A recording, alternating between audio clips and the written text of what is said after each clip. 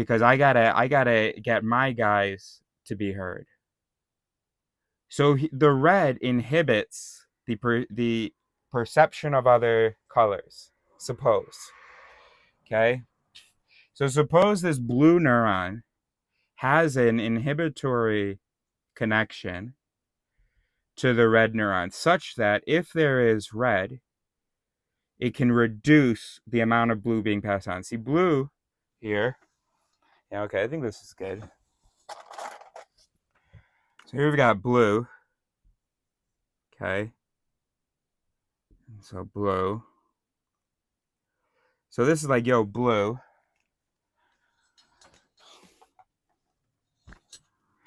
And this is red, right? So red's talking, sending the message up. Red, red, you know, red, red, red. But he's also been programmed with a link to his neighbor blue feeling,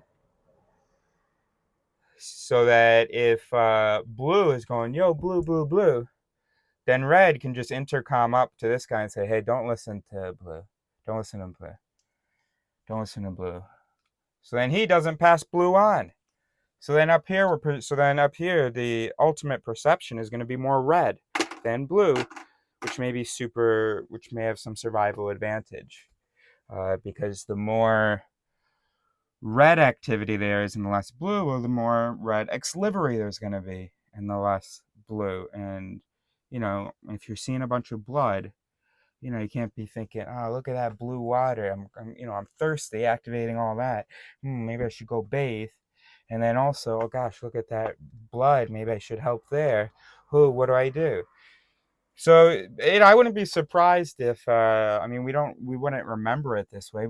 The colors get filled in, but wouldn't it be interesting if some species, when an important color like the red of blood is perceived, they basically go colorblind for everything else, such that all these guys shut the fuck up. They're not turned on. They're not slapped by the other colors that don't matter right now. Anyway, so let's see whether we're recording. Sweet.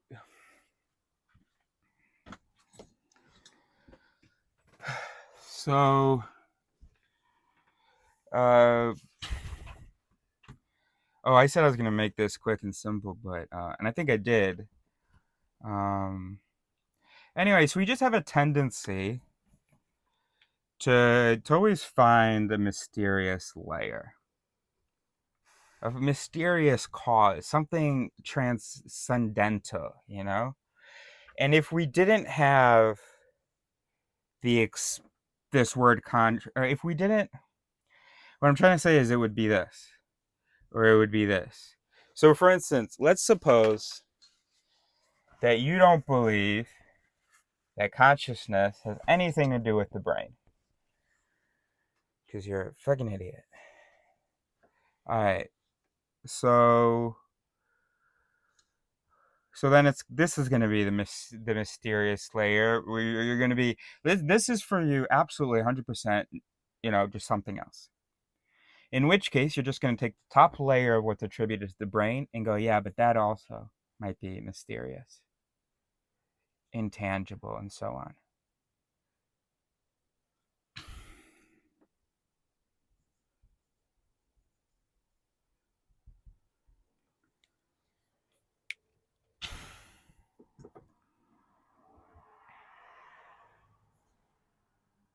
Anywho, I don't know. But if you just think of it this way, I think consciousness just stops being a surprise, or at least some of the things that we refer to as, or some of the aspects of consciousness, such as the feeling of seeing red. All right, well, here's what happens. You accept that red exists sort of as a biochemical state here, right? Okay. And then that red can trigger some emotions, because there are other neurons responding. Once it's been labeled red, there are other things responding to it, right? There's even additional visual processing, sort of touching it up a little bit, making it real nice. Okay. Then there's the observation of some of the things, of the latest things that have happened before. So as I'm making a decision, there are these two options, and I'm sort of engaging with those two options in the sense that I can even have a visual of the two options. Well, anyway, I don't know. Yeah, but this observation is gonna, so emotion, let's say, and this observation is gonna go and affect the emotion, which is then gonna be observed. The observation may affect the decisions, which is then going to be observed. Now, it would get very messy if the observation affected everything and everything was observed, which is why that's not the case. But it'd also be very troubling if it didn't seem like the case. So it does seem like the case. It would be troubling because it's like, oh gosh, I don't know where that thought came from though. I don't know whether to act on it. I don't know where that thought came from. I don't know whether it's reasonable. Because if we care about something about truth, then there has to be some system assuring us of the truth of what we're doing. Otherwise, we might freeze, and sometimes that's what happens with people. So there has to be some illusion. Oh, no, everything's fine, everything's fine. Now, alternatively, if you were ready to break out of the illusion, you just have to be okay with, I'm observing what I'm observing. And then, yeah, I don't know where that thought came from. I can't be sure. And yeah, it's going to be difficult because everybody around you, they're sure about their thoughts. So then you just got to go, okay, well, I'm just going to have to ignore that confidence, because the difference in confidence is not because their thoughts are better. It's just because they truly believe that they are able to observe and know all of their thoughts, and that all of their thoughts are reliable. So I just have to listen what their thoughts are, and I guess I just have to try to ignore their confidence level. And that's going to be hard. Contact me. We'll figure out some techniques so that we can do that, because I need help too. And so here's the thing. If it still sits funny, red existing at all in the brain should also sit funny, right? But you accept it, right? Because it's all the way down here. And it's 2024, and I can call all this stuff into question, all the way emotion too, but gosh, I can't say that vision isn't a brain process. You know, that's locked in. I'll call all this into question, but not vision. Okay, so then if part of your brain has been able to make it such that you can accept that vision happens in a neural system, that red exists in the brain. So if you're not feeling icky about it, then realize that this is the same, and fucking stop feeling icky. If red can exist in the brain, then a feeling, and can you say that at least some feelings, like hunger maybe? Is that a brain thing? Thank you. Okay. So I can get you up there, but then maybe you're still like, yeah, but not hangry. Certain feelings, okay, but not being hangry. That's an emotion. Okay, but now you see how absurd that sounds now that I said hangry, right? So maybe I can go like this. Okay. So you can understand how red can exist in the brain, a feeling can exist in the brain, an emotion can exist in the brain. You've kind of seen here how decisions can happen, right? Just kind of the sums, just kind of which dominoes get knocked down. And so maybe can you see that then? Can you see how decisions kind of happen in the brain? But you're like, yeah, but what about my feeling about the decisions? Wait, hold on a second. What about my experience? Hold on.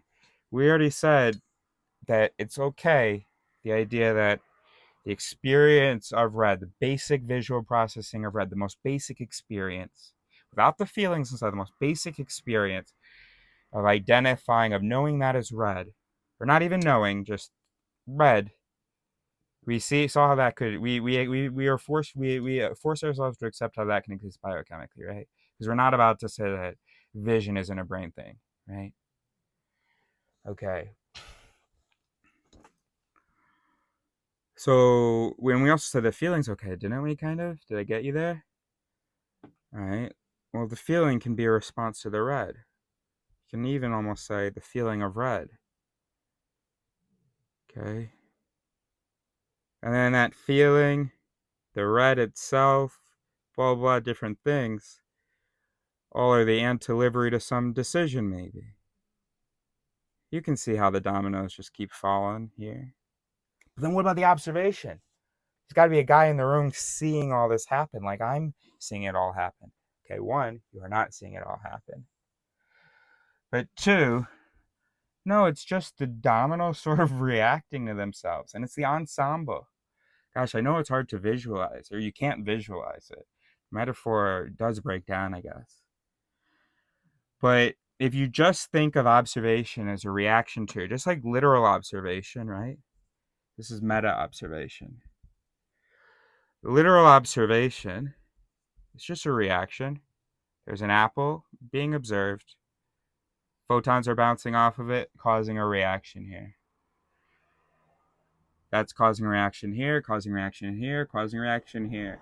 So meta observation is just a reaction caused by a reaction, right? And so you go over here, a reaction by to a reaction to a reaction to a reaction to a reaction to the action, or to the reaction to the action. And that's all that observation is. And it's also imagery, which we've already we force ourselves to accept, because again, we're not gonna get away with saying that vision doesn't happen in the brain. So just make it work. There you go. If vision works in the brain, then why can't metavision? If metavision is just a reaction to the vision, well, all you need is this. And then, a whole bunch of boo, boo, boo, boo, boo, right? So that you have a feeling about a decision, which came from an emotion, which came from a vision. And you've got a vision of the vision, and the vision of the vision affects the vision because it has made expectations. Those expectations affect the decisions, which create a feeling, which is meta envisioned, right? There you go. That's all there is to it, bro. So here's the trick. I know that this feels icky, but don't let that stop you from believing it's biochemical, because this feeling icky didn't stop you and shouldn't stop you, right? You accept. I know that most people on the streets, they don't really talk about perception, actually. They talk about, when I interview people, they talk about motor control and organ monitoring and regulation and control, which is so fucking wild. So they literally have no concept of perception, interpretation, and all that happening in the brain. They think there are 86 billion neurons going, hey, stomach, shrink. Hey, time for us to poop. Hey, heart, beat a little faster here. That's what they think the 86 billion neurons and a trillion glial cells are doing. And they don't even wonder how it's possible that other animals are able to do all that stuff without fucking needing 86 billion neurons.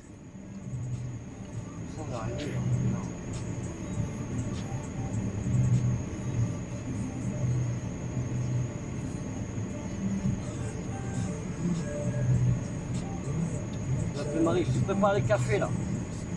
La cafetière là.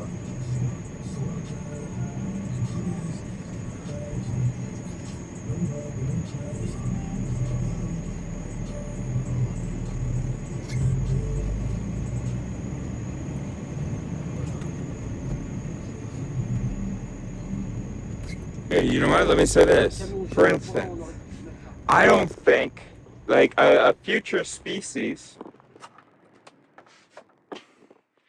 as the whenever as the if there's a preference for higher levels, which there wouldn't be necessarily.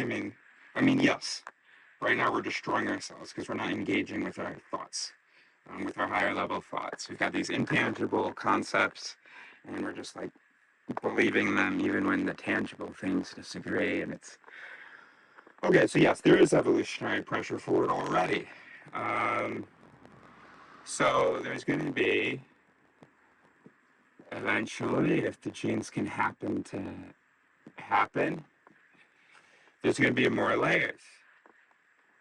And there's going to be better records of the activity, maybe, depending on what the environmental pressures are.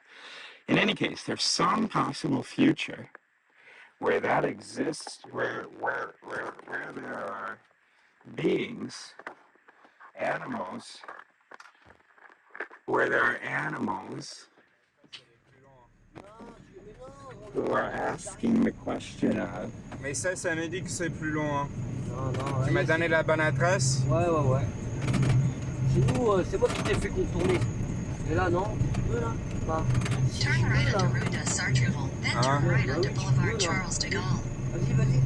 Ou quoi? Derrière. Non. Non, pas dans cette rue, non. Ah, ouais.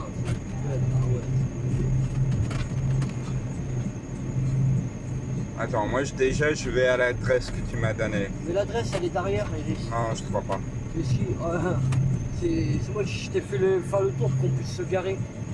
Non mais regarde, l'adresse elle est marquée ici là. Ouais, mais c'est au 187, on a fait le tour du bâtiment. Ah, 187? Ouais, mais on a fait le tour du bâtiment. Ça y est, on est arrivé là. Maintenant, il faut garer le camion. Faut que tu puisses te garer. Non, je crois. Attends, laisse-moi juste aller à cette adresse qui est indiquée. Eh ben, ouais, mais tu vas te retrouver au même endroit. Tu vas te retrouver à la butte, tu vas refaire encore un tour. Ok, bah et du coup après je ferai encore un tour. Mais là, déjà, Right onto Boulevard so we Charles can de Gaulle. imagine, Then oui, straight. qu'il y a à cette adresse. Va en face là. En face. Non. Species that's asking this question. An animal asking that question. But what is this feeling? Like I get about how my brain like apples are red. I even get this knowing, this feeling of knowing that apples are red. I get how that's neural. Okay, fine. I get how the memory of that feeling of knowing that apples are red. I get how that's neural. Fine. I get how an emotion, a neural emotion, can be triggered by the memory of the feeling of knowing that apples are red. And I get the decision through the domino processing of how that emotion triggered by the memory of the feeling of knowing that apples are red, I don't remember how I started that sentence, but anyway, led to that decision. And I get how that decision event could exist as a thought at some other time in the future, for example, or at the same time, but we're talking about later. And then I get how that thought can trigger a feeling. But here's my question. What about the fact that I'm experiencing that? Right. Et là, on fait le tour parce que là, tu peux pas te garer ici. Right. Alors, tu vas refaire un tour et tu vas faire You feel me? rester ici. Ok, du coup, je vais à droite là. Encore. Voilà. On est en train de contourner le bâtiment. Oui, je vois. Peut-être qu'il y a quelqu'un ici déplacé, tu vois. Ah, c'est le même monsieur qui cherche une place depuis tout à l'heure? Non, je crois qu'il est parti. Là-bas, il n'y a rien là-bas. Là-bas, c'est sens unique là-bas. Ça bloque là-bas. Regarde, lui, il va y aller, il va se trouver comme un coup. Regarde, lui, il cherche. Putain, comment je vais faire? Non, moi je le suis, moi. Parce qu'il n'y a rien là-bas. C'est trop serré là-bas. Voilà, ça veut dire. So, in case it wasn't clear, love this whiteboard by the way. In case it wasn't clear, Foxtrot 07 Echo,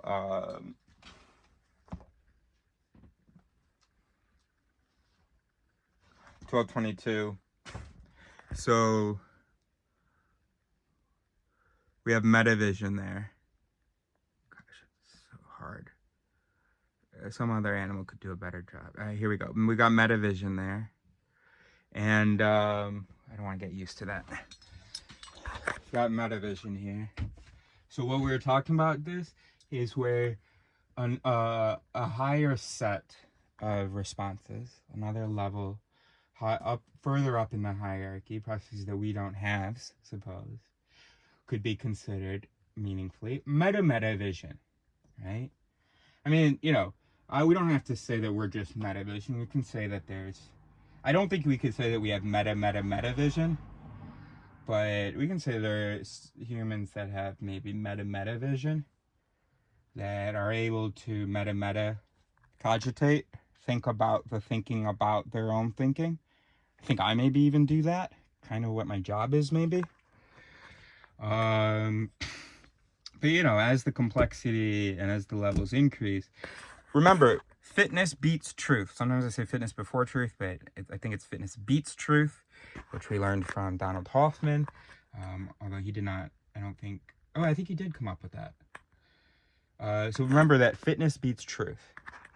So it's not necessarily going to be, but as truth becomes more and more of a question of fitness, as we, you know, want to know the world and stuff, and as we fight wars over interpretations of the world and stuff, you know, there may be an evolutionary pressure for that sort of something like truth, or some aspect of truth to be favored more than it's ever been, in which case there would need to be more regulation of this stuff. There's already some regulation, right, from some top bottom, some top down, some top to bottom processing, but there would need to be regulation of that regulation, and then regulation of that regulation, maybe.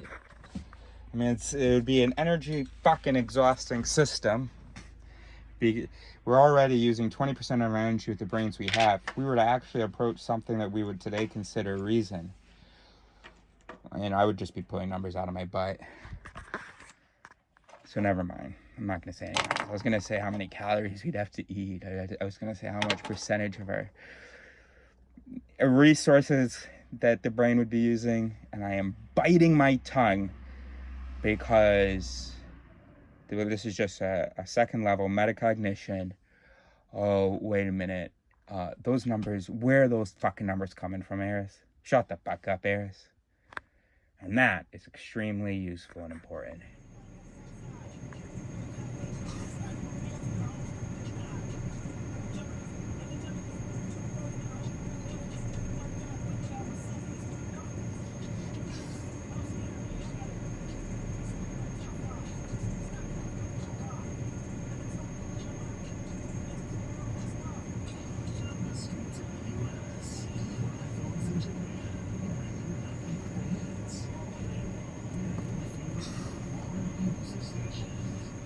2024 Foxtrot 07 Echo 1227. I don't think I explained the thing about the simplifying the brain.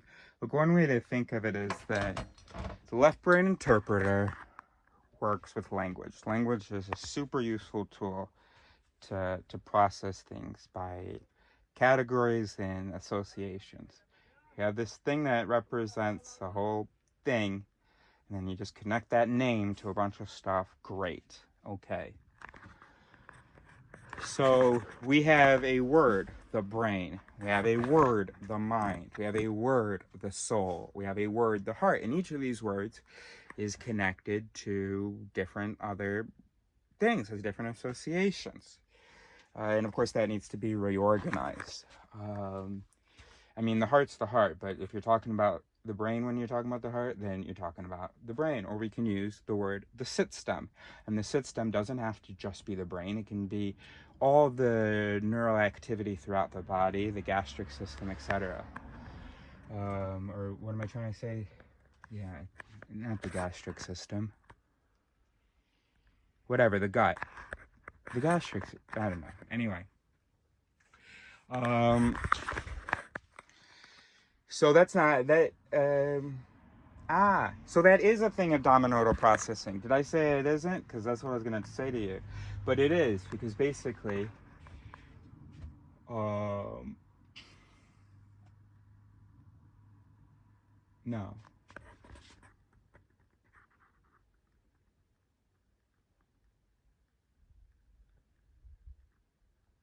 Maybe, I don't know. Like if you say the brain did this, the brain did that. So then this guy's like, hold on, what? The brain's one thing. So it did this and then that? Okay. Or maybe it did this, and then we got to introduce another character who did the other thing. So anyway, that's what it theory and the vocabulary is for. It's to give names to the characters. It's what I've been doing for over 10 years. Well, for 10 years, let's say. Oh, like exactly 10 years, actually, because it was summer 2014 when I came up with the model of 3 characters: the intuition, the self, and the list of objectives. Not an agent character, but sort of a character consulted. And then the idea was to get harmony between the 3. That's before I realized that the self doesn't exist. That all there is what we call the intuition plus what we call the self, but it's all automatic processes. Just some are higher levels, some are experienced, blah, blah. But it's just all the automatic processes of the brain. And then I just dropped this character, and I said some of these automatic processes are values, right, which was this character. And some of the automatic, and so those are called gits. Some of the automatic processes could be referred to as knowledge. Those are called yits.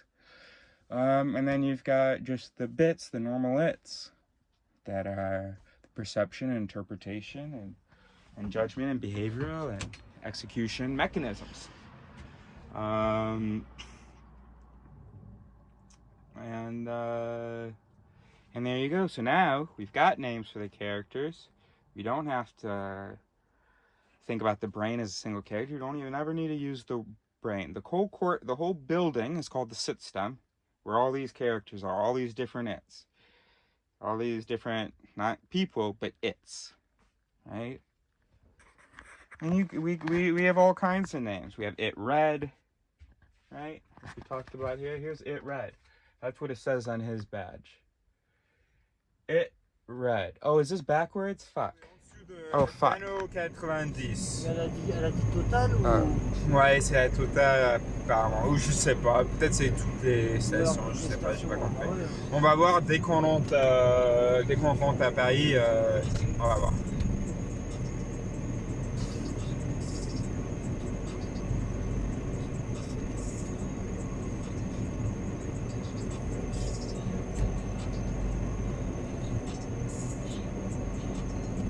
In 200 meters, use the left 2 lanes to turn left onto Place de Belgique D908, signs for center. Okay, no, it wasn't. Of course not. That would be pretty silly.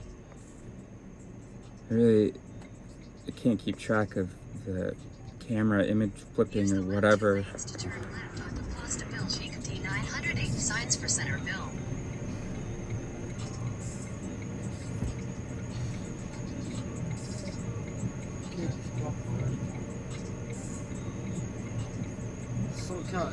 T'as vu les fous l'argent comment c'est les logements en appel mer et tout à la prix d'oseille, 150 000 € détournés. 170 000, t'imagines si mes pères n'avaient pas eu d'enfants? Foxtrot 07 Echo 1235. You know what? No. Why? How would any animal get there where they're still confused? The confusion is because we're the first species to have this level of meta activity, of activity about activity, this many levels. So this is the first time we have to confront this question. Okay, if my brain is doing this stuff, how is this stuff happening? That can't be the brain as well.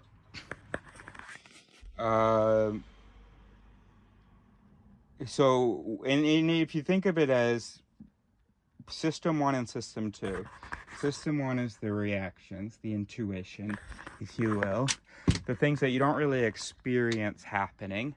The things that you don't feel a part of, they just happen. So what that means is there isn't much engagement with what's happening.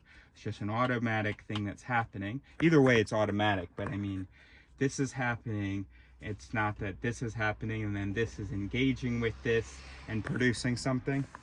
Okay, so if we say this is like system 1 and this is like system 2, so the 2-its, the 1-its, the 2-its. 2-its are engaging with the 1-its. So if we say, and this is definitely in a lot of ways wrong and absurd, but maybe there's something valuable in it. So if we say that we're the first species to, not the first, but if we're one of the only species to have this system too, then naturally we would be confused. We are now able to observe, sort of, or at least have a sense of observing our own processes.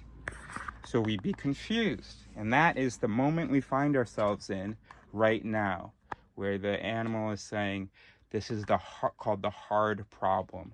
We may need to, look at the quantum level to explain how there could possibly be neurons reacting to neurons. Of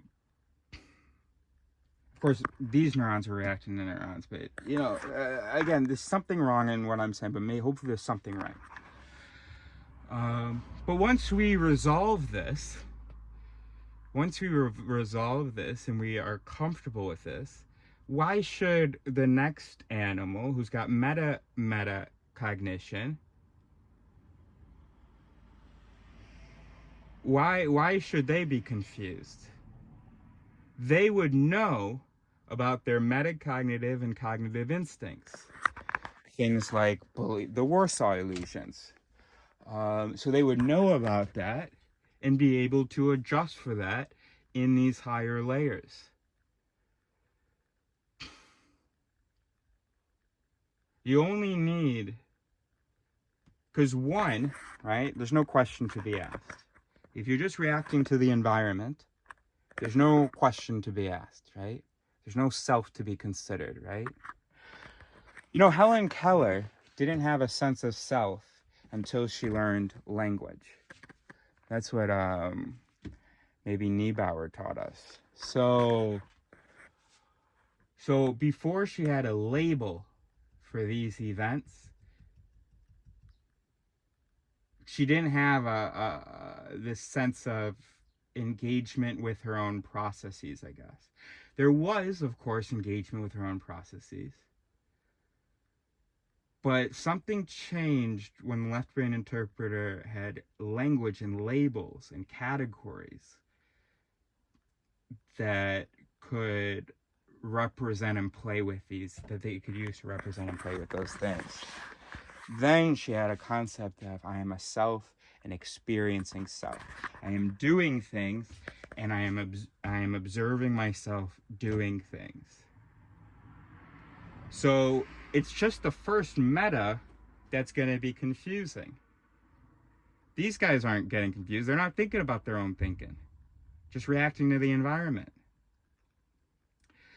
These guys are thinking about their reactions to their environment. So now we've introduced for the first time a meta. So of course, any animal that has a meta for the first time is going to be confused. What's going on?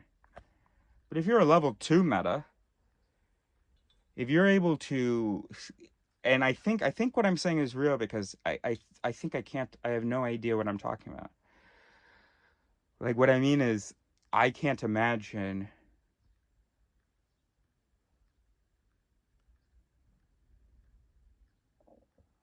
maybe I have fleeting moments where I'm engaging with my engagement of my reaction, or of my 1-it. Very fleeting moments. And these, okay, not this activity, but specifically whatever activity up here corresponds to the feeling of metavision. That's sort of, I think it was, no, it wasn't Kahneman. Maybe I feel like it wasn't Kahneman? I don't know, but someone said, on average, those moments last about 3 seconds. and they happen like 600 times a day or something, and like 600 million times in our lifetime or something. Now, the more that this develops, that's gonna last longer. Now, maybe we already have some meta vision things. Maybe those last half a second, you know. And then it's just not developed enough to really even be able to label what's happening and so on. And yeah, I mean, it theory, it's all about, I mean, it's mostly a metavision thing. It's not about metavision. Sort of. Maybe a little meta. But anyway. And which, well, so if I can be level 2 meta, then that would explain why I'm not at all surprised by meta. Because I am observing the meta. In every once in a while, maybe. So because I'm observing the meta, I am easily able to see the meta as being a tangible thing that's observable. Just like the, you know, the pre-meta, the vision itself. And then sometimes I feel that, but those fleeting moments, what is that though? That can't be this, because sometimes I'm so meta, I'm being meta about the meta. I feel like I'm the only conscious person in the world. And that's why, because every brain, including my own, of course, takes whatever the last meta was and feels like it's this intangible, special thing. Because it's confusing an additional meta. So this first meta is very confusing. But if you can observe this meta, well then the second meta is what's gonna be confusing. So it's always gonna be the last layer that's confusing. So yes, actually, I do predict that if the environmental pressures were such that we continued to add layers of engagement to bottom layers, then there would be people, animals going, what is this feeling of the thought, of the decision, the emotion by the memory, and the feeling of knowing of the red? Yeah. Of course, because so long, if you're able to observe it, then the brain's going to categorize the observed as tangible and the observer as intangible. If you're able to then observe the observer somehow, which monks are they're probably able to go meta if they care to. If you're able to observe the observation of the thing, then you can, that's just a thing. That becomes a thing. The observation of the thing becomes a thing. That is not you. That is what they're doing, bro.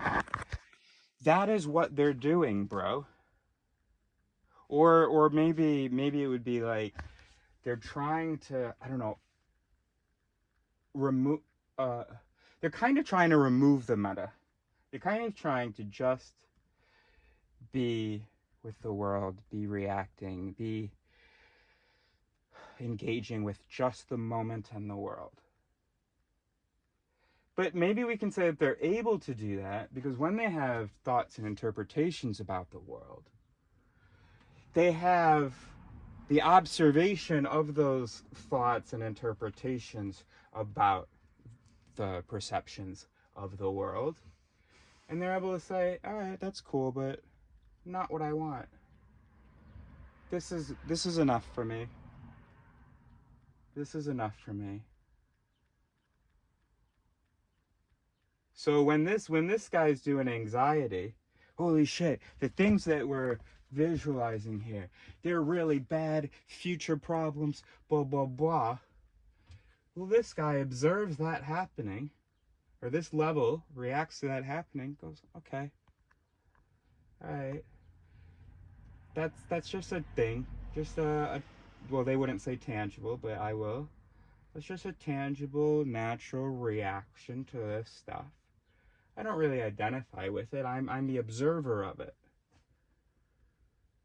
So I'm just going to try to just observe this. I'm going to try to just have this this level liver. Brilliant. Boom. That's what it is. That's what it is, dude. Yeah, it's all about, well, not all, but, you know, metacognition. And I swear we're at a moment where a good deal of the population is mostly just living here. And you have a good deal of the population that's engaging with its own processes. And of course, you're going to have fundamental differences in operation and styles. You're going to be having a conversation with someone who operates like only here. I mean, not literally, because, you know, not according to the labels that I put. But, you know, we have to kind of keep reimagining the brackets and the labels and stuff, but whatever. But towards the bottom here, the initial just reacting to the thing, they have a judgment of the thing, and they believe in that judgment, and they insist on that judgment. And you're like, how are you doing this? What is going on? What you have no other reaction to your judgment other than needs to be said? You got nothing else going on? That judgment isn't, there isn't a judgment of the judgment? Yeah. Aldi. A-L-D-I. Comme le marché, supermarché.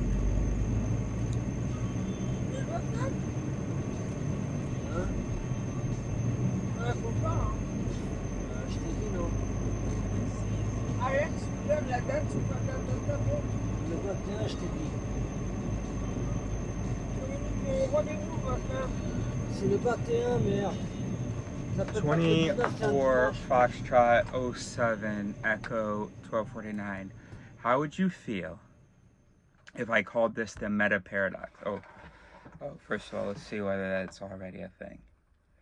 And here's what the paradox would be.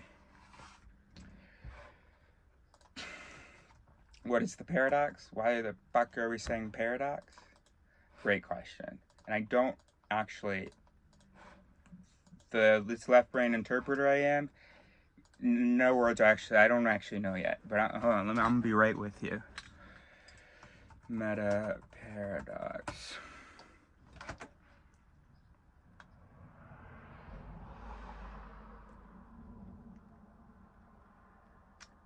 Okay, it doesn't seem to be anything called the meta paradox. Or we can call it the metacognitive paradox. Let's see whether there's something. Metacognitive paradox.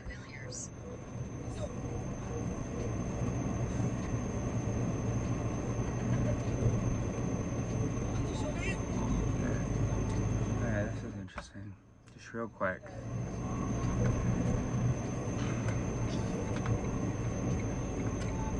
Turn right toward Avenue de la Porte de Villiers, then turn right onto Avenue de la Porte de Villiers.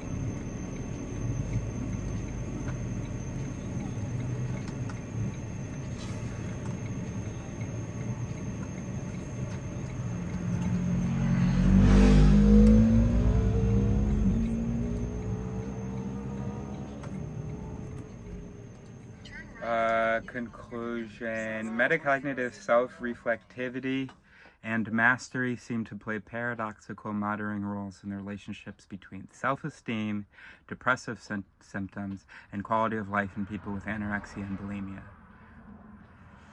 Metacognitive self-reflectivity seem to play paradoxical moderating roles in the relationships between... we would need more details to understand that. Okay. Anyway, so let me just... So why... Let's let the Susits of what I said liver. Let's encourage them. Let's tell them not to be shy. Because I heard the idea of calling it the meta paradox, but I don't understand why. So give me a little bit more, guys. Well, it's like, It's if you see some of your own processes,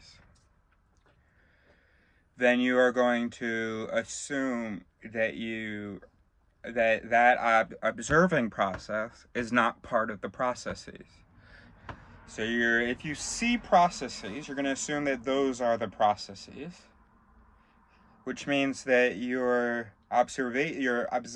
the processes of observation of the processes are not going to be considered part of that tangible set of processes, which means you're not able to, you ignore a great set of your processes, those of your the ones that you used to observe the lower processes. So there's always an additional layer needed. That's the meta paradox. You can't truly be meta. What you can do is you can look at a subset of processes, but the processes of looking at those processes are themselves processes which are not being observed. That's the meta paradox.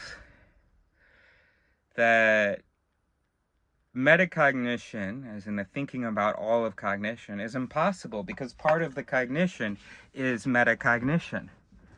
You would need cognitive mechanisms to react to that metacognition. So you need another layer of meta in order to get the full picture. Then you still don't have the full picture because you just added another layer. Come on, bro. That's the meta paradox. Consciousness, let's say that consciousness is explained by Collin intangibility, the meta paradox, and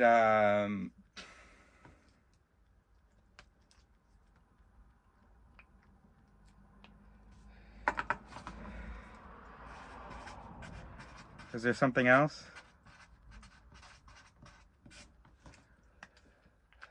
And I've said we need to figure out why we don't understand consciousness. We don't need to really figure out what consciousness is. We really just have to figure out why it's so alarming to us.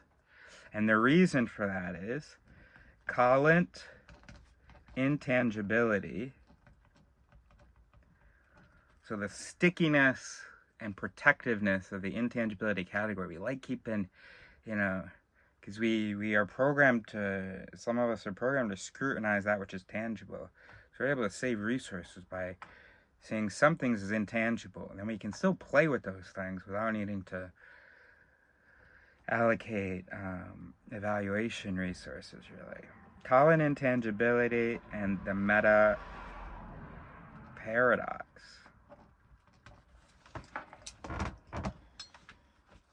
Boom. Boom, there you go. You guys keep talking about electron spins. I'm not a researcher, I'm a philosopher. And here's what I'm going to put. Here are my 2 cents. Here's what I'm putting into the hat. Here's what I'm putting into the whatever fucking the ring. Echo. So the meta paradox is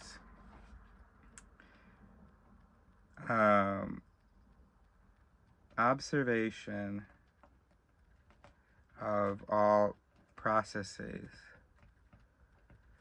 is impossible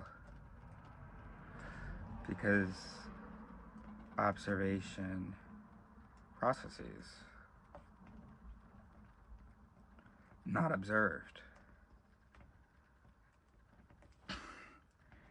And then also this idea that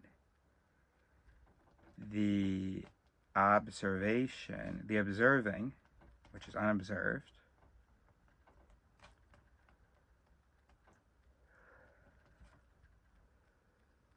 is considered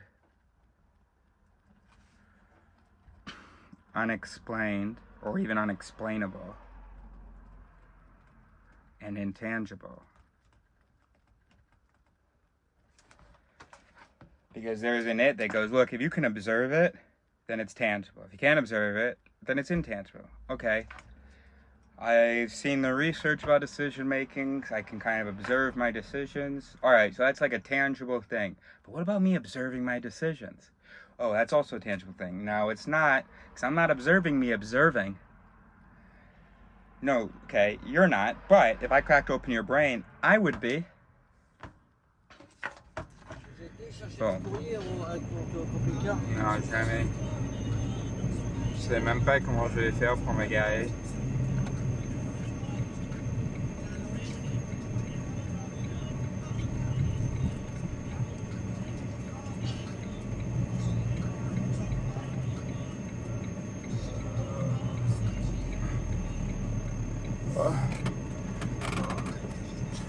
Turn right onto Rue des Renault, then your destination will be on the right.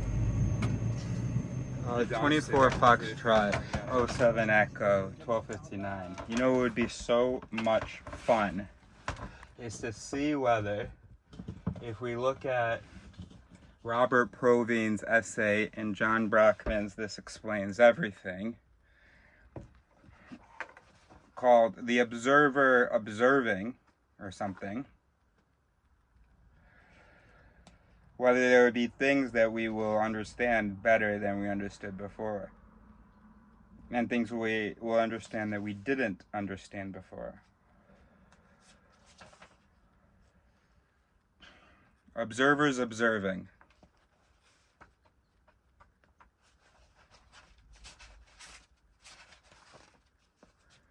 Shall we read it? Okay, so we read this in 2023 Bravo. All right, Observers Observing by Robert Provine, neuroscientist, psychologist, University of Maryland, author of Curious Behavior, Yawning, Laughing, Hiccuping, and Beyond. The request for a favorite, deep, elegant, and beautiful explanation left me a bit cold. Deep, elegant, and beautiful are aesthetic qualities I associate more with experience and process than explanation, especially that of the observer observing. Observation is the link between all empirical sciences and the reason physicists were among the founders of experimental psychology. The difference between psychology and physics is one of emphasis. Both involve the process of observers observing. Physics stresses the observed, psychology, the observer. As horrifying as this may be to hyper-empiricists who neglect the observer, physics is necessarily the study of the behavior of physicists, biology the study of biologists, and so on.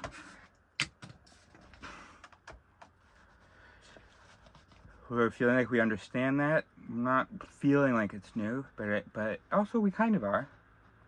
And also, those are just feelings, not necessarily indications of how new. Maybe that's just completely changed everything, and it didn't trip any alarms. Decades ago, I discussed this issue with John Wheeler, who found it obvious, noting that a major limit on cosmology is the cosmologist.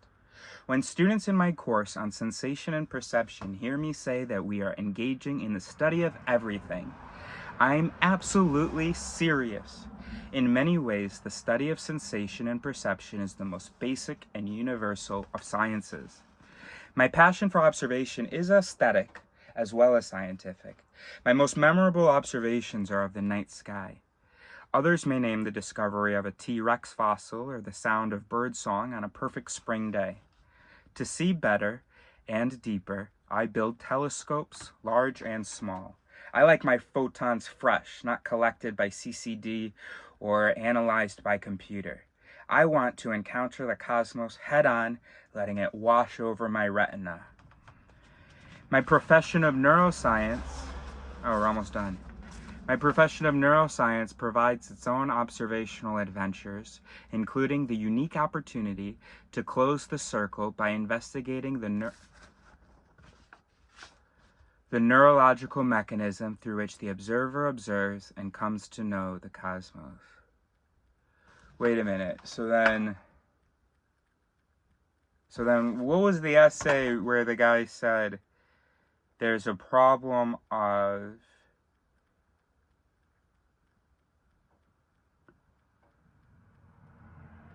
and it's the very thing being observed. The problem of psychology is that we're trying to observe processes, but are also the processes.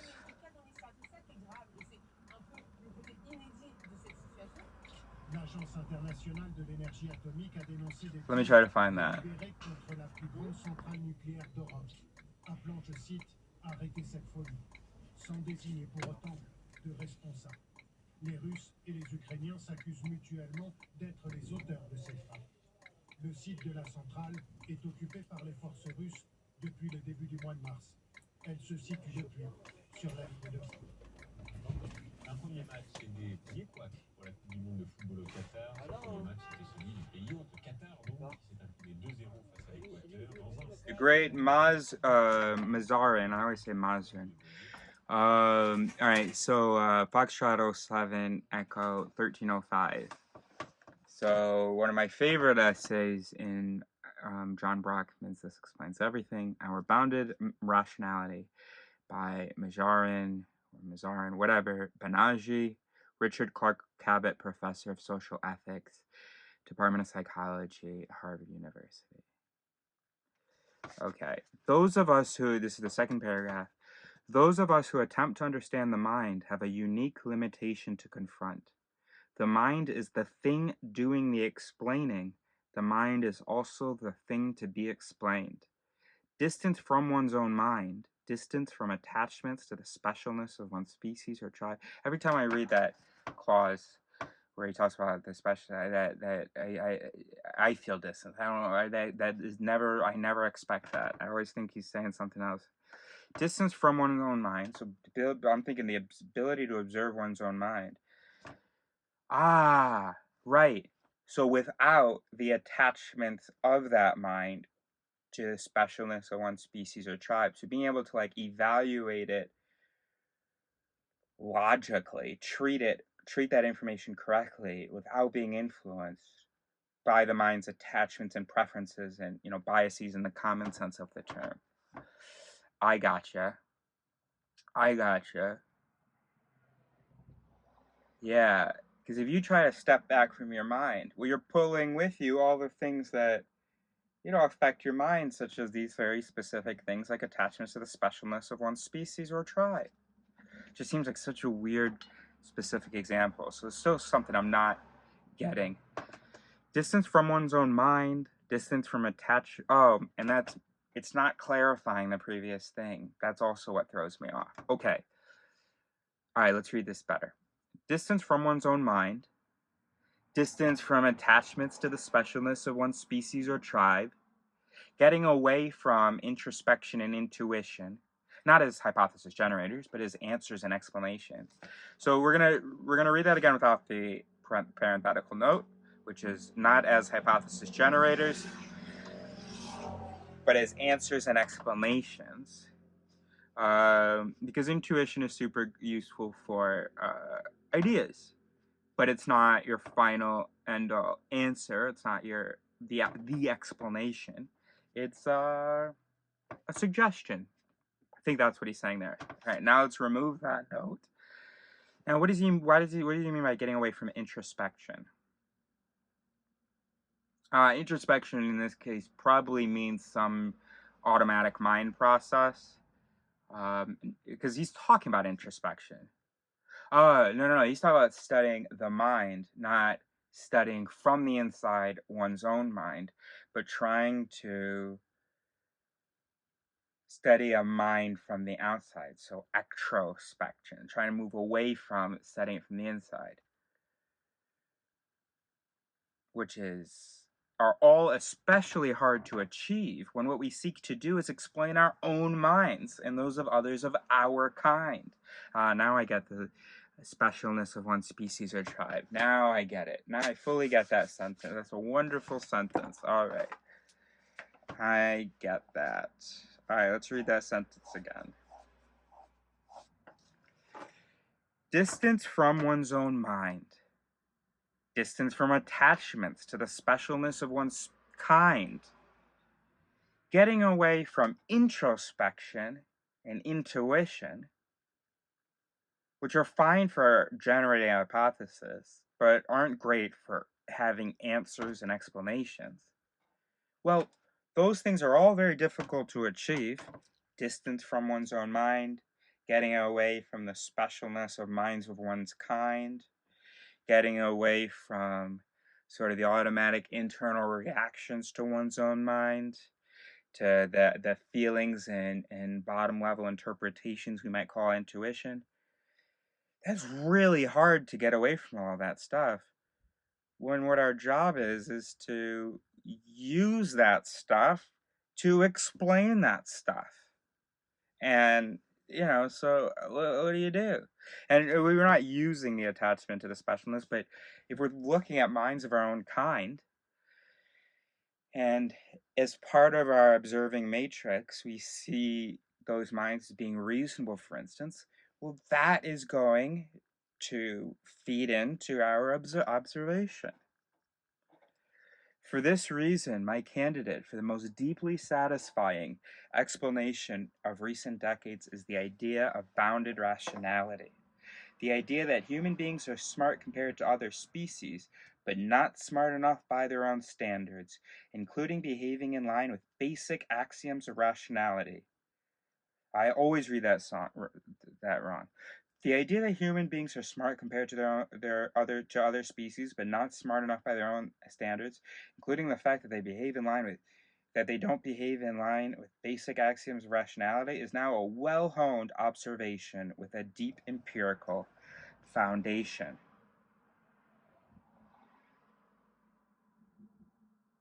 And then we have satisficing. Remember that? Which is just do the best we can. There we go. I gotta contact Mazarin this year. Let's make sure he's still alive. I gotta contact him this year about it theory. I'll say everything you're saying is true.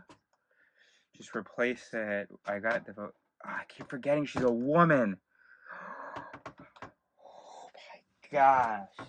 What the things I just felt. She's a woman? And that I forgot. I didn't know that. She's been a dude in my head this whole time. Wow.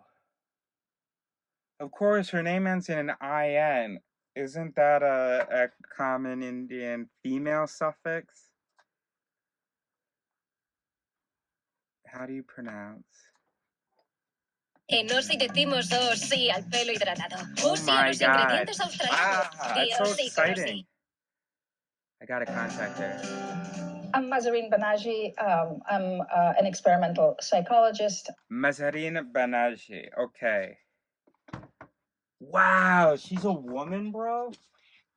Wow, that's crazy, bro. It's not crazy at all. But I had just had adjustments are happening here. She wrote a book, Blind Spot, Hidden Biases of Good People.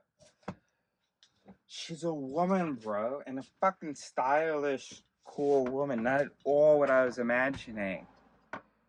This is so wild to me. I am absolutely blown and very happy to know that my favorite essay in here is by a woman. Holy smokes. Holy smokes. I know it's terrible that I'm expressing my... So let me...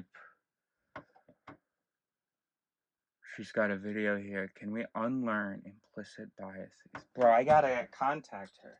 Bro, but no. Why do I feel now so excited about contacting her? Because I'm sexist, dude. I was intimidated when I thought I was a man. It seemed completely pointless to me. But I'm like, oh, it's a woman. So yeah, I can teach her all about it theory. Now I feel like I can't contact her because I feel like I can't. Oh, fuck me, dude. How do I practice? Oh, wait, but here we go. Oh my gosh, that's what I'll say. Should I say that in the email? Yo, I watched your video. I'll have to watch it. We'll watch it together. I watched your video about can we unlearn implicit biases. I think that it theory can contribute a great deal to some of those explanations and models. But I feel very silly saying to you, the author who wrote my favorite essay, and this explains everything. The author I feel like gets the mind the most. I feel very silly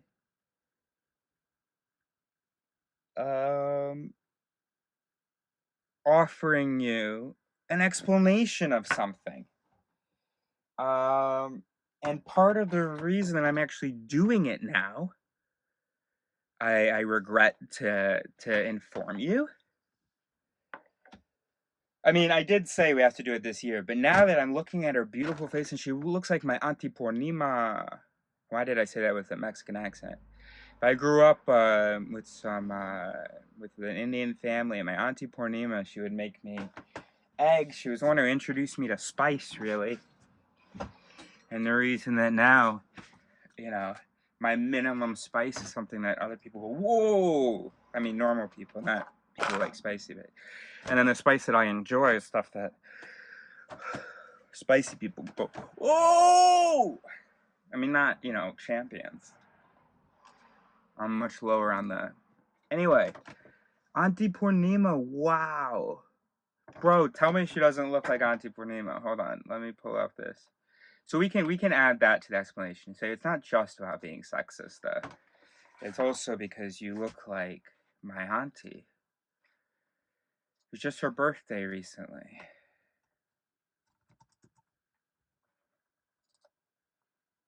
Now tell me that there isn't, come on.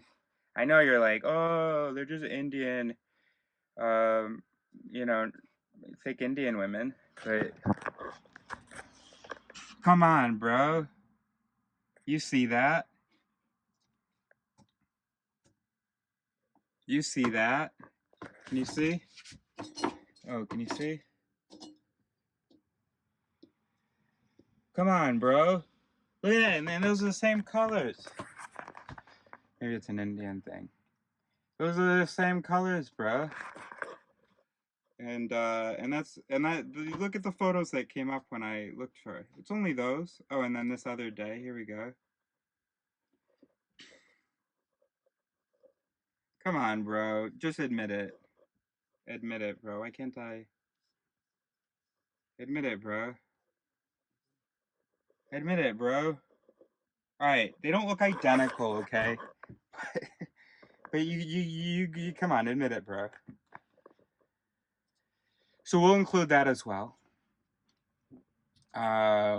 It sounds silly now, so maybe by some future consciousness, with some future engagement with that idea, we'll go, oh wait, that's not a good idea. Anti-Mazarin, anti-Benaj, anti-Mazarin. So anyway, so we'll say to her, I was thinking about something, and I remembered a really important line from your text. Sharing a video, it's like, I gotta contact this person. And then even pushed myself and said, this year. And then I wanted to see whether you're still alive. And I saw you were a woman. And that's why, although I said this year, well, this whole process happened this morning. And I contacted you immediately. Because I have an implicit bias, an implicit gender bias.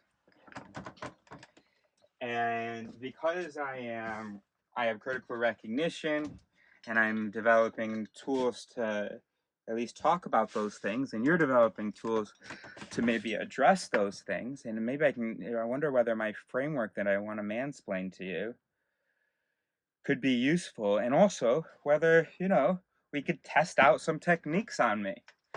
I can be reporting back to you. We could come up with questions that I have to answer every week. Or we can design an experiment on the computer where you know, I gotta click as soon as possible on who I would trust to answer a question. And despite the fact that I think you're right about everything, what if we find that it takes me longer to click on you than it does for me to click on V.S. Ramachandran?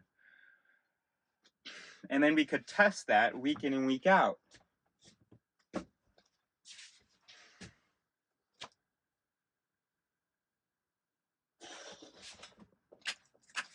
How exciting. Is she still at Harvard?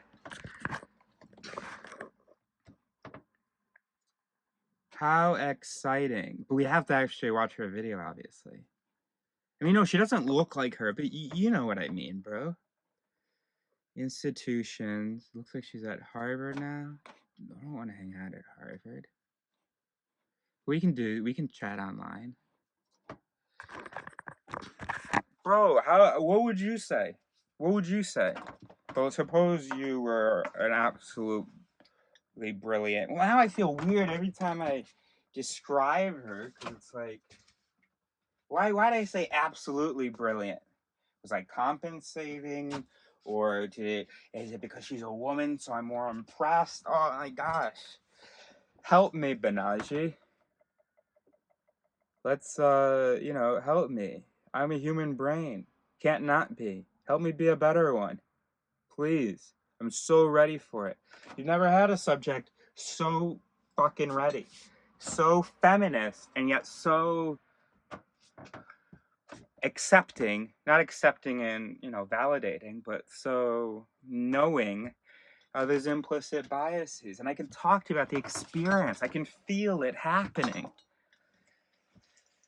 Please, doctor. Please, doctor. Please, doctor. Please, doctor.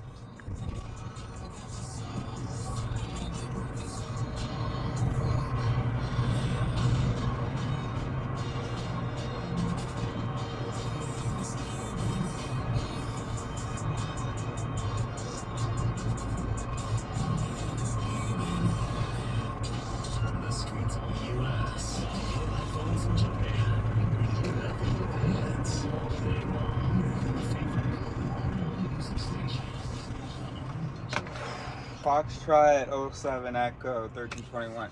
I need a fucking drink, bro. This is so exciting. And I'm excited about my excitement because I know my excitement is sexist. Oh my goodness. Auntie Purnima figured out the mind. No, not true. Stop. Don't entertain those associations. It's a nonsense sentence. But here's the thing. So in my videos, when I thought that she was a man, I was very clear. I was like, sir, you're so close, but you're not quite getting it, or there's just like this little piece that you're missing, or you're coming at it from sort of, talk about bounded rationality. So this thing, rationality, and there are limits to our rationality. And yes, but don't look at it from how we're limited from rationality. Where are we actually coming from? What are the actual components of our thinking that get us to where we are? So it's not about our relationship to rationality so much as our relationship to the basic, yes or no mechanisms of perception and interpretation. Does that make sense? So it's not like limits are imposed, which is not necessarily what you were saying, madam, doctor. I had said sir earlier, okay? So, but hey, if that's evidence of if that ex livery can be traced back to the implicit bias, awesome, bro. Let's do a map it, bro. Let's do that, bro. Let's do that, bro. Let's do that, bro.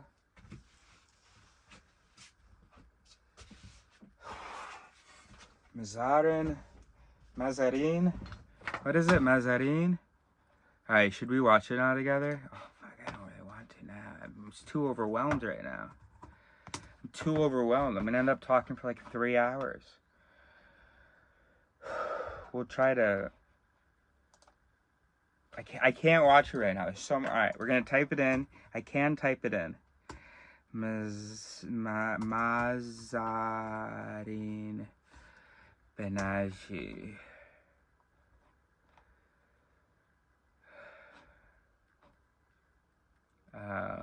Can you unlearn? Oh, audio only, okay. Over the past several decades, the term implicit bias has moved from the relative obscurity of academia into everyday usage. The concept is also at the center of recent debates over how society should think about and teach about racism, prejudice, and discrimination. The idea that we all have biases that operate below the level of our conscious thought may be uncomfortable, but decades of research have found that many people who would never consciously agree with prejudice statements about Black people, LGBTQ people, or women, for example, can nonetheless harbor implicit biases toward these groups and others. So what is implicit bias and where does it come from? What's the connection between implicit bias and prejudice? How are they different and how are they connected?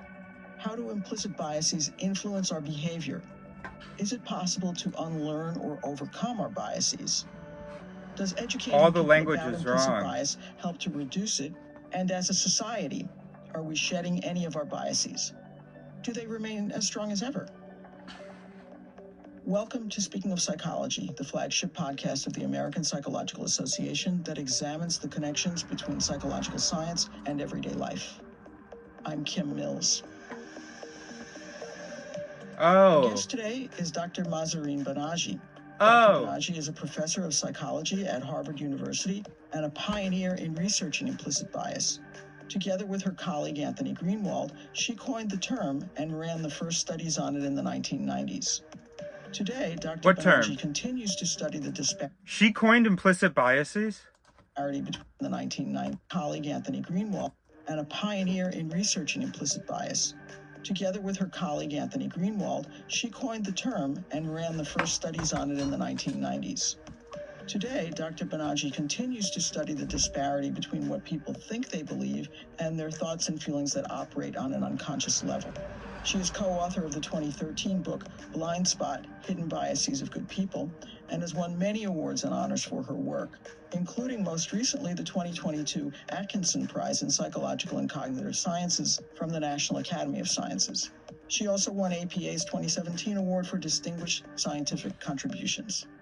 Thank you for joining me today, Dr. Banaji. Thank you for having me. In the public discussion over implicit bias, the term often gets conflated with prejudice or racism. Can you start our discussion by explaining what implicit bias is and how it's different from bias and prejudice? Implicit bias is definitely not racism. Okay? It gets used that way, but that's incorrect. For much of the 20th century, social psychologists who were interested in the topic of prejudice, and how could they not be? Again, I'm freaking out right now. So very exciting. Good to know that I would have been if she was Kim Walls or whatever. But we'll see what her language is. But it's too exciting to hear her explain to a human the things that we know but never hear other people say or rarely hear other people say, and that's why we get so excited when we read stuff like that. Okay, so obviously, my knowledge of my implicit bias means that regardless of any justification I think I can come up with, regardless of any feeling, any thought, any argument I have for not reading a bunch of her work, even though, yeah, I wouldn't have if she were a man. And that's why I don't contact them, because I never feel like I've read enough of their stuff. But also, I got so fucking excited reading their stuff, and I just want to contact them immediately. It's called ADHD. What was I saying? Mazarin Banaji.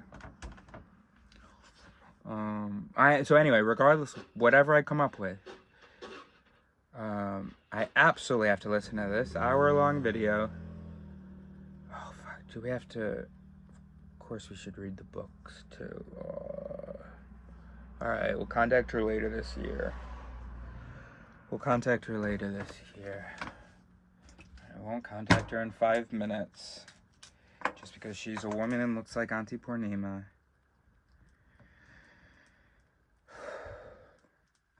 So I need to, over the next several months, I need to get ready to contact Mahzareen Banaji.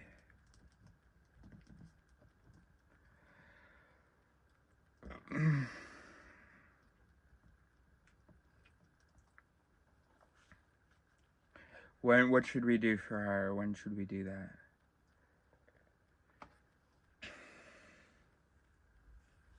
Let's do the end of the year. 2024. Lieber 31. What day is December 31st, 2024? It's Tuesday, December 31st, 2024.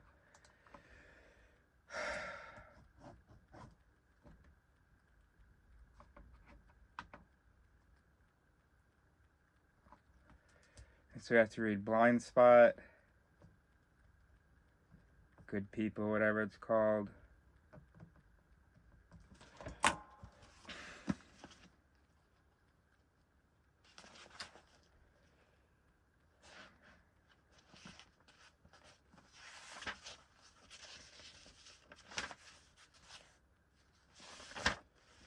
We must not call her auntie or think of her in any ways, even as a joke in these videos. Say Auntie Mazari. We must not.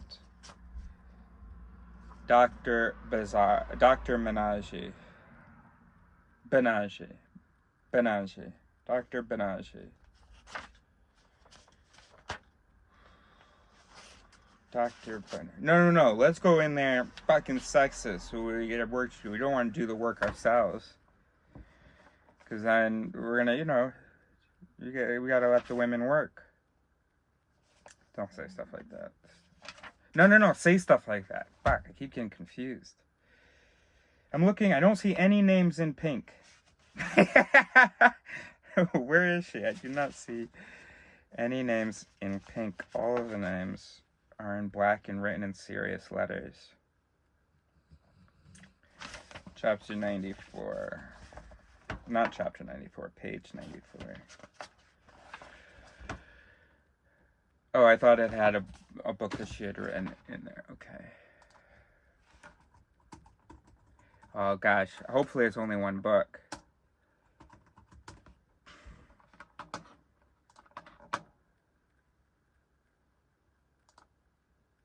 She's got 6 books on Goodreads. There's Blind Spot. Why does it seem so familiar to me? We must have that on the Kindle.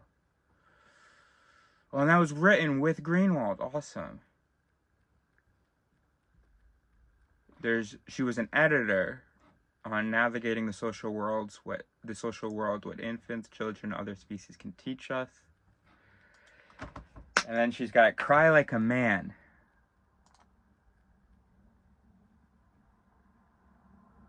It's one page. I don't know what that is. It's like a blog post. So that's her only book, Blind Spot. Sweet. And great. So her next book can be It Theory. She can take everything, bro. Hell yeah. Kindle.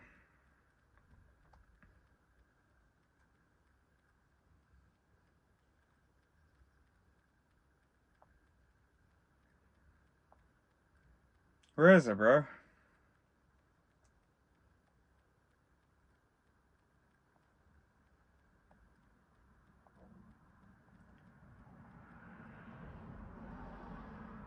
Does it just keep getting suggested on Amazon? Is that why I sometimes see it?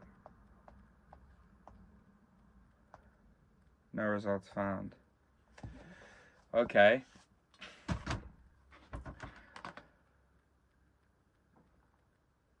How many pages is it? 254. So 750. So it's like 12 hours. 12 and a half hours to read that. If I read 3 minutes a page. Yeah, fuck yeah, dude.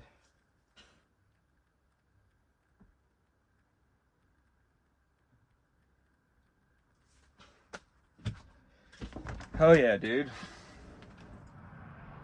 Mazarin Banaji.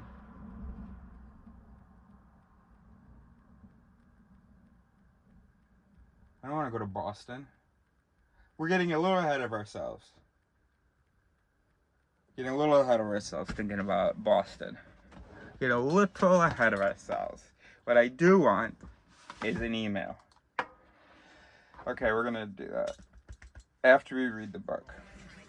Ah, il y en a un porte de ma chaîne des cons. Ouais. Then Oh continue putain, straight je dois onto faire Route pipi moi. Greater Paris low emission zone en route.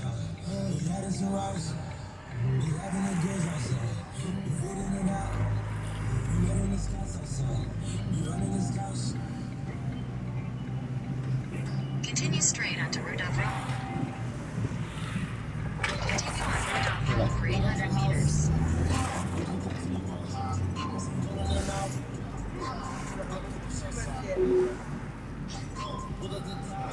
Dans 300 mètres, prendre à droite sur rue des Pyrénées. What time is it? It's just a quarter to 8 here, and I've got to get up soon. But I wanted to just say hi. Hello. Hello. How are you? Yeah, I'm good. Good. Just a lot of, end of year stuff, all that. And that's causing some stress processes. Yeah. What'd you say? I'm sorry. And that's causing some stress processes. Exhaustion. Taking a lot of energy then. Yes. So, you look good. How's Thank you. I look handsome. Huh? I look handsome. Yeah. Thank you. How was your drinks? They're tonight. Oh, tonight. Okay. So, what's the situation?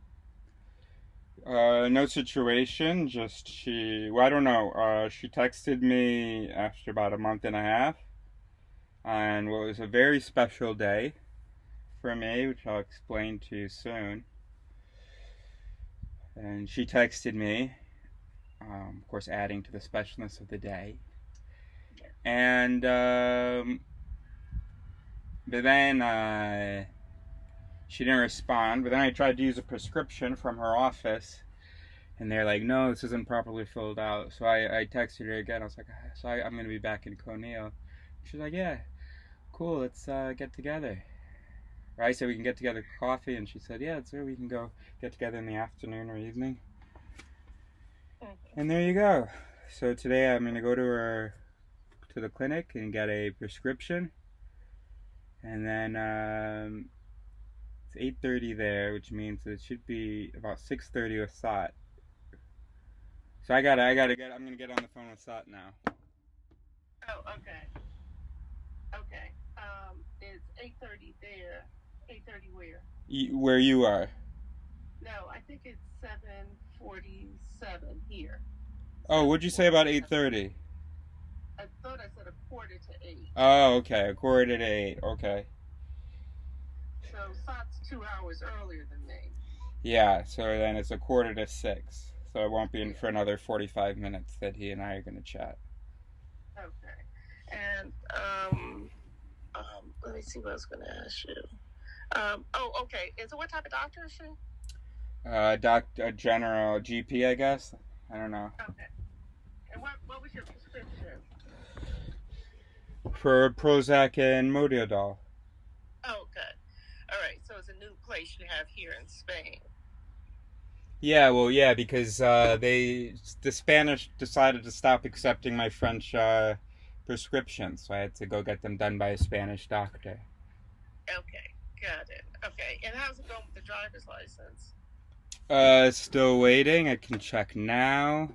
See if they've got any news. So I look nice. You do? I do. Mm. And so you like the face tattoo? Oh, you have a face tattoo? Yeah. I can't see it. Yeah. So you like it then, huh? I don't know if I like it now. Where is it? Alright, I'll give you a chance to find it.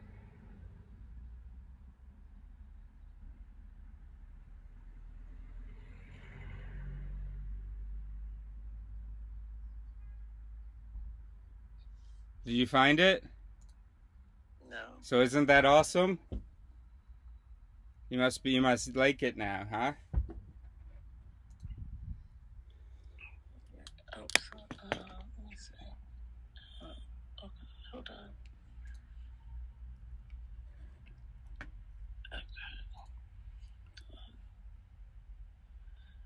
Okay, let me see. Pretty excited? Anyway, nothing on the driver's license. Okay, okay. And what's on your what's in your bank account? Hold on. Aren't you excited? Aren't you a little bit eager about the tattoo right now? I'll look on my phone after the call. Okay. I'm just keeping. I'm glad I can't see that you didn't mess me. I'm glad that you I didn't mess anything up, you see? Right. And did you honestly get a tattoo, or you drew something on your face? No, the thing what I sent you was something I drew on my face. Here's the real tattoo. Oh, okay. Okay. It's 2 question marks with an exclamation point in the middle, and it makes a light bulb. Okay. See it? Yes, I see it. Yes. Okay, turn around. Let me get another picture of it. Now, is that something you drew, or that person actually did that? Person actually did this for $30. Okay. And it's his first time doing it on the outside. Mm-hmm. On the outside, not on the inside of the eye? No, normally he had a shop set up in his cell, but he just got out, and so it's his first time. He's not licensed, but you know, he's been doing it for about 15 years now.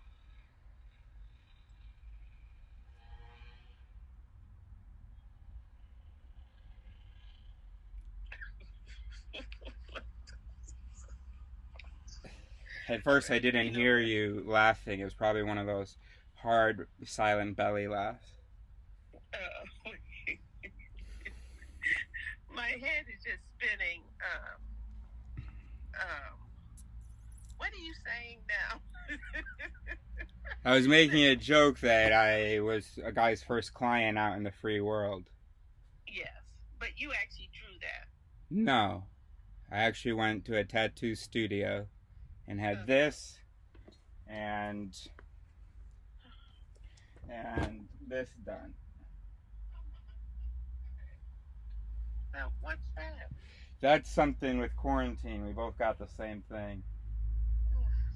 It represents a deal that we had made, that she would start writing in her journal and I would eat fruits. Okay. Wait. Okay, let me see that one again. Which How much one? did that one cost? The one that's on your leg. Well, that unfortunately cost 60 euros. So I should have been worried about if you had money to pay your get internet and your telephone bill. You were okay with cash. When? I was okay because you sent me some cash. Oh, and that's when you went and got the tattoos? Well, not immediately. I had a nice time with Dad.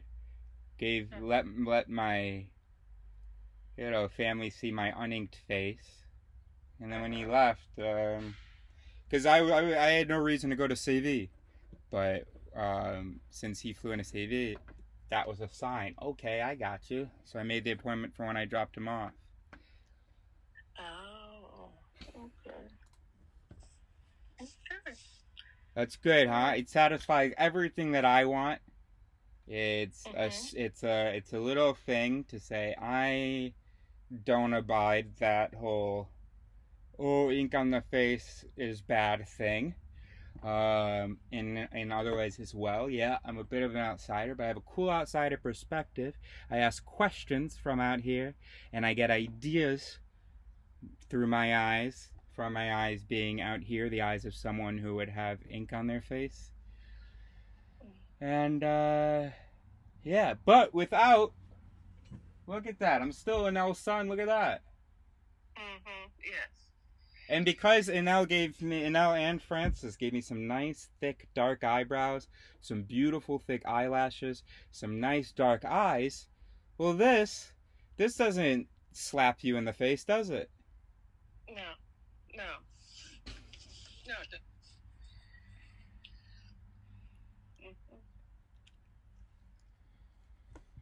Huh? Yeah. So you're pretty pleased. I was pretty anxious. And I told them a couple times, no, smaller. The first thing that they printed out, they said, how's this? We'll put it right here like this. I said, no, let's do it a little bit smaller. But I didn't want to be too pushy. So I said, yeah, this is good, but is it possible to go any smaller? They went like this. I said, that's amazing. That's awesome. But I'm wondering whether on the computer can go any smaller until we got to this. I said, you know, my mother's still alive, so...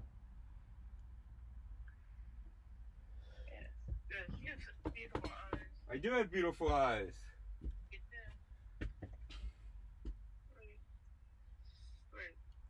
Huh? I'm glad you're happy. And you're happy. Everybody's happy. Yes. Yeah. Okay. You got to get used to it, but you're relieved, aren't you? Yes. That must be one of the processes. Yes. That other thing was quite scary. Yeah, that was funny, huh? I don't know if I laughed. That was a fun one. Yep. All right. Look at that, boom. Boom, look at that. How pleased are we? Look at that. And because of how the shadows, you know, are funny around the eyes, plus around my eyes it's a little bit darker, got a little freckles, you know, it just really doesn't say face tattoo, face tattoo, face tattoo. You gotta look for it every time. Right. Yeah. Very, very, very, very, very true.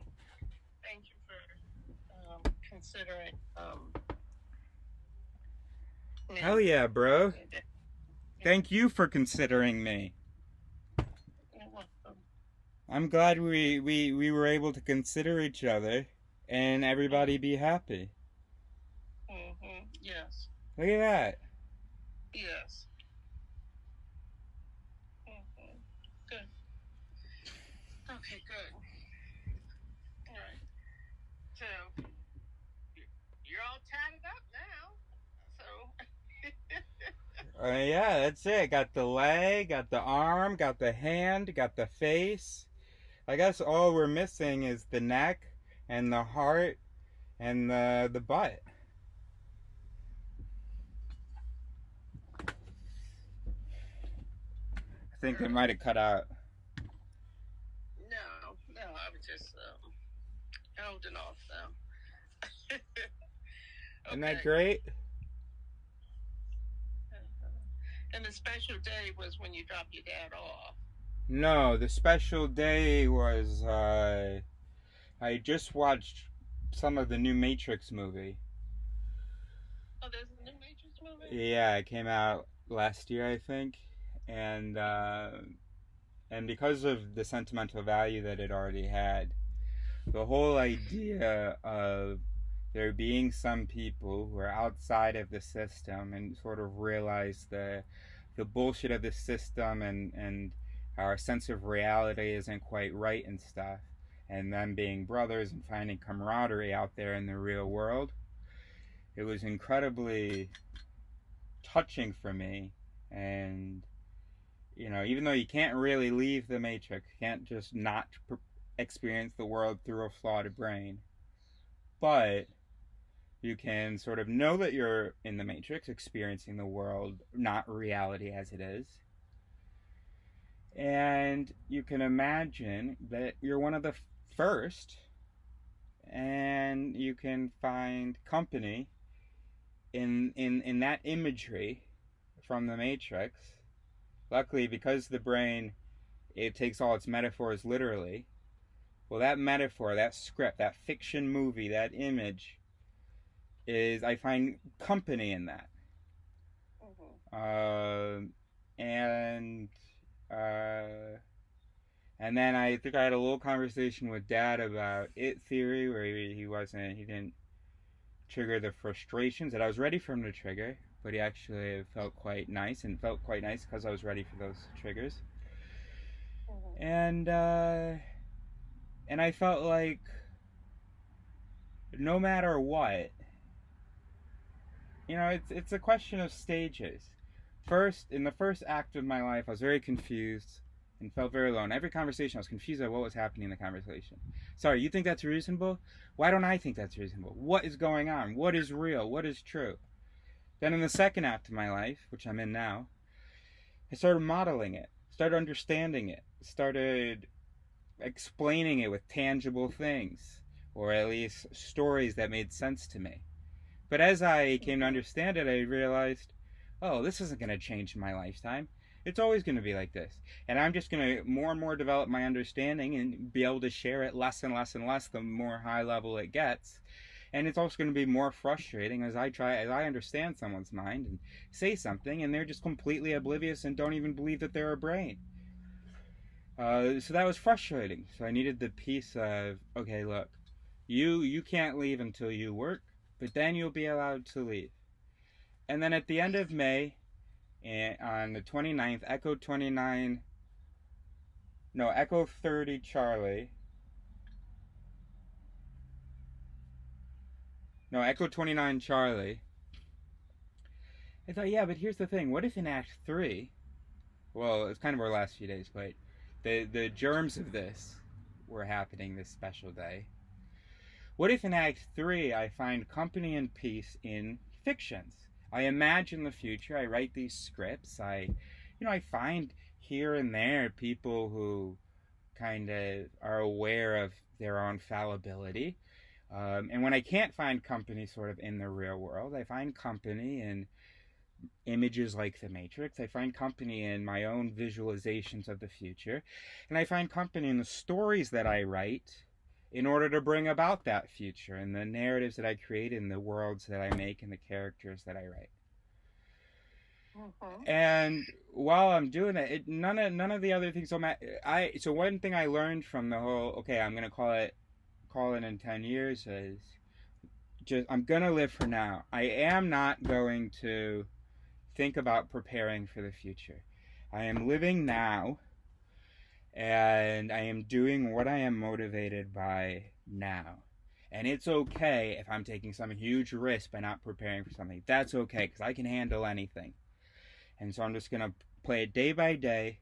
And I'm just committed to finding peace, company, and happiness and solace in the ideas and the work that I'm doing. And I can still regularly get doses of real human interaction, which is why it was important for me to get the quarantine tattoo, as because it's your relationships that kind of keep you grounded, and and you, and so it no longer gives me peace, the idea of 10 years, because I'm no longer concerned about the future anyway. I'm no longer thinking, oh, I can't get a face tattoo because of what that might mean for the future, blah, blah, blah. No. This is what has been important in my past. This is what's important now. And if for some reason questions and ideas are somehow not my thing in the future, well, whatever I am will have developed from that initial light bulb, from those ideas and those questions. And so now you're seeing the product, the illumination, whatever you want. I'll come up with something then. All that matters is now. And so I was like, so I made some videos like, we'll see how long this sort of feeling lasts, but and maybe I've had glimpses of this over the last few years, and maybe to this extent, but I really feel like I have the words to justify not caring about the future, and that means not feeling like I need to avoid it.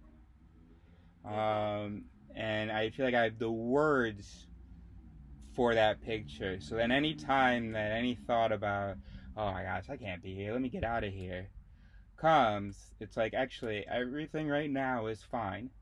Whatever you're imagining doesn't really matter. And even if you're dealing with a problem, it's just the step to whatever new trajectory you're going to be on. And it's all okay. It's all okay.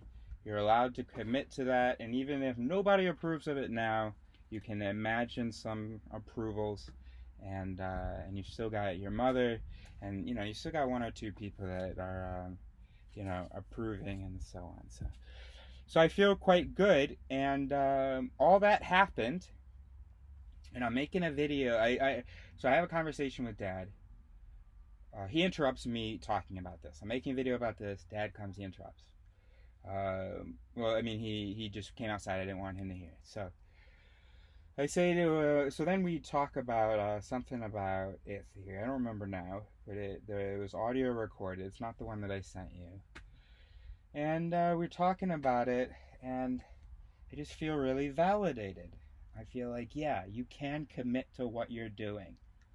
So then I'm making a video about that, and I stop and I go to think, and I've got a message from Fernanda. What? After a month and a half, I get a message from Fernanda.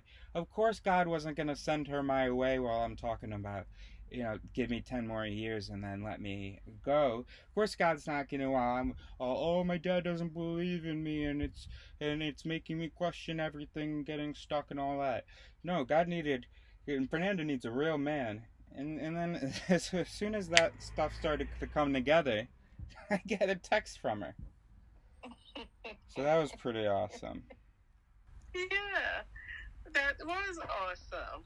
So did you finish the video that you were posting? Yeah, oh my gosh, I've got too many videos from over the last 2 weeks, so I haven't posted any of them. But now that you've seen this, I can there's no obstacle now to posting things. Okay, so you did make a video about everything, the movie and oh yeah, everything, yeah. Okay. And right now, this is a video. I'm recording now, so this is a video. Oh, you recorded this whole conversation? Yeah, I recorded this whole conversation. Oh, fantastic. Oh, great, because I just started recording too late because I was busy listening. Could you send it to me? Yeah, okay, yeah. Okay, excellent. Because I want to hear it again and again. So, very interesting. Okay. Pretty good, huh? Are you happy that your son isn't thinking I can only be happy now if I don't have to, if I can know that there's a shorter future? What is that? Is that cool? Wait, do you have any idea of how cool that is? All right, well, don't get too excited, because like I said, it's been a week, so let's see. But yeah, I feel like I have the words for it, and it all feels right. And we can't attribute it to Fernanda, because it was feeling right before I got approval from Dad and before I got interest from a woman. Exactly. And I'm living for today. That's right. That's right. So get it. Be happy. It is cool, Mom. It is cool, Mom. Don't talk about, oh yeah, but we'll see. Maybe next week you're gonna say to me, oh, Mommy, blah, blah, blah, blah. Don't do that. My thoughts. I understand that thinking. I'll just say that. Yes, I was trying to communicate that. Yes, that's also cool. So he's just a calm, cool. Yeah. Just that everything's okay, bro. Mm-hmm. All right. That's so fantastic. Okay. I love you. Love you. Send me the recording, please. Okay. All right. Love you. Bye. I love you too. Have a great day. All right. Love you. All right. Okay. See. All right.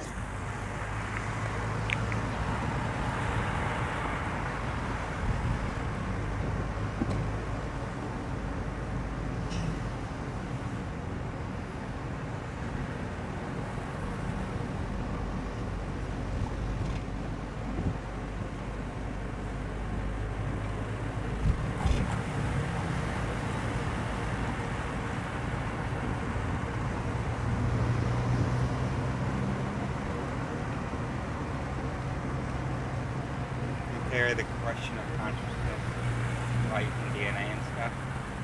No, bro, what out there is there that isn't explained? What I mean is, what out there is like, gosh, if we understood consciousness, we'd understand this thing. The only thing is our perception. This feeling of consciousness, the qualia. So if the only thing about consciousness that's like a mystery, or that it's not like there's some data out there and we're like, gosh, we need a totally new explanation. Neural networks can't explain it with this consciousness thing. The only thing is this feeling of consciousness. So if the only thing that is compelling us to do all this research, looking for some big explanation, is this perception, but we know about perception. We know about perception. So just realize that what you're talking about is just perception of perception. That's it. So just take however perception works and just add it on top to be perception of perception. Boom. Done.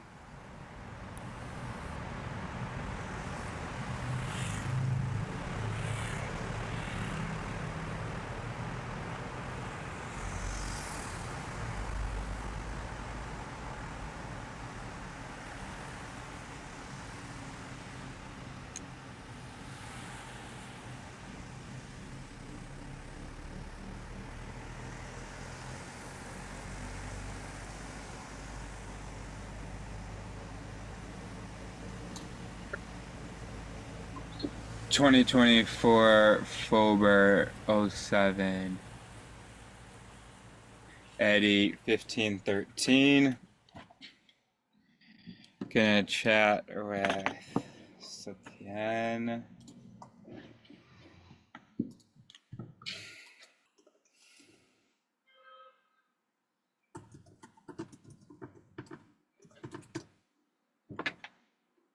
You're so permanent.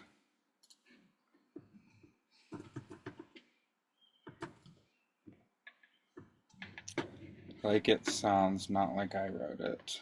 Permanence.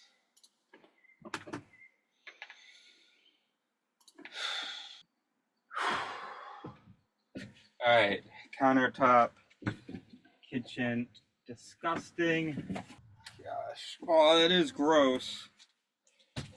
What if she's like, I really gotta pee? Just go outside, nobody can see you. Ugh. Ugh.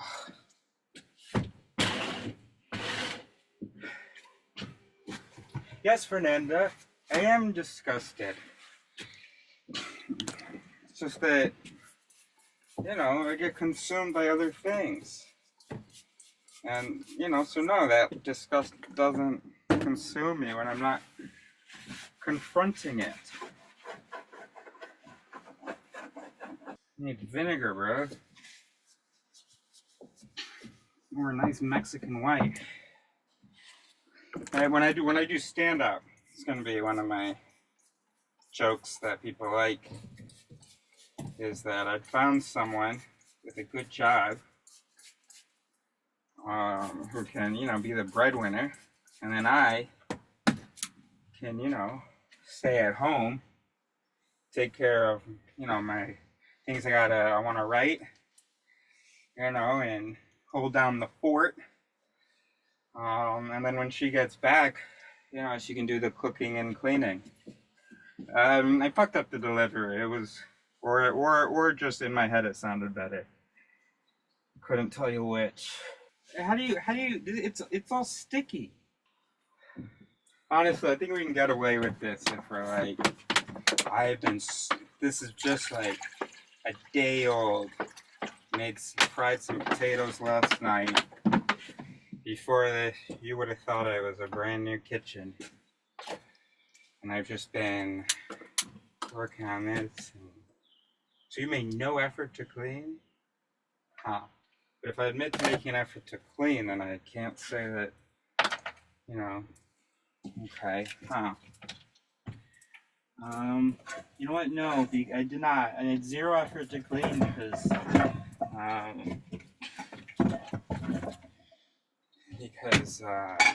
I didn't want to program any expectations. No, sounds stupid. Bro,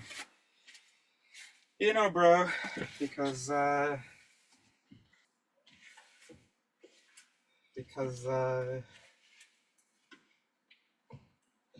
you know what, Fernanda, I did fucking clean. And for me, what I would call it is a deep clean. And yes, this is what it looks like after a deep clean. You can't have it both ways. You can't both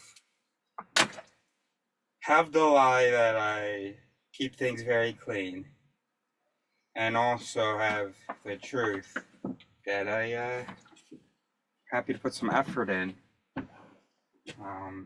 for the first date. Okay. Boop, boop, boop, boop, boop. Some more.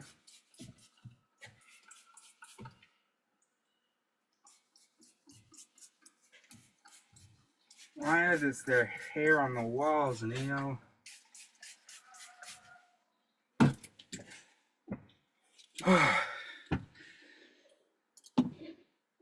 Oh, what if he's been trying to get in? Yo!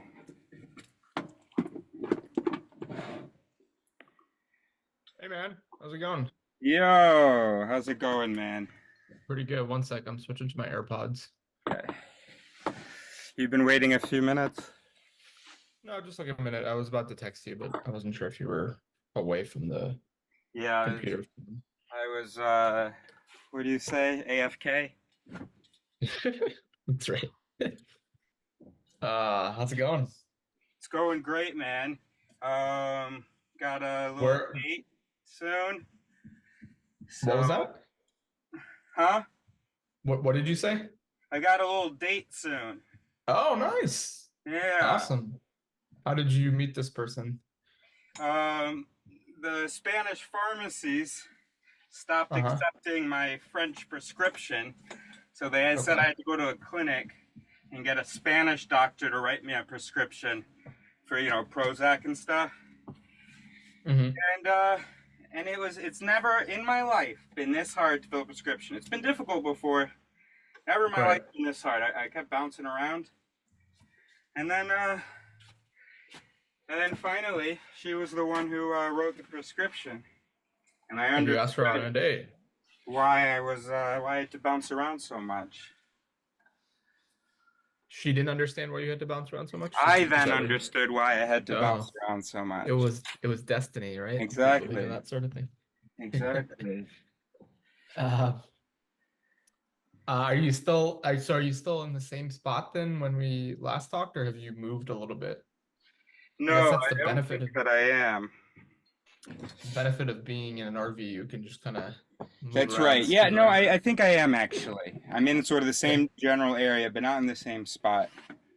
Where in Spain is it? Is it like in the south, near south? Morocco? Okay. Gotcha. Okay, buddy. Here's what I want to do. I Yeah. want to give you a run through of It Theory. How do you feel about a little morning class? I am totally down for that. I've got like 20 to 25, 30 minutes if that's enough time for you. That works. That works. Yeah. I think I did a pretty complete explanation in about 50 minutes for my dad.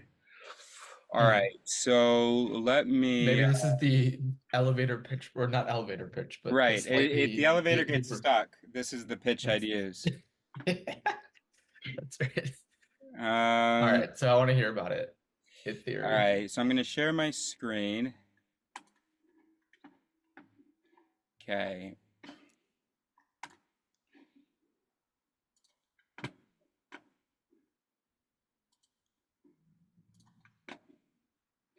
Look at that.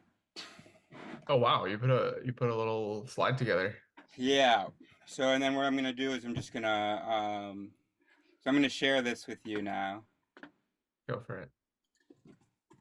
You can just use my Gmail. I don't know if you have it. I'll text it to you if you don't have it. Or just okay, yeah. I'll text it to you right now.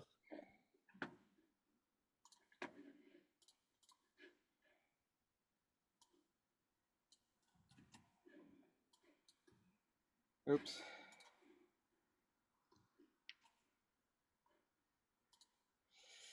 All right. All right. So,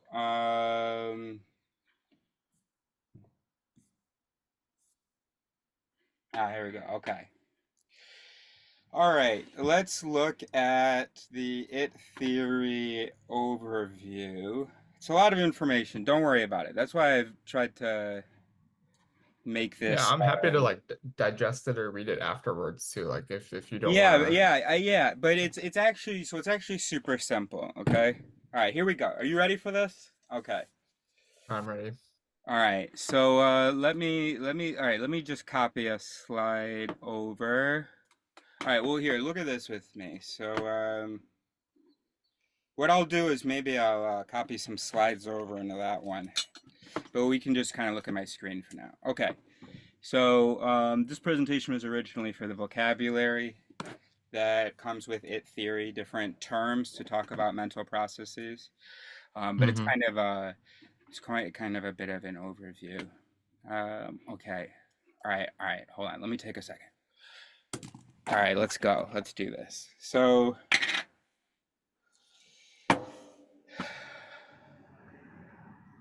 the mind. The current sort of zeitgeist it's kind of, well, there's different ways that we think about the mind. Some people might think that there is a brain, and then there is a mind that is slightly different from that and interacts with that brain. And then maybe there's also like a soul, then maybe the heart plays some role. Okay, we're not going to talk about the people who are really down the understanding hierarchy, but Mm-hmm. people tend to think of sort of there's the brain and then there's the self. And people can understand that the brain can make mistakes. So some people, they understand that there are such things as cognitive errors, cognitive biases, Mm-hmm. little heuristics, little moves, mental moves like if this is true, then this is true. Wait, no, that's an error. You know, if there's Right. correlation, then that's causation. Wait, no, that's a cognitive error. Okay. Right.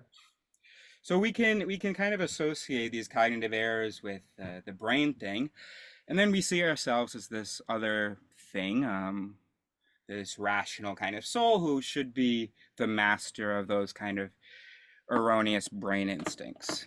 Okay, so that was my starting off point about 10 years ago. Mm-hmm. And I had this idea of these three characters. There's the ego, the self, then there's the bid, like the id, which is those instincts, and then another character.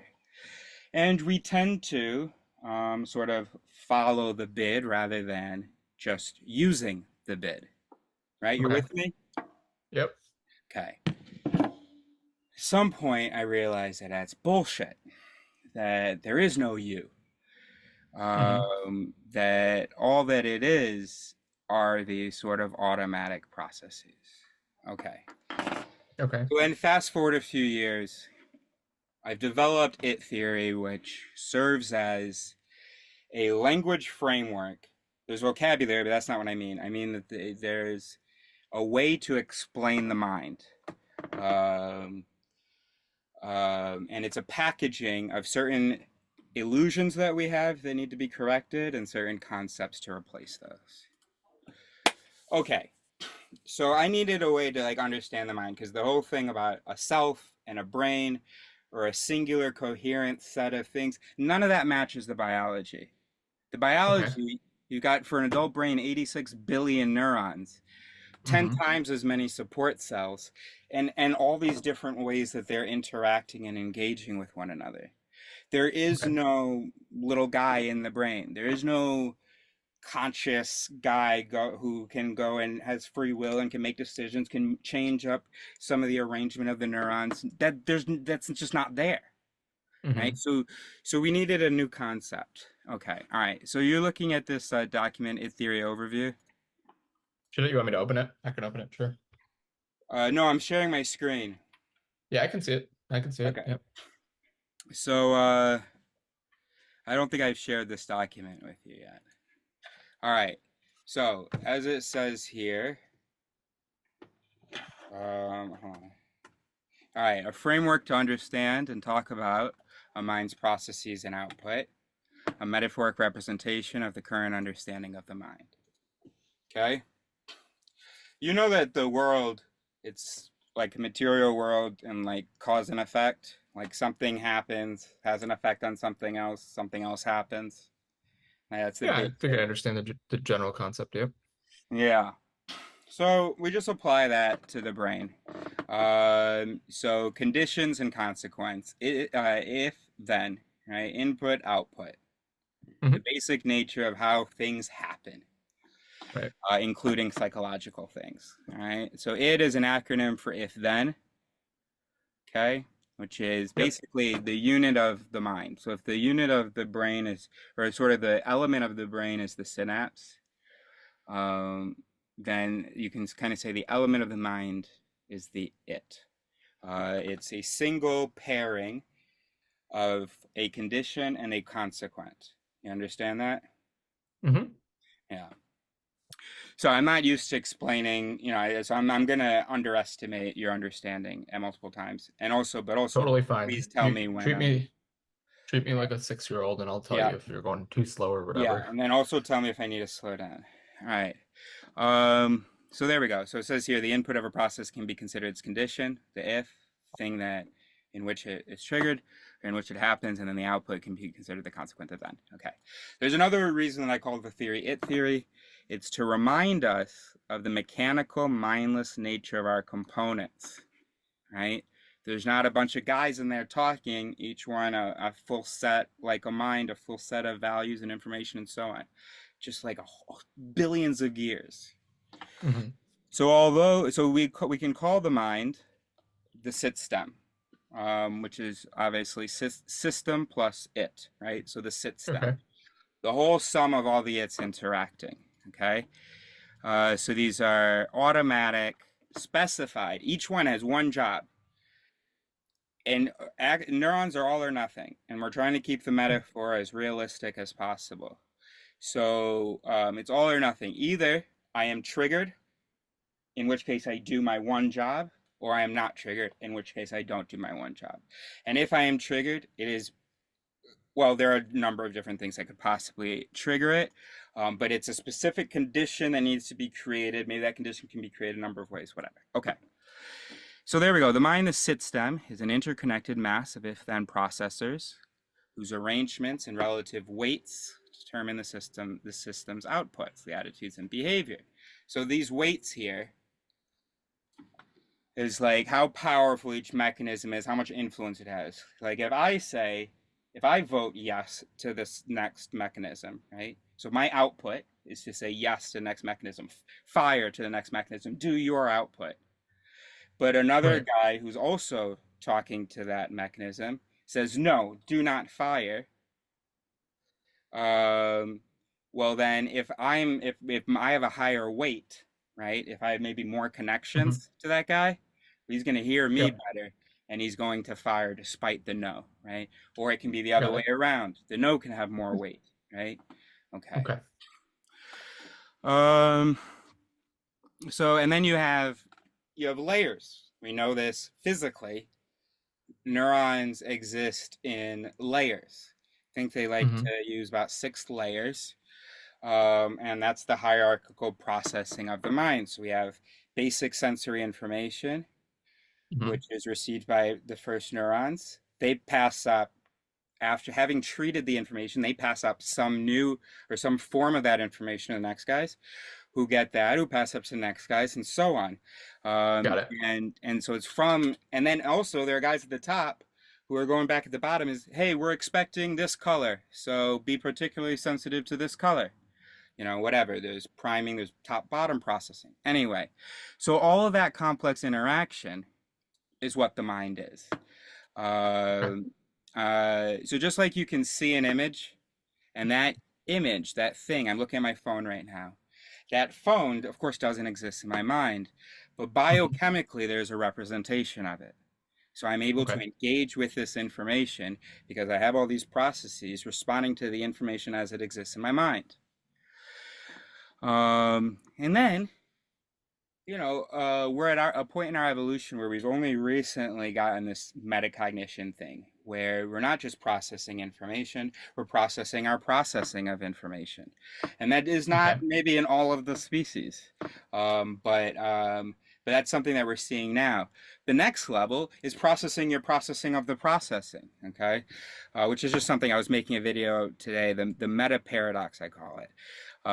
Because the reason we think about this, we think there's this consciousness thing, is it's the first time that a mental system has ever been able to perceive its own processes in a sense, or react to its own processes. Maybe there's some of that in some other primates, but here we're seeing in humans in a level that doesn't really exist in other species. Okay. So there are events happening, and then there are events that are happening in reaction to those events, and events that are happening blah blah. Okay. Mm-hmm. So that is like really alarming. What's going on? So I can believe that when I see an image of a phone, the photons, oops, forgot I was wearing my glasses.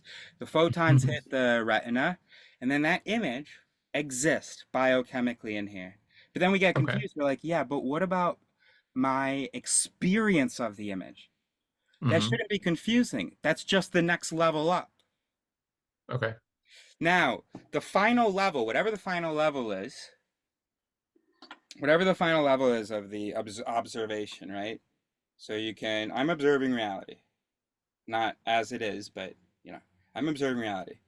As I say that, I'm observing reality, right?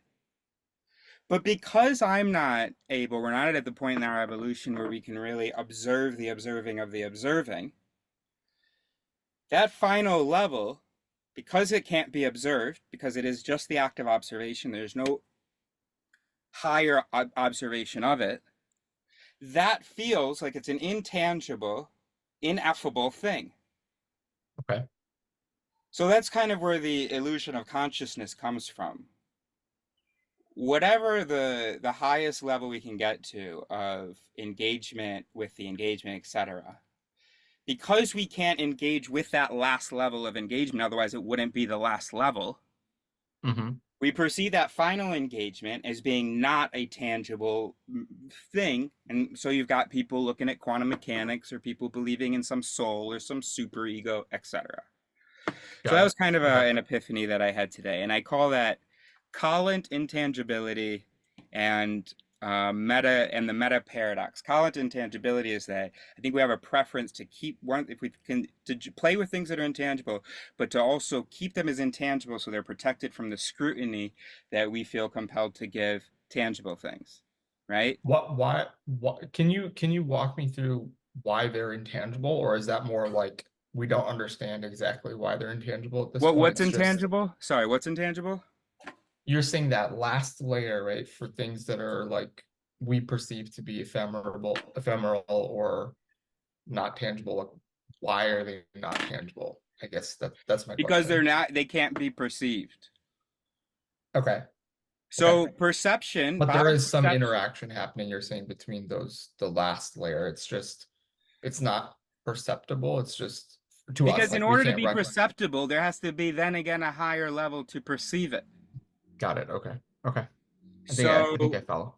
So, gosh, it's kind of a mess what I've drawn on the board here. But here, I'm just going to do it real quick. Okay. Imagine this is a bunch of neurons. Very bottom processing, very basic sit stem of a very basic animal. This is the world. Okay. It is perceiving the world. Okay. And I'm looking at you. I'm trying to make you bigger so I can actually see what you're drawing. Okay. Then, as evolution and complexity happens, you had a level of neurons that was able to engage with these neurons, to almost perceive them, to react to them. Okay. To say, oh, I have this perceptual information and I am perceiving it. Okay. So the only real tangible thing is the line here, the bottom line here, right? The world. Okay. But then, because there's this extra layer here, to this extra layer, This is kind of tangible because it's perceptible. Okay. Okay. Got it. I Okay. can think about my emotion, for instance. Mm-hmm. It's not a thing that's literally tangible, but it's a thing that I am able to sort of distance myself from, perceive, and evaluate. Right. Okay. Okay? Then we've got beings. There's another layer. Now, so we got the world. This is the first perception. This is the perception of the perception. And then here we have the perception Right. of the perception of the perception. Got it. Okay. Anytime something is perceived, it can be categorized as tangible. So this was perceived by these guys, so it's tangible. Right. This was perceived by these guys, so it's tangible. So it's tangible. But this is intangible because there's no one to perceive it. Got it. I see. I got it. Okay. And that's a sticky category, intangibility, because I think we evolved to be compelled to explore big ideas. We also evolved to be compelled to scrutinize things.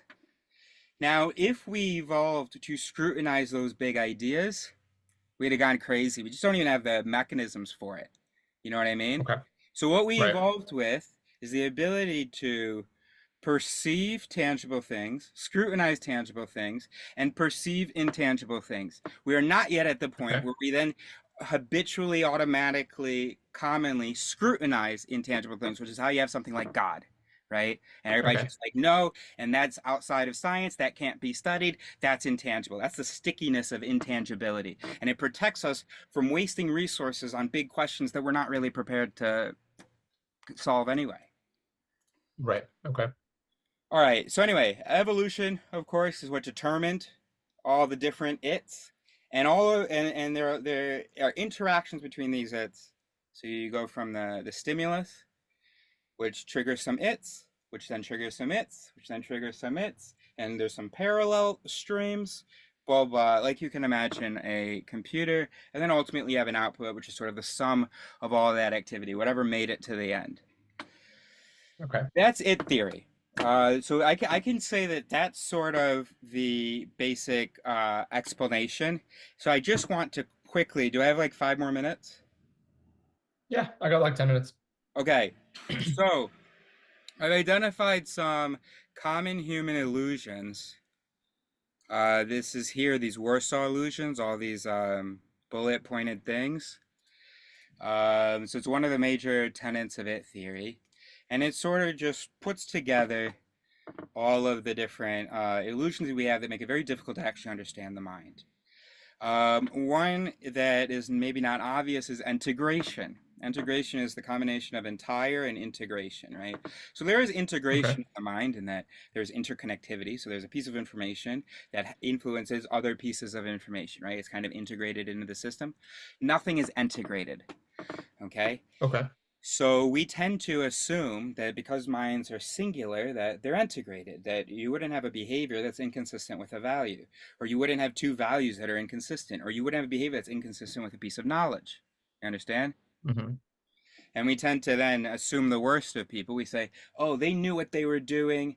They wanted it to have that outcome. Oh, they're bad at people, whatever. But that output could have come from a stream of its that weren't interrupted from another stream because we're not integrated.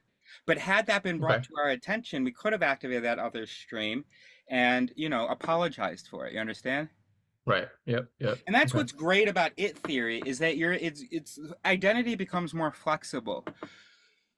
You expect to make errors. You are just the descendants of some, snoveling, knuckle-dragging primates, right? You are a primate. You are a big primate. And so naturally, a lot of the mechanisms are not going to produce good outputs. So if you like, you can identify with the better mechanisms, which I call the bonnets versus the mallets. You can identify more with the bonnets, especially those bonnets who engage with the mallets, who are higher up than whatever given mallet, and so are able to inhibit, respond to it, and so on. Now, inhibition is not as simple as thinking about inhibition. So we have this like single operator myth. The you that is talking is not a coherent you. You literally don't exist. You are like a Polaroid of your mental activity. And we know this from things like split brain patients.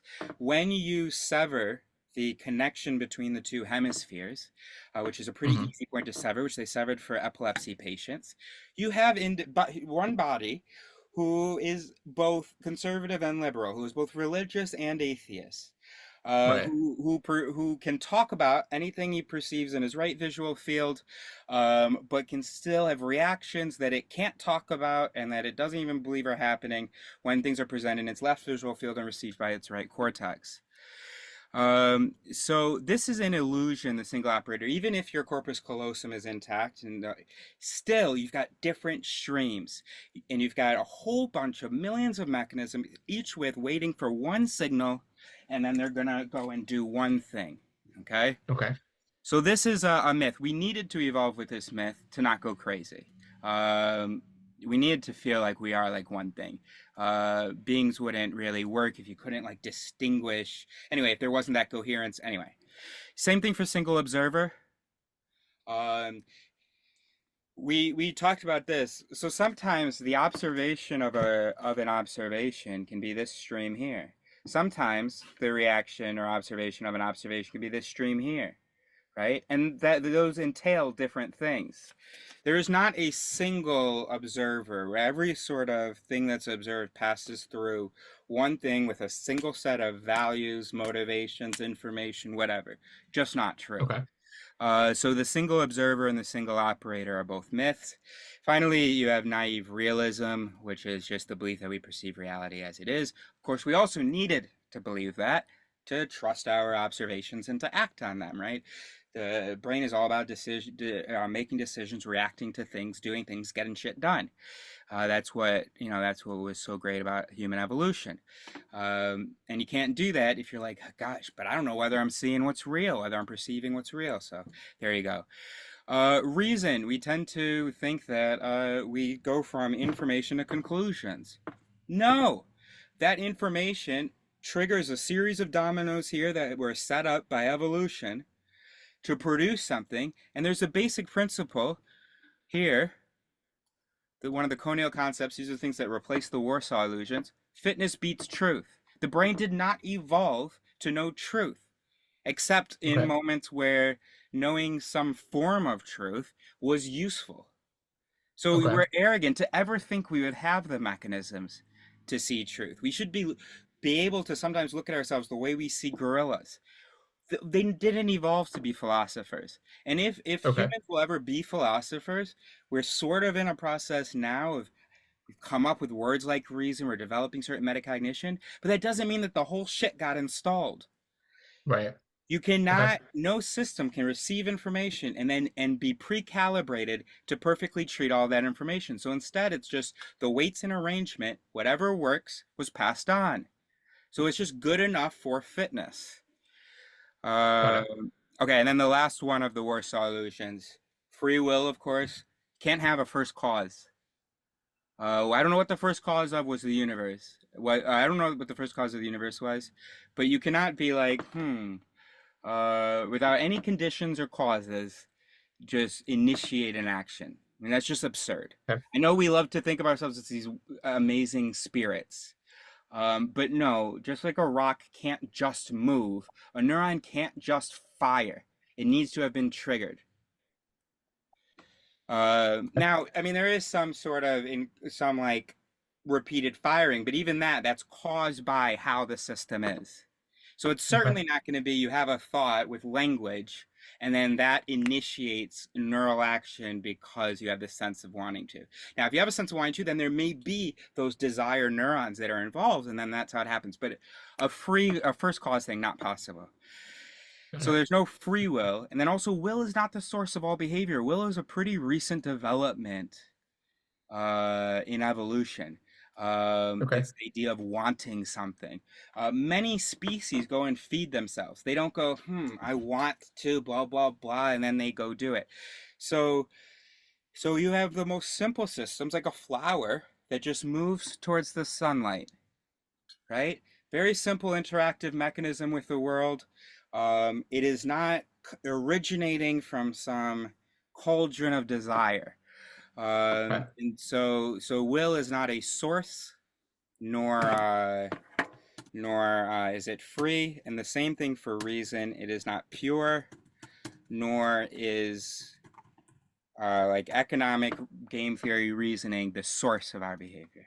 There we go. So that's an introduction to it theory. And then what I would love to do next time is be able to show you practically how it can be used, how we can talk about mental processes with some of the vocabulary that I've invented, because the vocabulary that we have in the English language, built into it are these Warsaw illusions. For instance, like the single operator, like the single observer, right? We say I, rather than talking about the different agents involved. Yeah, no, this is actually super. I need to like think about all this stuff, but I think I grokked like most of the concepts. Now I really want to read the bullets in detail.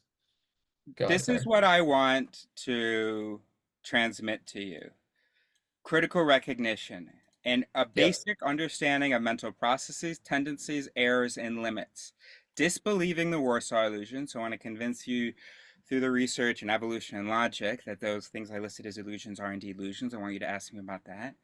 And then learning the actual concepts by which the mind functions. Then once you have that, once you have critical recognition, you have a basic, the mind now included in its processes is a basic sense of how the processes function, which means when certain errors arise, because there are certain errors that have been learned, certain biases, the confirmation and so on, then they can be recognized by those higher level processes when the lower level processes do it. Or at the very least, simple humility, which you basically already demonstrate, but it's just, it'll go even deeper, a sense of, even if something feels true, that could just be because I evolved for that to feel true. Right. Okay.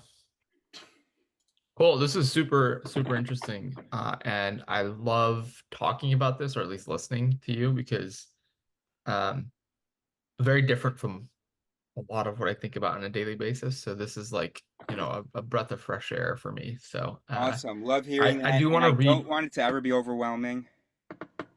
No, it's not. No, I think you're like really good at distilling a lot of this information. I'm sure there's like, oodles of content around each of these concepts, or at least some of the stuff that's not your own thinking. So for example, the Connell concepts, I'll go research all that stuff. And well, this is the town I'm in right now. So now here are the things that you can research. You can research these.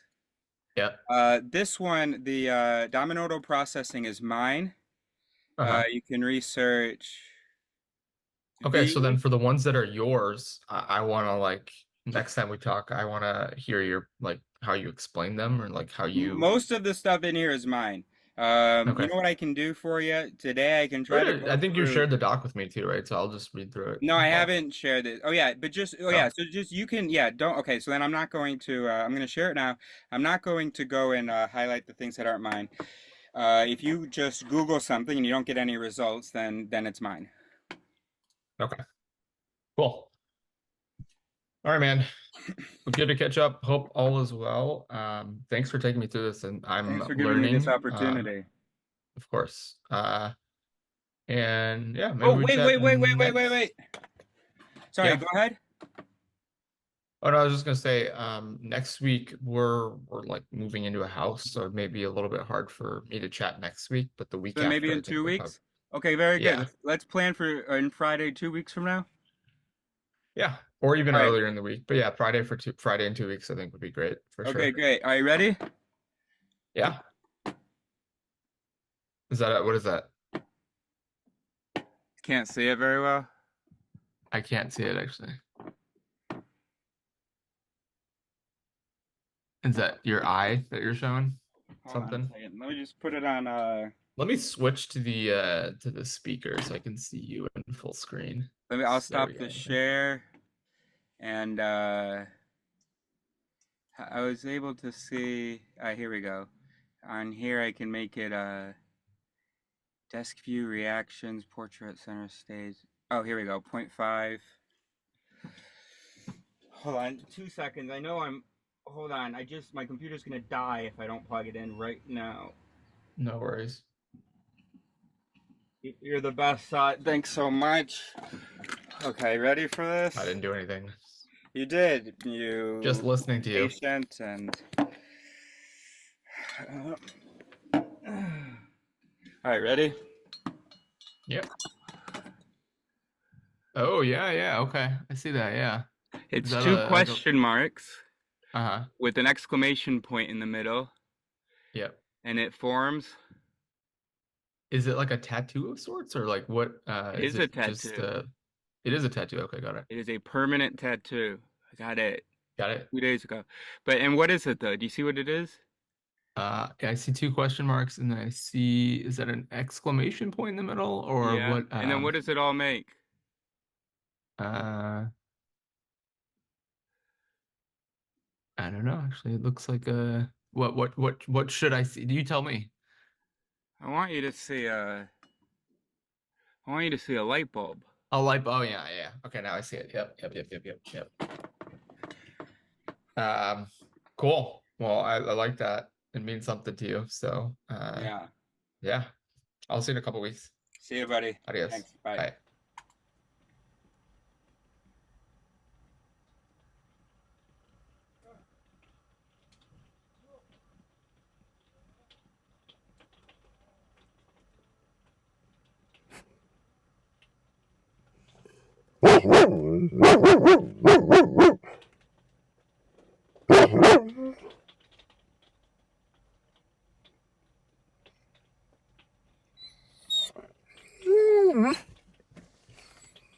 It seems Foxtrot 07 Echo 1726.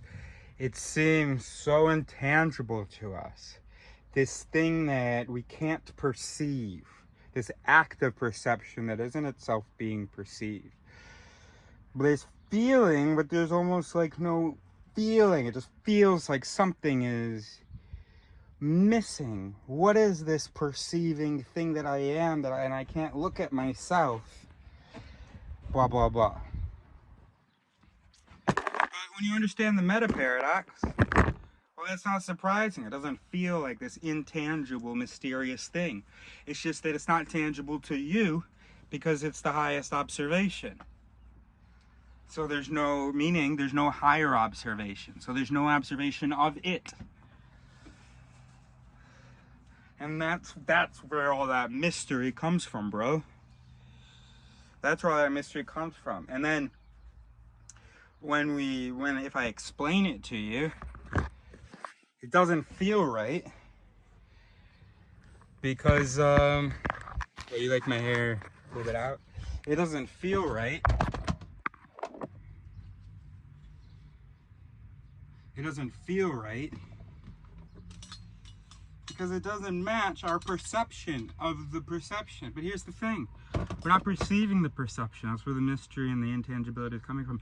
And also it doesn't sound right because the intangibility category were programmed to keep things that are in the intangibility category. Keep them in there. We've got enough shit in the tangibility category. We don't have the resources. Well, it's like I explained to my buddy on the phone. But I just want to add that the succinct sentences that I was saying at the beginning, where the mystery comes from the fact that we are perceiving some of our perception, but we aren't able to perceive our perception of the perception. So it's mysterious. It doesn't feel real, but it definitely is because I'm perceiving my perception. So what is this intangible, higher level observation? It isn't intangible, actually. It's just intangible to you.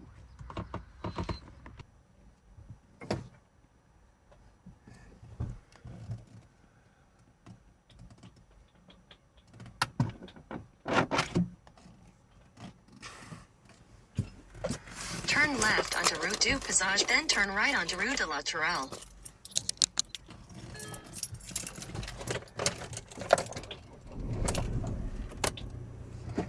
Okay, move, buddy. Get down. Bro. This route avoids a 2024 road closure on Foxtrot Route de 07 Saint-Ouen to Echo. La Dominiale. Bro, you're tripping, bro. All you gotta do is make it circular. If there's some lower level right? Rather than looking at it like that, if there's some other component that is at once the observed and the observer. And that's why monks, no, but they do believe that I don't know. Well, they believe that the observer can go into another life, right? So they do believe that the observer is ultimately this intangible thing. I was going to say that monks who are able to, but they don't observe, they're observing. They stop there. So, well, I don't really know what I'm talking about. But if we suppose, and then just tell me if this is wrong, if we suppose that they remove a lot of the voices such that they are as purely as possible just observing the reality. In any case, that's the last observation then. There is not an observing the ultimate observer. But all you gotta do is make it a circle, bro. Because I was thinking, I don't feel confused about consciousness. And what if that's because no matter what I say, no matter what observation I have about my observation, there is a follow-up observation. I never feel, and it's not because infinite levels. No, it's because it's like circular. It feeds back in. It's like I say something or I think something, and then I move out of that body and into another one. And I say or I think something about that, move out of that body and into another one, say something, think about that, move back into the first body. Say something, think something about that. I don't know.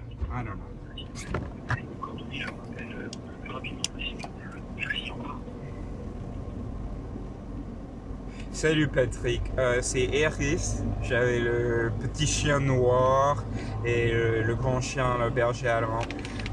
Noir et blanc, c'était le petit chien. On s'est vu plusieurs fois sur le parking au pavillon Cravate.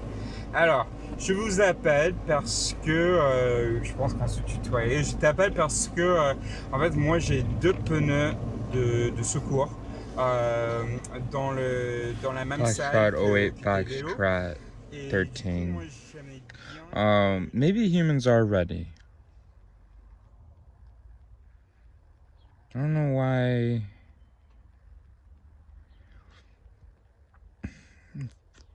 I feel like I've always felt that, or not always, but in the last few years thought it would take generations, and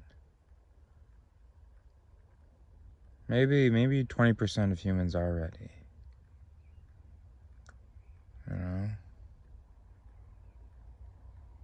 I was just inspired by a character in a movie she just wouldn't shut up. She went and got someone's attention. She went and did her thing. Making videos talking about this stuff is good, and working on this stuff is good. But in the next few years, as I move into Act 3, maybe, 10 years from now, after I've figured some stuff out, it's going to be really important to start sharing it. And even now I feel so comfortable sharing a lot of it because of how much there is. So, yeah.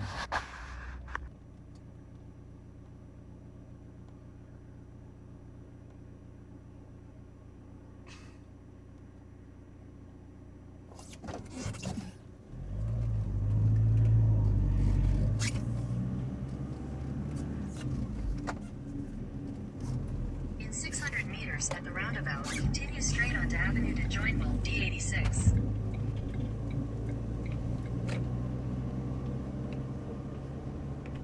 Foxtrot 08, Foxtrot 17 something maybe.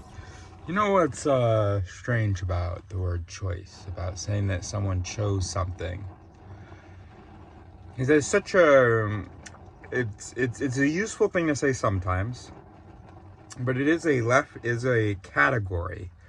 It is localizing an event to a single person. Whereas if you kind of tried to remove those limits and just saw the world as just all those molecules that it is, well, you'd be able to trace back that behavior to before the choice. Anyway, there's something there, but anyway.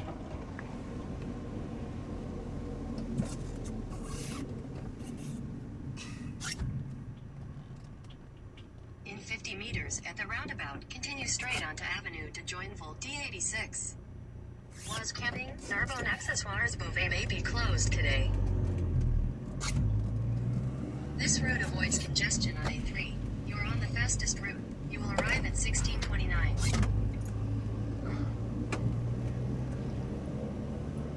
2024 Faubert 12 Charlie 1132.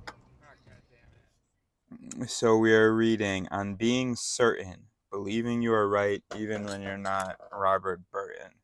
So we got to finish this because we got to start reading some stuff maybe about logic and dialectic and all that stuff. I think we've got a pretty solid understanding of the brain. Oh, we do still have to do architecture though. Look at specific strings and interactions.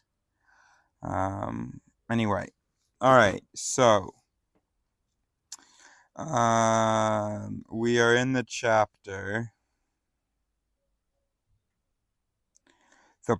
chapter 9, the pleasure of your thoughts, page 90. I can't go on, I must go on is the section. All right. I hate crossword puzzles, but have plenty of friends who are addicted. 26 across, a 6-letter word for intoxicated. Begins in S, ends in D. You run through all the words you can think of, then systematically test them. Stewed? Stoned? After a period of struggle, you come up with a word that fits with the remainder of the puzzle. Soused. Soused.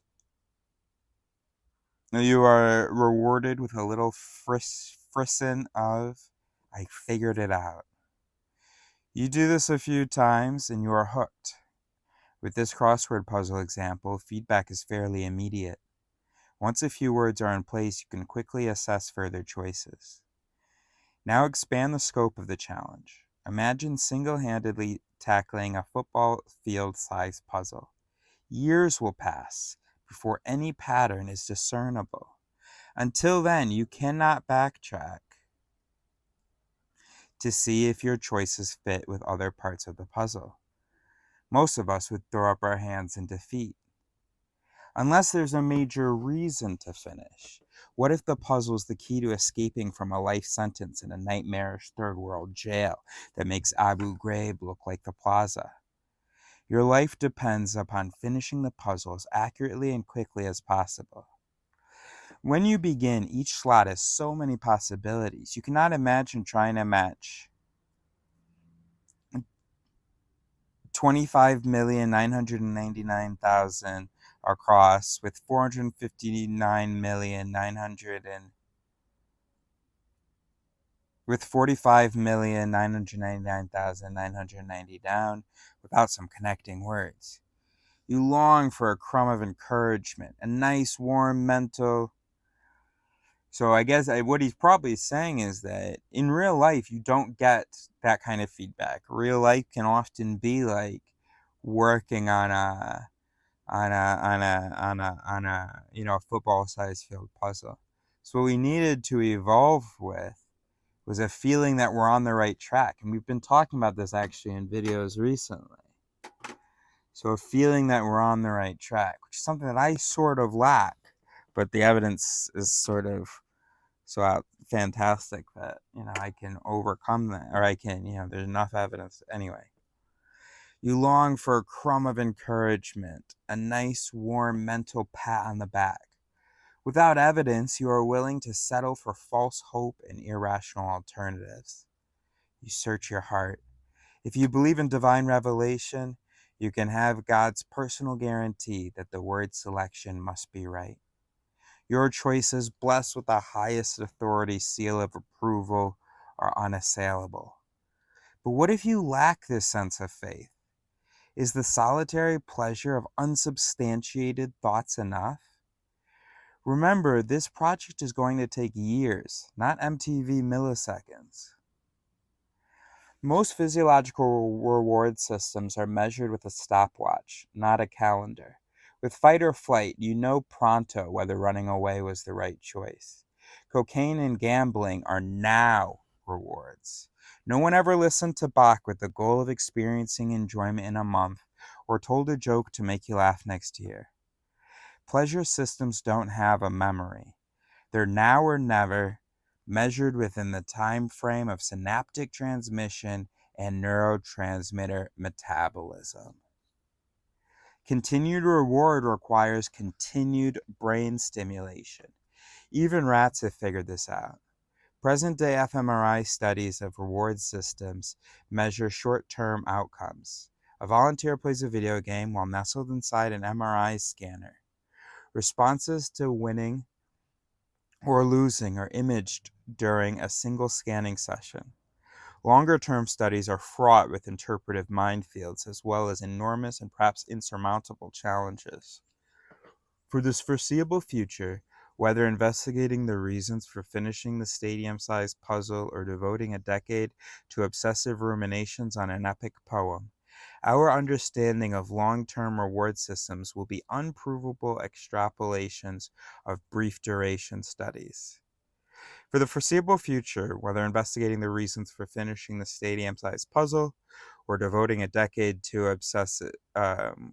investigating the reasons for devoting a decade to obsessive ruminations on an epic poem, our understanding of long-term reward systems will be unprovable extrapolations of brief-duration studies.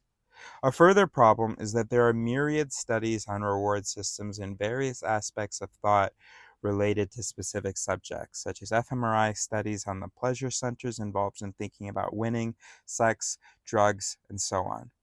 But it is much harder to construct a study to examine how we think about the very process of thinking, and how we reward ourselves for wide-ranging, hard-to-categorize ruminations. Imagine asking a volunteer jammed inside an MRI tube to indicate whether he was deep in daydreaming or philosophical musings. The mere requirement to signal when a particular category of thought was occurring would alter both his baseline and activation fMRI images, a vivid demonstration of Heisenberg's contribution to behavioral neurology. So,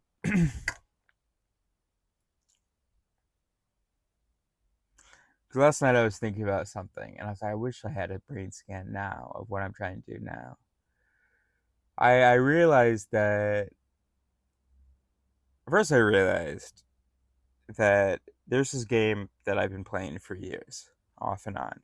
I've got about 5 accounts. I've got 5 villages. And I realized that I've been sort of playing the game in order to get resources so that I can upgrade, expecting to be able to enjoy the game once my heroes are upgraded enough, which is actually really going to be in like a year. It's going to take forever. And so then, anyway, that got me thinking about how easy it is to miss opportunities, to focus on the moment, how natural it is to exist in the future or to expect to get pleasure from the future. And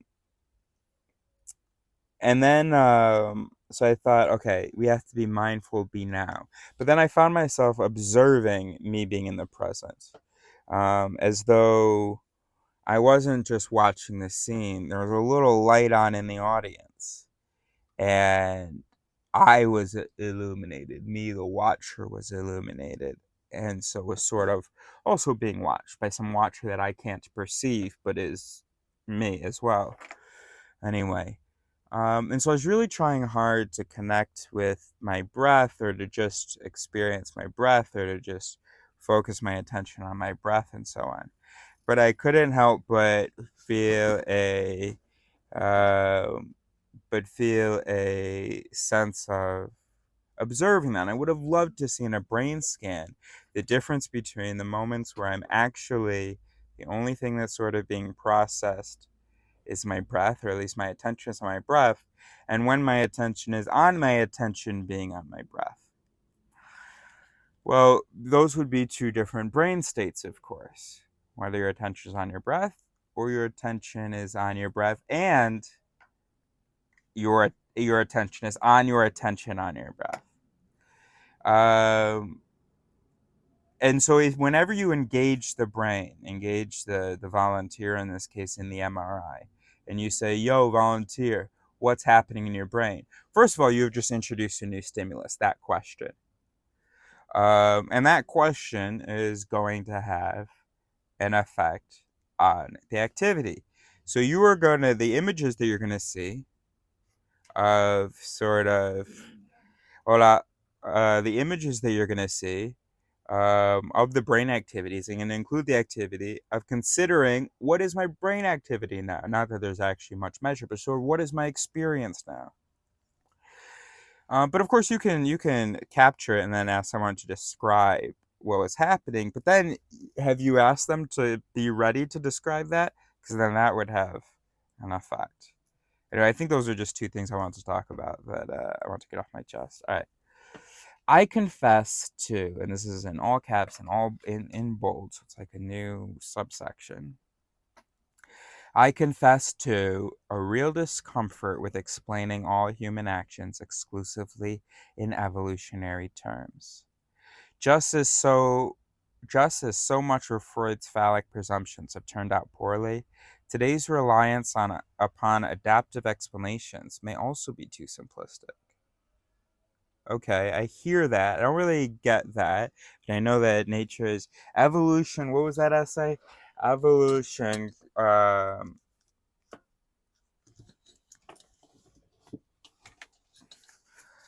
its products are unbelievably, inconceivably complex.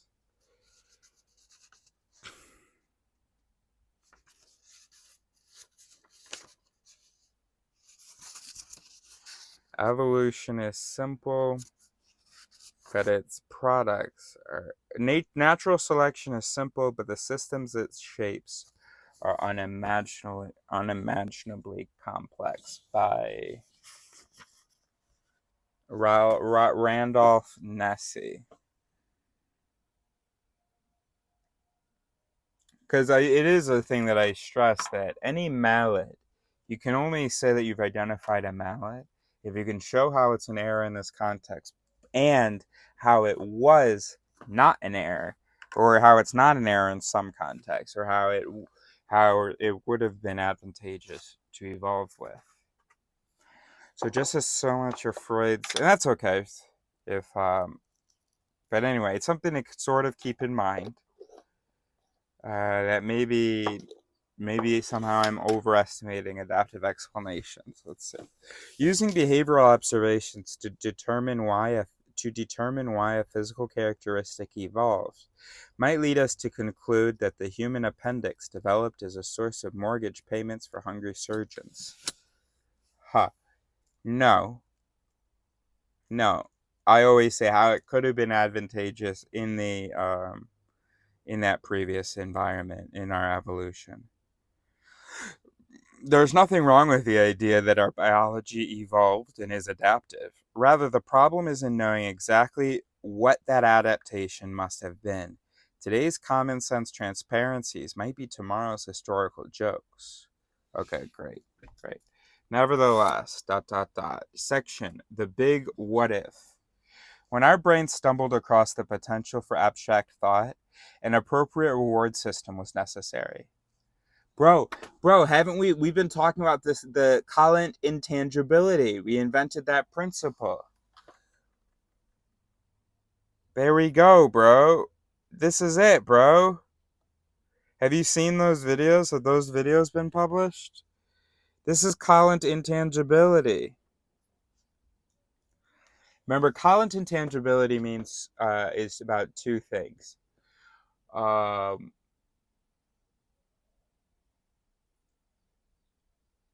It's about the stickiness and the protection, right?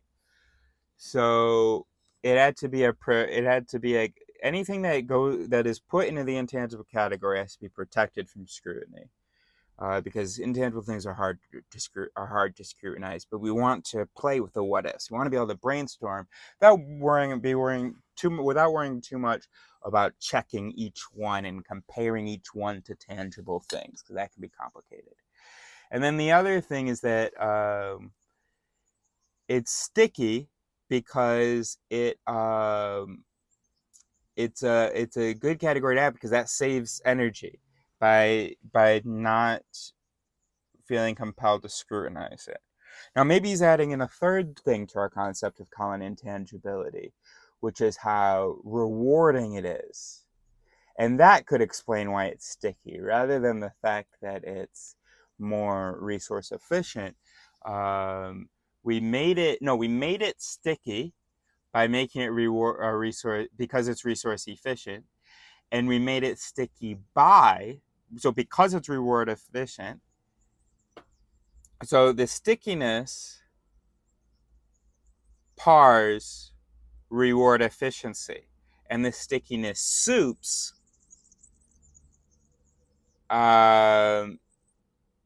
sorry, what did I say? Reward efficiency? I meant energy efficiency. And the stickiness soups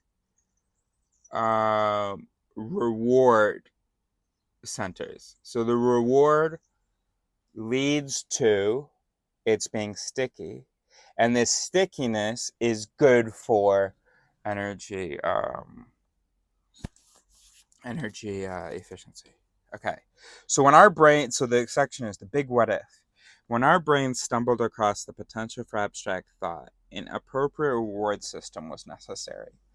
Though a wide variety of pleasures could offer short-term solutions, appreciation of the intricacies of thought, the effort involved, the beauty of a particular sequence of numbers, the elegance of syntax, or the romantic ideal of devoting oneself to just thinking, none seemed sufficiently powerful and long-lasting to carry our thinking forward through long nights of doubt and despair. Wow, so me, bro. Except, also, I don't. I experienced tremendous doubt and despair. Yes, though a wide variety of pleasures could offer short-term solutions. So when our brains they needed an appropriate reward system. So there are some pleasures that can maybe be a short-term solution, be a reward system, and solve our needing of a reward system. So there's like the little pleasure you get from appreciating the intricacies of thought, the little pleasure you get from some effort. When you expend effort, you get some dopamine release. The beauty of a particular sequence of numbers. Oh, wow, that's nice to think about, look at. The elegance of syntax, the romantic ideal of devoting oneself to just thinking. But none seems sufficiently powerful and long-lasting to carry our thinking forward through long nights of doubt and despair. Without some demonstration of a practical value of a thought, it would seem pointless to persist indefinitely. So I had to find applications. I had to keep reading and having it confirmed by my reading. Because I didn't, whatever solution you're about to talk about, this excitement and intangibility, I've only had doubt. I swear it. I mean, sure, there must be some excitement, but it's mostly just I feel like I'm not tethered to anything.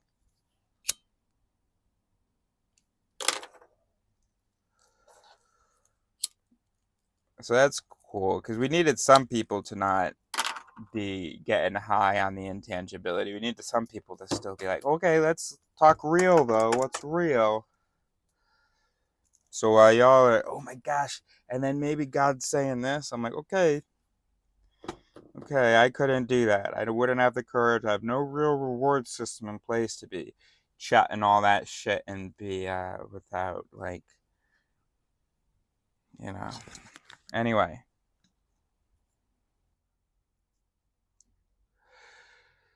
If you doubt the need for a reward system for the unprovable thought, stop and consider what propels you forward in a long-term intellectual project. In writing a novel, never fucking done that. I wish, bro. That's Act 3. And now we're understanding what we need. We need to just somehow fucking believe in it and not need to check anything, because you can't fucking check anything while you're writing a novel.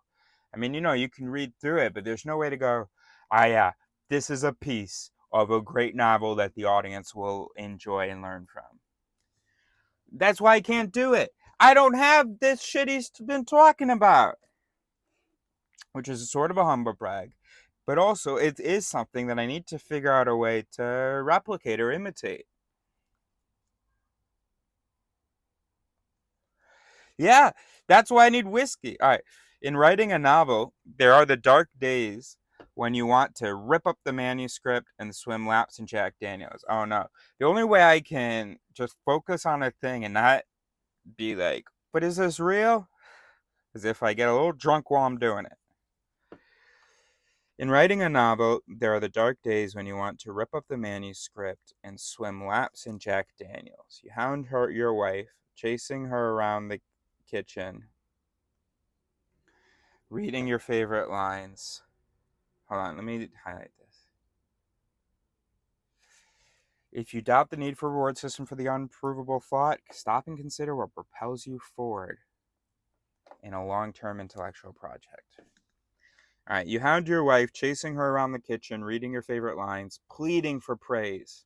You phone up a friend, read him a passage, knowing that he will tell you it's okay even if it isn't. You are buffeted by the dry wind of meaningless pursuit. Yeah. This is what I needed from my dad, bro. And what I've sort of half stopped needing, half gotten. This is what, and also what I'm getting from friends, Satyen, Leo, and then I'm gonna talk to a buddy this weekend, someone who liked a video that I put on Instagram. Yeah. You phone up a friend, read him a passage, knowing that he will tell you it's okay, even if it is. That's why I'm desperate for my sister to make time. You are buffeted by the dry wind of meaningless pursuit. Sooner or later, you need some personal conviction that your novel is working. In matters artistic, you rely upon a sense of aesthetics, a feeling that you have captured an essential inner truth or vision. Whatever you call the feeling, it contains a connotation of value, of achievement and direction. In matter scientific, we look for a feeling that our ideas, though presently incomplete, do represent reasonable building blocks that might one day coalesce into an established fact or theory. This is all. My dad has the feeling of certainty. My dad, this book is about him. I mean, all the parts about that feel. My dad is one so able to believe he is right, even when he is not. Very easy for him. Great confidence, energy, anger in his eyes. And if it's challenged, he's just, you are crazy. He didn't give that to me. He gave me a lot of things. He didn't give me that. So what I needed him to give me, since he couldn't give it to me genetically, what I needed from him was, hey, you're on the right track. And I have kind of gotten that from him, and just enough to be happy, and I found other places. Anyway, a wonderful glimpse of the relationship between pursuit of an idea and a sense of rightness as both reward and motivation is provided in a biography of the renowned physicist Erwin Schrödinger.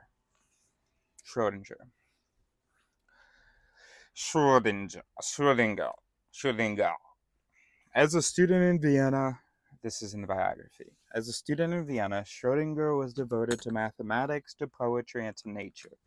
It seems characteristic of his generation of scientists that they were not afraid to admit that an aesthetic impulse moved them, that they were chasing a glimpse, however fleeting, of some confirming, self-ratifying idea of beauty, an equation to transcend all equations. Some sense of perfect rightness, a feeling of the universe clicking into place. Emphasis mine, emphasis his. Emphasis like Burton. I'm so jealous, bro. This is why I want a manic episode, bro. I would love, imagine how much I'd be able to work if it was just like, oh my gosh, this is right. This is all just making so much sense. Oh my gosh, boom, boom, boom, boom, boom, boom, boom. But I'm like, it seems like it fitting together, it seems like, but I'm not feeling like, And the only way I can get that feeling is if an authority validates it, or if anybody really validates it. I need other people. I am meant to exist in a community, work in a community. Okay, anyway, perhaps you disagree as to the nature of the reward. A desire to succeed, a burning ambition, a need for promotion, an I'll show you attitude. Whatever psychological motivations that you assign to a behavior, do not address the underlying physiology of how the brain rewards such behavior. You understand that? A desire to succeed, a burning ambition, a need for promotion, an I'll show you attitude, a desire to prove yourself, whatever psychological motivations that you assign to behavior, do not address the underlying physiology of how the brain rewards such behavior.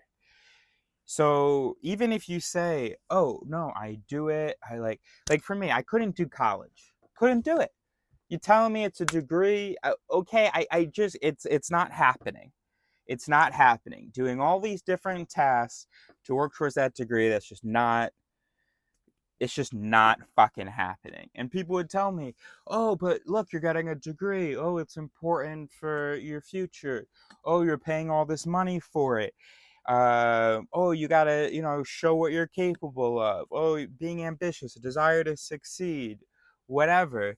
I never believed them. I never believed it. I never believed that these healthy human brains were like, this is important and I need to do this. And that whole construct of like the reasons that it needs to happen were enough to motivate action moment by moment. Now, it's not that what's psychological isn't physiological. But for me, what it is that those things of desire, those constructs, those visions of the future, that ability evolved well after motivated behavior evolved. So well after systems were put into place to have you do the daily things that you do.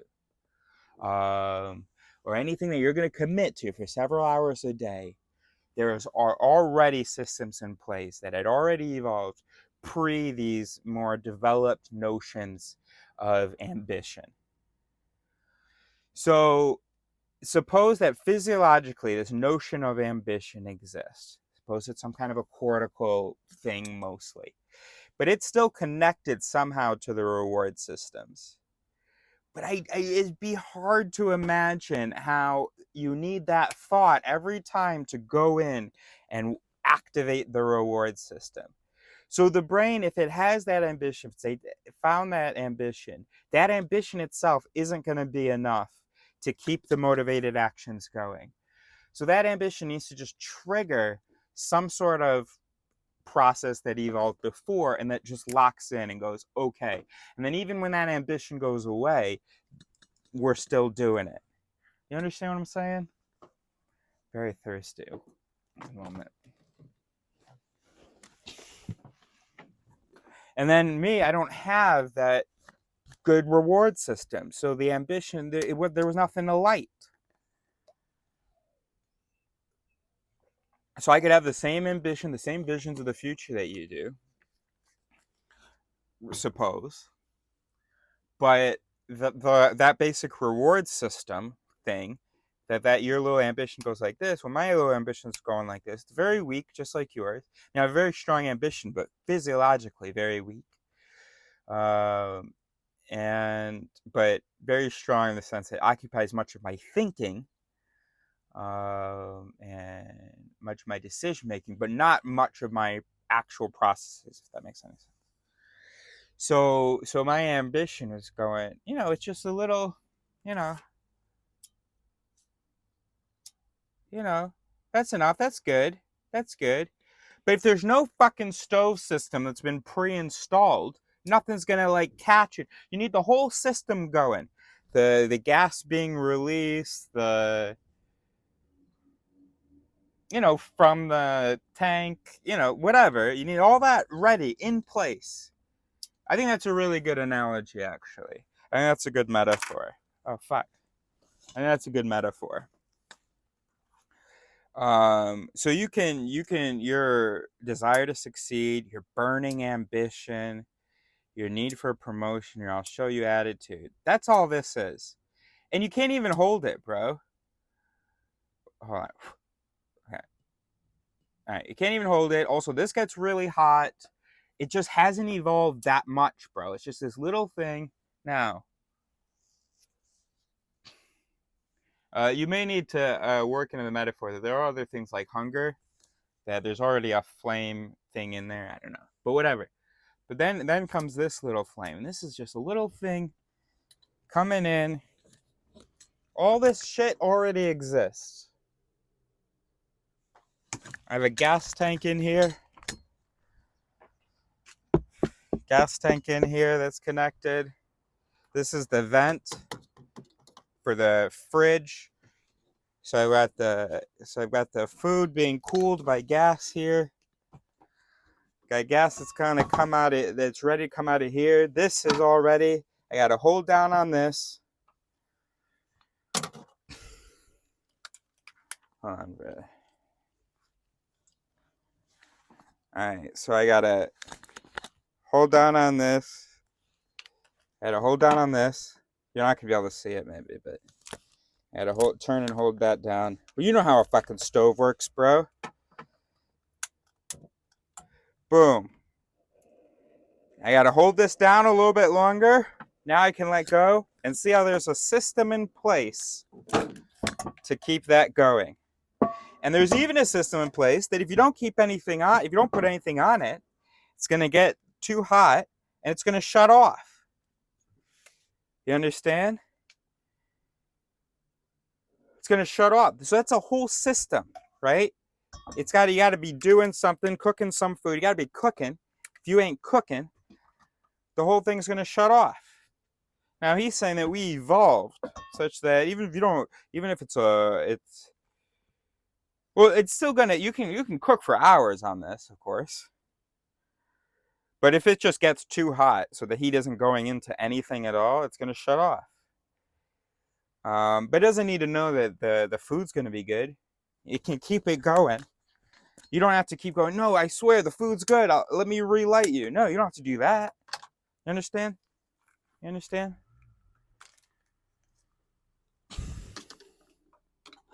But that's what it's like for me though, bro. Oh yeah, that's what it's like for me.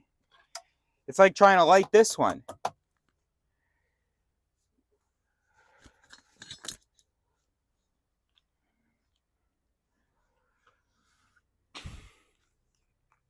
It's like trying to light that one. Watch this.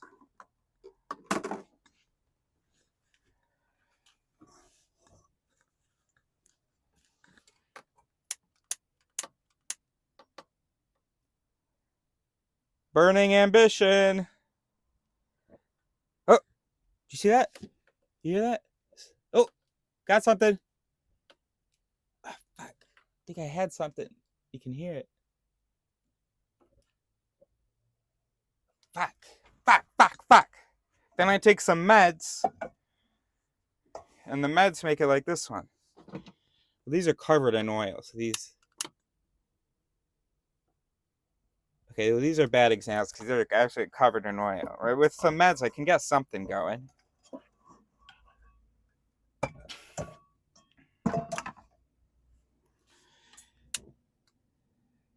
There you go. Look at that. Look at that. And then I don't even, and then see, mine isn't working in my brain. So it goes like this. Fuck! Gotta light it again. Fuck! But then this runs out. Look at this. I filled this up like 2 days ago, bro.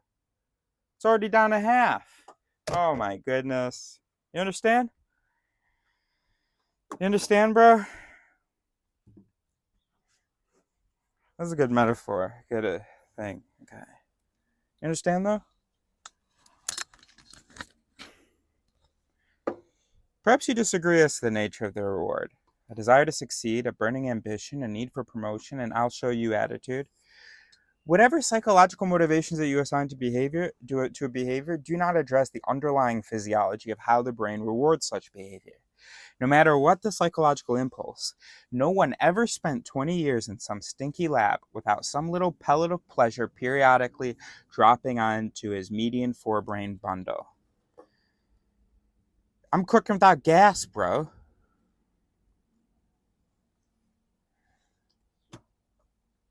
Not in the today's sense of like, I ain't cooking nothing.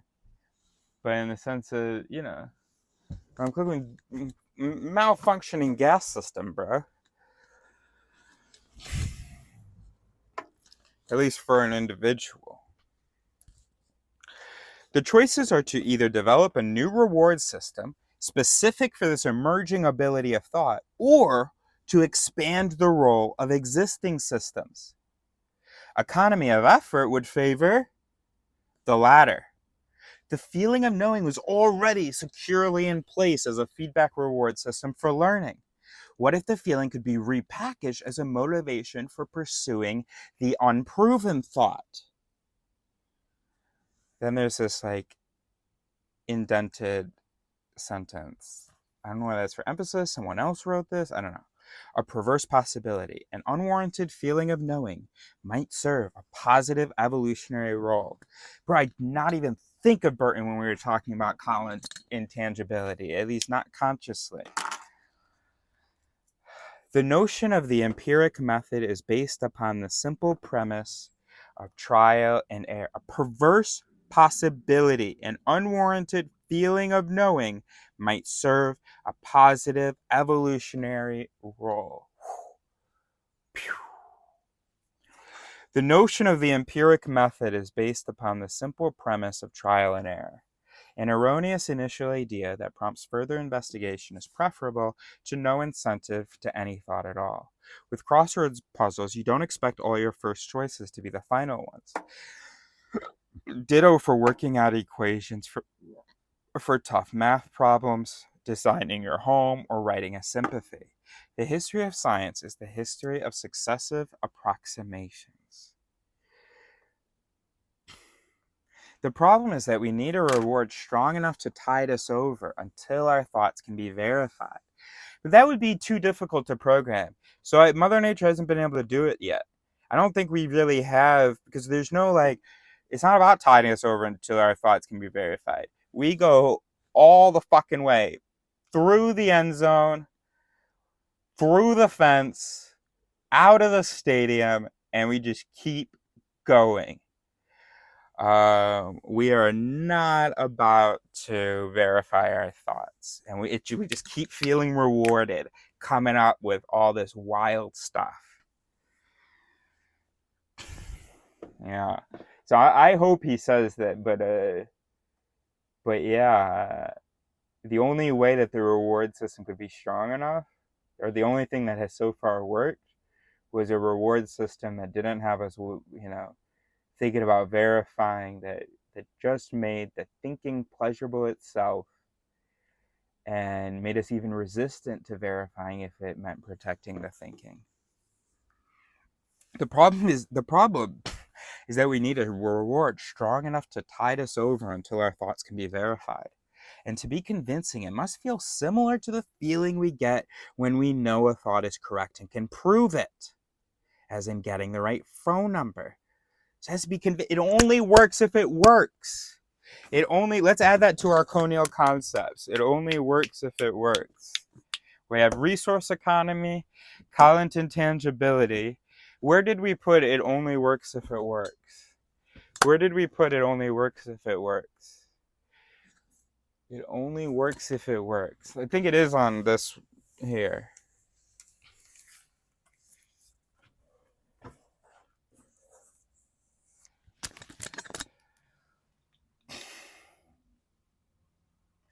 Tangibility, engagement, hierarchy, Colin's intangibility, the meta paradox. It only works if it works. It's in pen, it might be on white, and it is recent, so it shouldn't be too faded.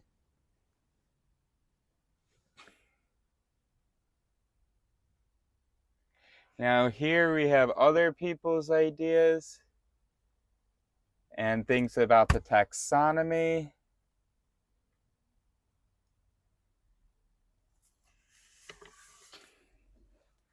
Other people's stuff. But not on the edges. Some on the edges. Only works if... I feel like the edges, this seems right. Not here. Not the... Only works if it works. Reassurances that yes, I am wrong and I must just be wrong. That's okay. This should only be Alaris stuff. It only works if it works. I can't find it.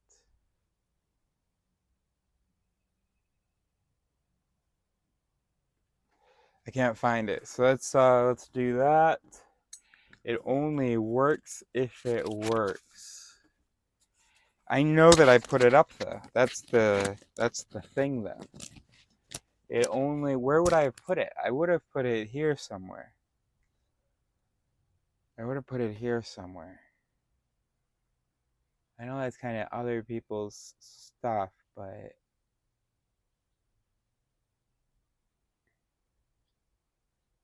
no, but see, there is stuff of mine too. Alright, whatever. It only works if it works. That's a O'Neill concept, bro. Because you have to understand why the things that you can't trust about your mind, you don't recognize them as such. Because of naive realism / the censor myth, you're inclined to think that any odd thought you can recognize. It's like when you watch TV or a movie and you have most of the time that a character is lying to themselves or lying to someone else,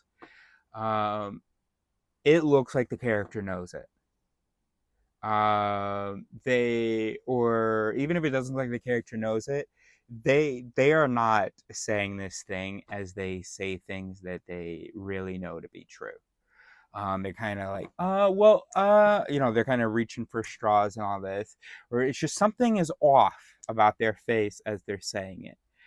You're just not buying it. And that's regrettable. I wish that more actors would truly believe in what they're saying. And even if they're saying something absolutely crazy or ludicrous, be saying it as though it is true. Without a funny look or anything like that. We tend to think, and the reason that actors do that, directors and writers and all of that, the reason that it's always like that, I think, is because that's how we always picture it. We always imagine that anytime someone is lying, that they kind of know it. And anytime they're lying to themselves, or they're making they're just saying something outrageous, or they're just rationalizing something, that they kind of know it. The thought looks different when it's not true. But it doesn't actually. And so here are two ways to know that. Naive realism / the censor myth, you do not perceive reality as it is. So non-truth, you do not necessarily perceive as non-truth, and truths you do not necessarily perceive as truths. And then also, when the brain needs to lie to itself, it only fucking works if it works. So even if in some cases you perceive reality as it is, in these cases you can't, because then it wouldn't work. If an instinct to move away from a snake, if you had an it that like took a stick, activated the amygdalic response, and it was a dramatic response, and you moved away, you wouldn't do that if you were looking at a stick. So it's not like, oh yeah, I moved away, but I knew it was a stick. but I moved away because, you know, just to be on the safe side or whatever, I'm a little bit jumpy or whatever. It wouldn't work. Shit, I wrote that wrong. And also, I think I kind of said some things wrong there. But much like my metaphor, you know, hopefully it works. It only works if it works. Wait a minute. Where the hell on my wall is Wysiati? That should be another conial concept. That should be another conial concept. Wysiati, right there. And intensity matching. Those could also be conial concepts. These are the concepts that replace the Warsaw illusions that we have about the mind. What is Wysiati? What you see is all there is. What you see is all there is.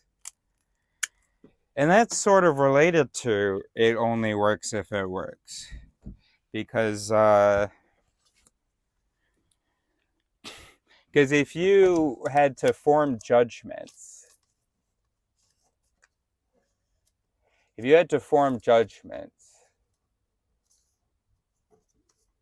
so I need to put all this stuff over here, except for if you had to form judgments based on information, but had a process going, hey, there may be other information out there, a process that I do have to deal with. But if y'all had to deal with that, you'd be going absolutely nuts. Because you wouldn't feel like you could form any judgments. Every judgment would be like, yeah, but shit, what if we learn this? What if we learn that? What if we learn that? What if we learn that? Obviously, I have some Wysiati, otherwise, I wouldn't have made any progress at all. But I still want to attribute most of my progress to the fact that it's just that much evidence and sort of that obvious.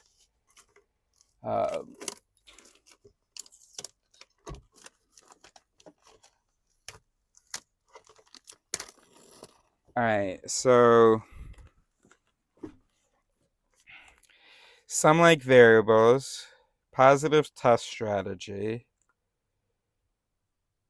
not so much. Some like variables, I don't remember what that is. Kahneman, page 93, brilliant. Okay, Wysiati, intensive matching, and cognitive ease.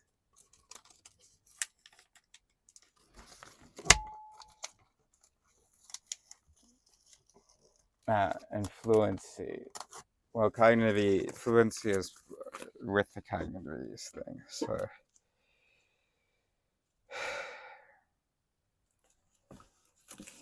Alright, we can put, hold on a second. Alright, we can put things fools say elsewhere.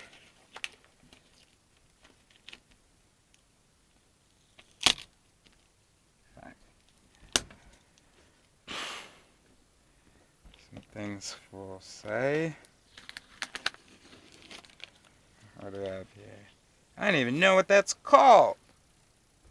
What's a thing fools say? What do you mean you don't even know what that's called? Do you think that humans know all words? I wish you don't know what it's called. There are lots of things we don't know what they're called. Now, what is this? There's a man digging. Alright. Digging for truth and stuff. Yeah, be the Dunning-Kruger guy, bro. Ah! It only works if it works.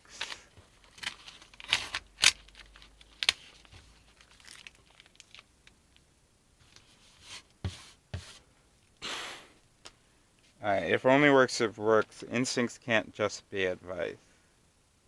Alright, so let's put that there. Okay. Wysiati, intensity matching, and cognitive ease.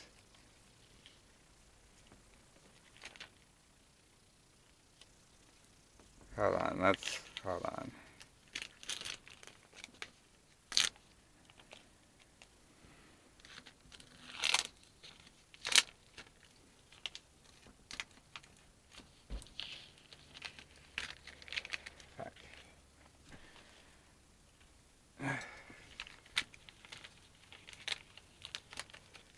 Put this up here.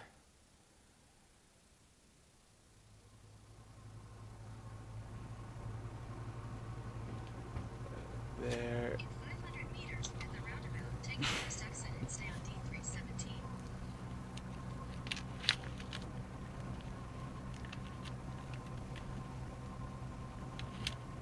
Wait, what?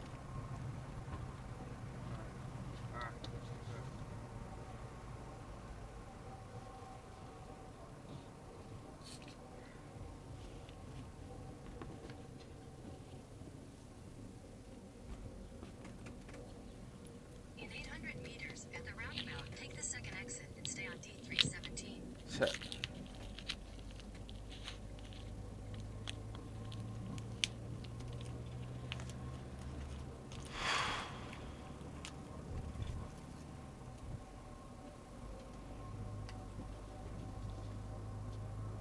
Oh, well, I'm not gonna speed up now.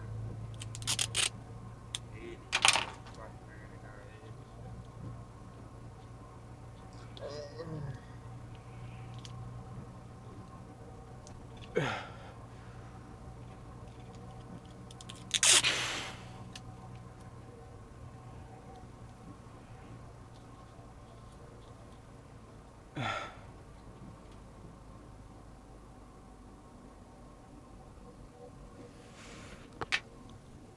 Okay, where's the sheet that has my tattoos on it?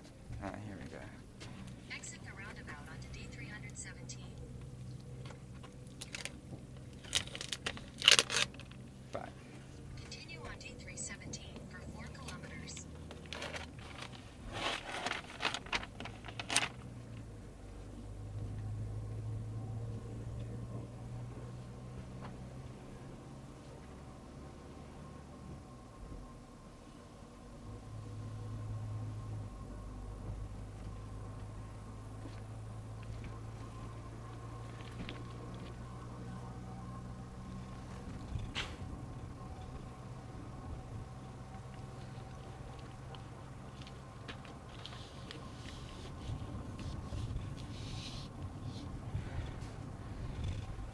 Okay.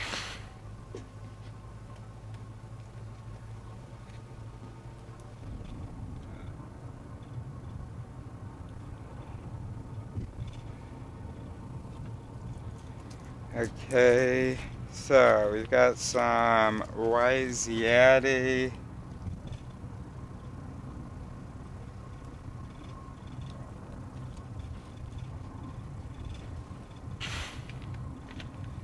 Some intensity matching, some cognitive ease. It only works if it works.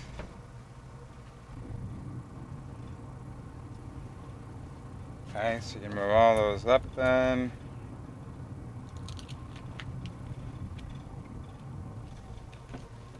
Only works if it works.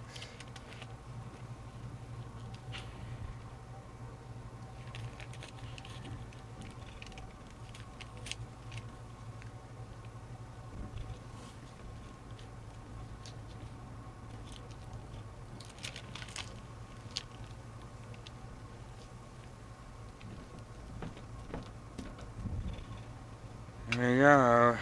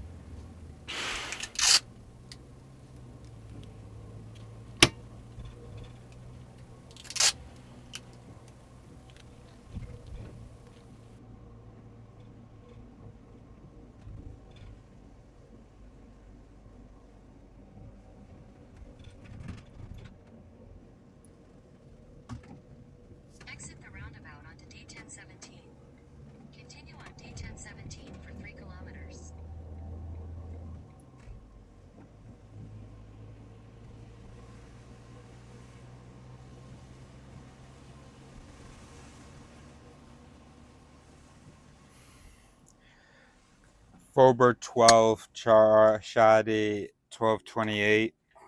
Okay. The problem is that, now let's get serious The problem is that we need a reward strong enough to tide us over until our thoughts can be verified. And to be convincing, it must feel similar to the feeling we get when we know a thought is correct and can prove it, as in getting the right phone number.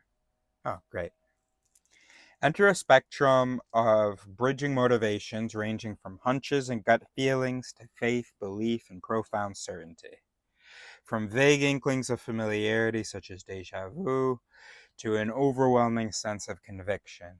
The various sensations that contribute to a feeling of knowing have evolved an additional function. Say hello to abstract thoughts, subliminal cheerleader. Can you hear me? Hello? All I hear is my echo. In California, the pedestrian has the right of way, at least in theory. Before coming to New York City, I'd crossed San Francisco streets thousands of times, and the cars always stopped. My first day in Manhattan, unaware that the pedestrian's only rights are last rights, I was crossing an intersection with a city-raised college friend. A cab was barreling down the street, aimed directly at us. My friend bolted for cover. I had the same urge, but resisted. I had run the experiment thousands of times before, and had always come to the same conclusion. The car will stop before hitting me. I stood my presumed legal ground and gave the oncoming cab a defiant stare down. My friend hollered from the safety of the sidewalk, but I refused to listen. I had rights. Instead of braking, the cab accelerated. I jumped back just in time. The cabbie laughed, gave me the finger, and sped on. Back on the sidewalk, my friend said, I warned you, but no, you need to find out for yourself. He added with a tight midtown smile, indecision is the mother of discontent. I will never know whether or not the cabbie would have swerved away at the last second. I will never know if my initial decision to stand my ground would have been right or wrong. This is not a question best answered by a controlled study or a methodical trial and error. This is not. One of the alleged virtues of a mature person is the ability to delay instant gratification. Stand in line in front of a good humor ice cream truck on a hot summer day while holding the Harvard Health letter warning of the dangers of obesity and cholesterol. Then ask yourself which reward systems bring the greatest pleasure. Stand in line in front of a good humor ice cream truck on a hot summer day while holding the Harvard Health letter warning of the dangers of obesity and cholesterol. Then ask yourself which reward systems bring the greatest pleasure.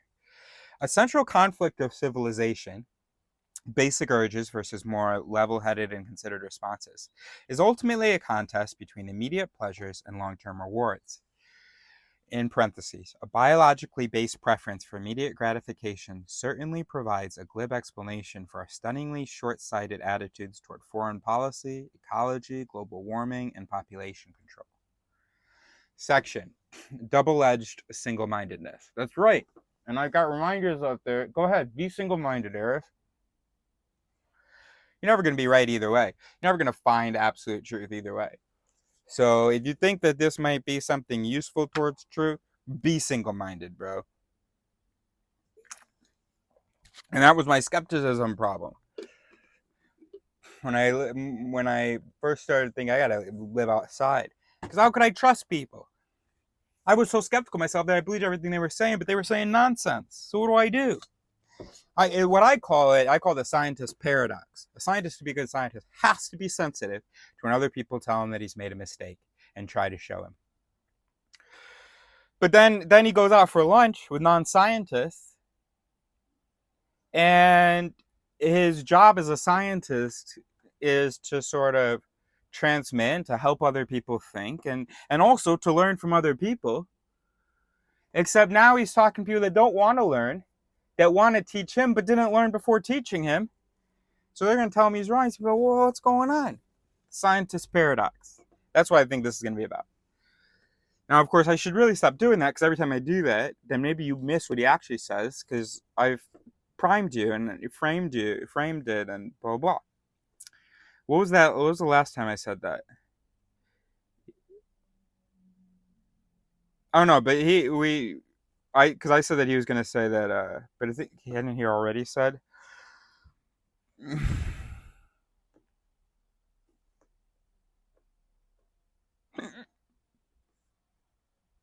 Yeah, I know.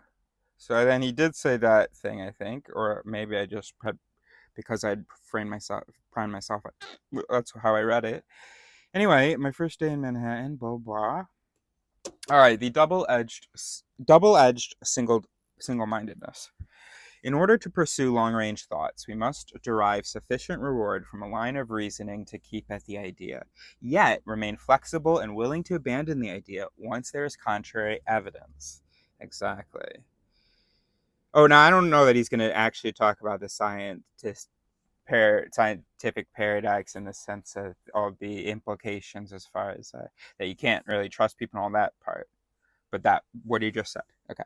But if the process takes time and a repeated sense of reward develops, the neural connections binding the thought with the sensation of being correct will gradually strengthen. Oh no, how terrifying. That's going to desensitize me to contrary evidence. No, but go ahead. Be the Dunning-Kruger guy. You've done enough learning. Once established, such connections are difficult to undo. Anyone who's played golf knows how difficult it is to get rid of a slice or a hook, whatever the fuck that is. The worst part is that the bad swing that creates the slice actually feels more correct than the better swing that would eliminate it. You address the ball with a horrible... Yeah, and whenever people say, anything like driving with two hands like this, right? You ever say it and people are, it just doesn't feel right, right? Yeah. If the process takes time and a repeated sense of reward develops, the neural connections binding the thought with the sensation of being correct will gradually strengthen. They will be habited.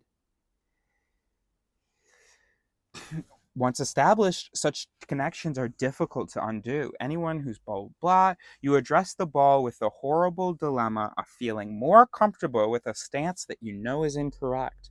If old patterns were easy to break, so would par. If old patterns were easy to break, so would par.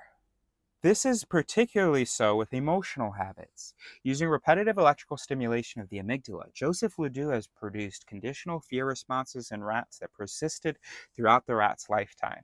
Ledoux concluded that once formed, such networks are indelible, and that an emotional memory may be forever. Okay, but not quite, but okay, for that rat, maybe okay. Similar results have been seen in addiction experiments. Hook rats on cocaine, heroin, amphetamine, and other habit-forming drugs, and the animals will self-administer the drugs at the expense of normal activities such as eating or drinking. When the substance is taken away, the drug-seeking behavior is eventually abandoned, but the reward isn't forgotten. A rat that has remained clean for months will quickly return to its drug-seeking behavior when given just a taste of the drug again, or even if it is put back in the same environment in which it became addicted. The mere sight of the apparatus that administers the drug is enough to kick in the behavior again. This is how I know I'm not an alcoholic. I got a supermarket right here. And I've had trouble sleeping sometimes, but didn't want to drink to do it. I've even had, maybe, let's say a total of 6 beers in the last month. And I didn't, The studies are impressive. Once established, emotional habits and patterns and expectations of behavioral rewards are difficult to fully eradicate. The same argument applies to thoughts. Once firmly established, a neural network that links a thought and the feeling of correctness is not easily undone. So my dad thinks he's reasonable. He thinks he's as sensitive to evidence as he would ever be. But no, he has had many of the same thoughts for decades. Ones that he has also for decades, we're talking about behavior and emotional things, known not to be good, sort of.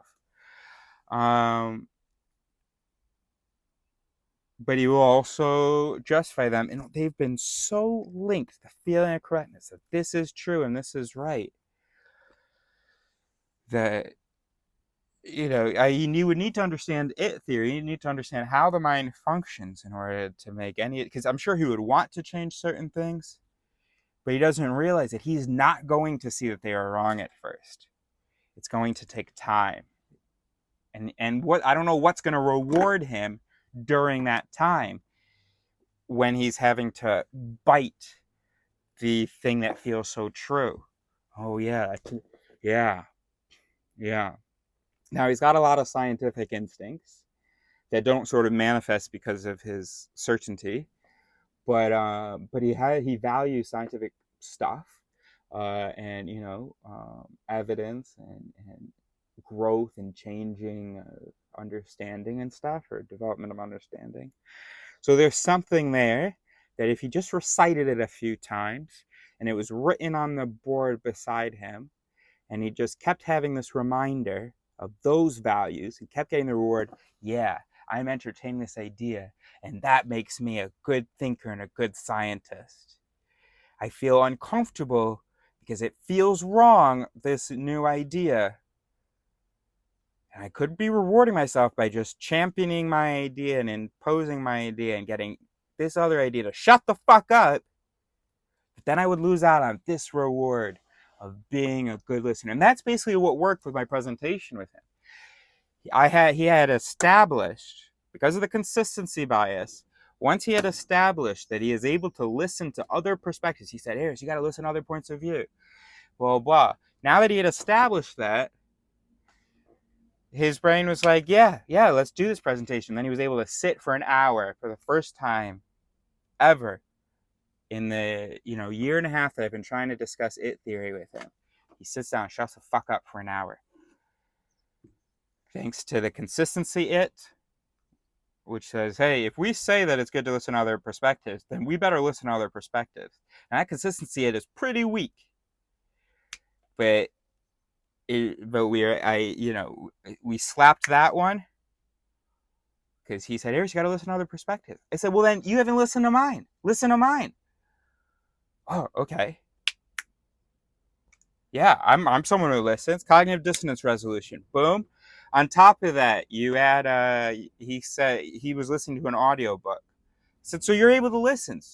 So that page that I sent you that you were never going to read and you didn't read, I don't need you to send you another page. You can, you're able to listen. He said, no, but I can read this book. I said, but you are listening right now. So you are able to listen. So now he's confronted. I can listen. And listening is good, especially to other perspectives. And also, I had already said, you can't even tell me anything wrong with it theory because you don't know anything about it theory. Even though you've been making me question it for a year and a half, it's been based on nothing. Oh, but I value science. That's not good. That's blah, blah. And then those three things were powerful enough for then when he was being consistent with that, for him to have a dopamine release for being consistent with that. And that was enough to, you don't understand what I'm trying to say. Okay, very good. An idea known to be wrong continues to feel correct. Witness the Challenger study students' comment. The geologist who accepts the overwhelming evidence of evolution, yet continues to believe in creationism. Or the patient who continues to believe that a sham surgery repaired his knee. I often wonder if an insistence upon being right might have physiological similarities to other addictions, including possible genetic predispositions. Oh, fuck off! Oh, fuck me!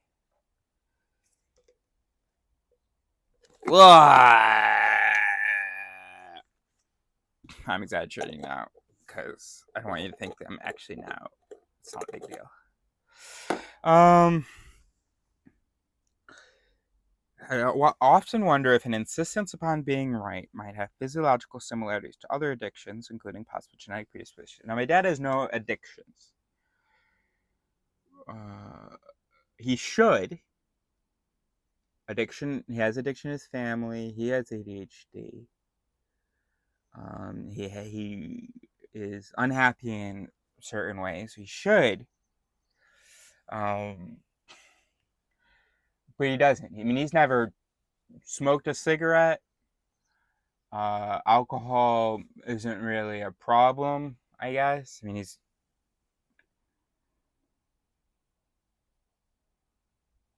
Now, if he ever smoked a cigarette, he would surely get addicted. Be so disgusted by it. His mother died from it. So,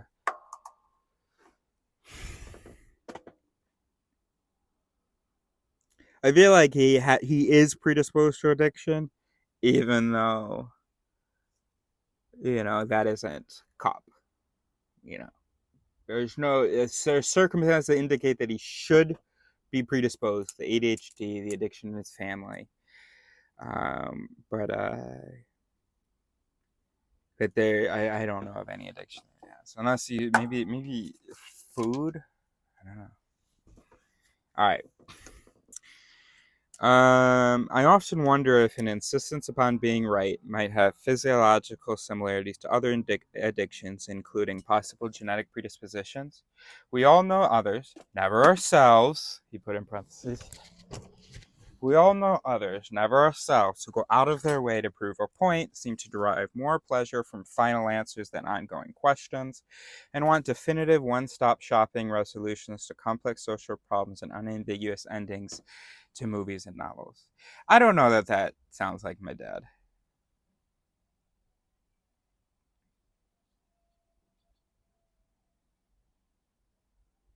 It's interesting. It's more immediate. He won't go out of his way to prove his point. He will be very, very upset if you're having a conversation and you're not agreeing with him. He won't give you much to convince you. But he will keep insisting there. But if you walk away from the conversation, no, and then I guess, because he keeps sending me articles about consciousness, and I don't know that, I think it's too scientific to derive more pleasure from final answers than ongoing questions. But no, there's so many times where he's like, oh, that's the explanation. Yeah, that's one idea. And he goes, no, that is it, Eris. Here's the evidence for it. I go, no, I'm with you. We just came up with that together. But we just came up with that. Yeah, there's evidence, but I don't know that.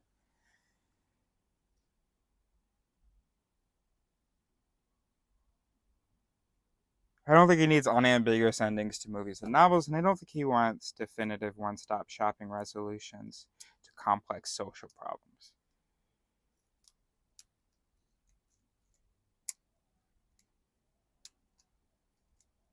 Maybe. I don't know. What do you think, Dad? In being constantly on the lookout for the last word, they often appear as compelled and driven as the worst of addicts, and perhaps they are. Might the know-it-all personality trait be seen as an addiction of to the pleasure of the feeling of knowing? I'm only underlining this because it has 189 highlights. But it is worth highlighting. I think I'm just too distracted to think about, is this my dad or not? In the early 90s, biochemist Richard Epstein and the colleagues at Hebrew University in Jerusalem asked volunteers to self-rate their desire for risky or novelty-seeking behavior. His finding was that the higher the degree of such behavior, the lower the subject's levels were of a gene, the DRD4 receptor gene, which I always talk about with ADHD, but recently looked it up, and maybe this is less confirmed than I thought, that regulates dopamine activity in crucial mesolimbic structures. His hypothesis is that people engage in more risky or exciting behavior in order to stimulate a less responsive dopamine-based reward system. So this is the thing about my dad. What a mystery. Because I know that he must have a less responsive dopamine-based reward system. Yes, he's overweight, so obviously he's doing something with the eating. But he's so risk averse, though, like pathologically risk averse.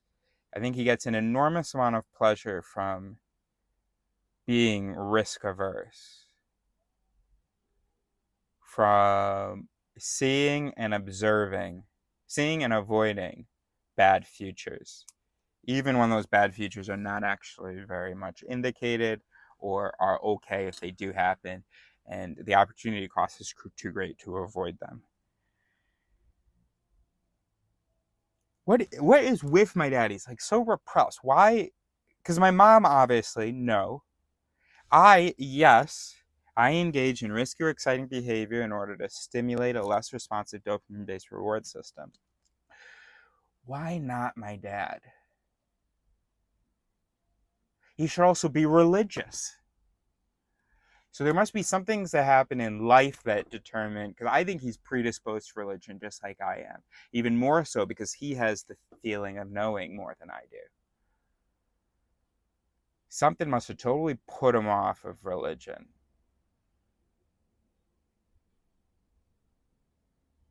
I don't know, bro. More recently, in studies, I'm just wondering whether there's some thing that can explain why there are a number of things that I feel like my dad is predisposed to and is even passed on to me, but those things are not part of the behavioral phenotype. And I'm wondering whether there's something about anxiety or something that could explain all of that. Fear. Of course, I do often talk about the illusion. We always try to explain things with fear and desire.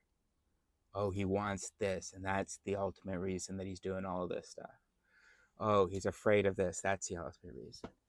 But you know, we know that he's very anxious. So yeah, fear of bad things, and then he's so afraid of bad things, and he just ends up being stuck in. Yeah, gosh, she must be quite unhappy.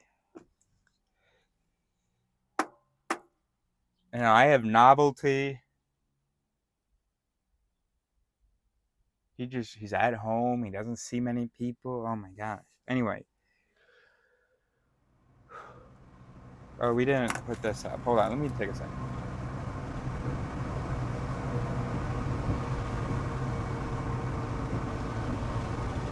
Comment ça se fait que tu mets 70 en rond?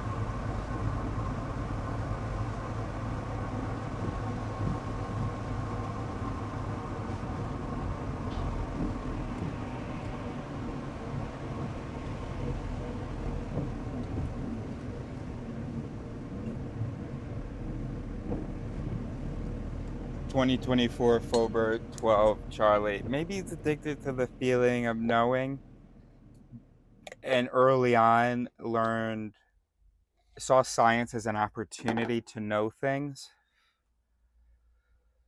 And because the enemy of science was religion, rejected religion, but he's religious in his rejection of religion. Totally, like, you know, upset by the idea. Can we imagine that possibility?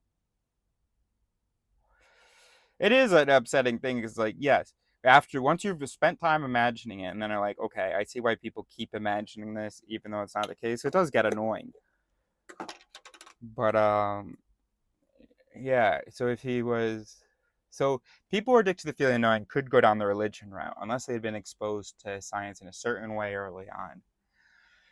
In which case, they can get more feeling of knowing by seeing all these people around them going to church and going, oh my gosh, you fools, look at what science has taught us. I have actual knowledge. But then you would expect that. Yeah, anyway, let's move on. Okay, let's move on. All right, we've done too much, and okay, let's go. More recently, in studies of subjects reporting a higher degree of selfless or altruistic behavior, he has found higher levels of the same gene, as though greater amounts of the gene allow the same degree of pleasure from less exciting events than those who lack the gene.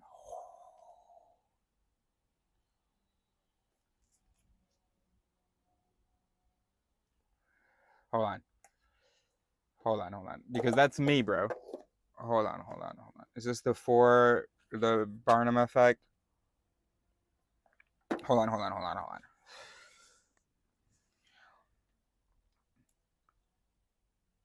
Higher novelty-seeking behavior, lower DRD4 genes to encode the DRD4 receptor, dopamine receptor.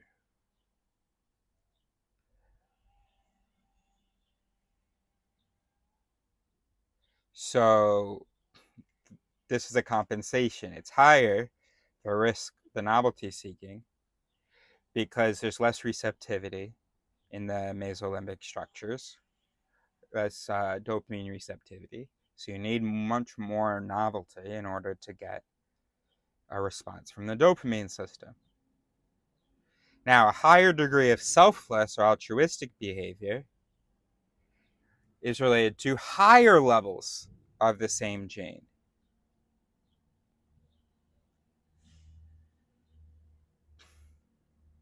I don't need to do this for me. I've got pleasure. I'm happy to do this for somebody else.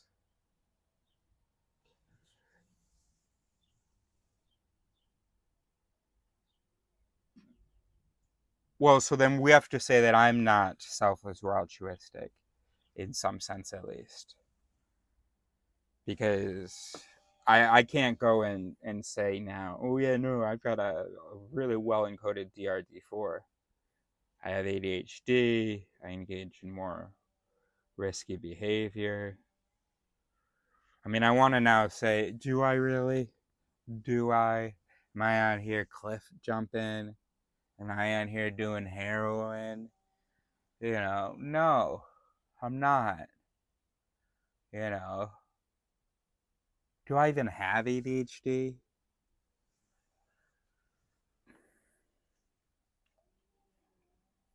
As though greater amounts of the gene allow the same degree of pleasure from less exciting. No, I think that the way I'm wired is just that altruism and being selfish just bring me a great deal of pleasure. And that's why I'm altruistic.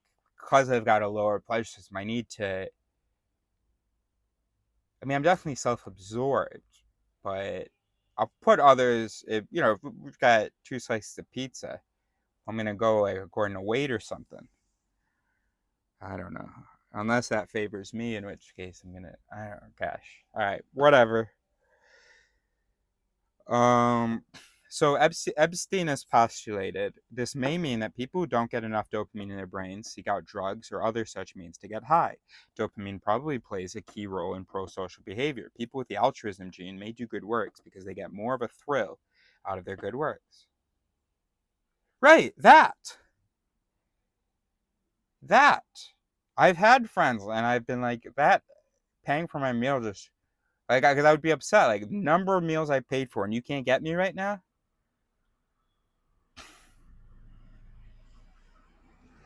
But it's like that caused him discomfort. The idea of pulling out his wallet, the idea of him not being paid for, the idea of him paying for somebody else. Because he's that guy, yeah, but you had some of my fries. You want to just get my fries? That just did not give him pleasure. Now, this was a guy who had a well-functioning dopamine system. He did not need drugs or anything to make him feel good. Yes, he became a gym rat. And yes, he gets good feeling from validation from other people. Yes, he may be a narcissist. Anyway.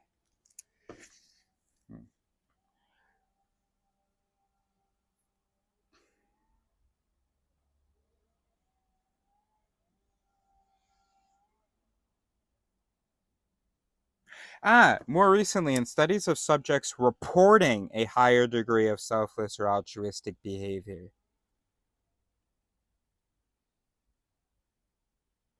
Wait a minute. Reporting. More recently, in studies of subjects reporting who's reporting? The subjects are reporting a higher degree of selfless or altruistic behavior. Oh, okay, sure. Yeah. They feel satisfied, pleasured by whatever things they can interpret as selfless or that they did that were selfless. Someone like me, who, yes, will tell you that I'm altruistic, is extremely humble about his altruism. Be like, what have I ever done for anybody? No, but I know that I've done things, and I have to know that because of how people sometimes see me. So I had to keep track, but I always felt uncomfortable keeping track. Look at these mental gymnastics. Gosh, the mind is incredible because everything I'm saying seems reasonable to me. It seems like it is fair of me to say, but I do also have a perceptive mechanism going. Hey, this looks a lot like someone who keeps changing up whatever they say to try to, resolve some cognitive dissonance here. So let's stop. Let's just stop.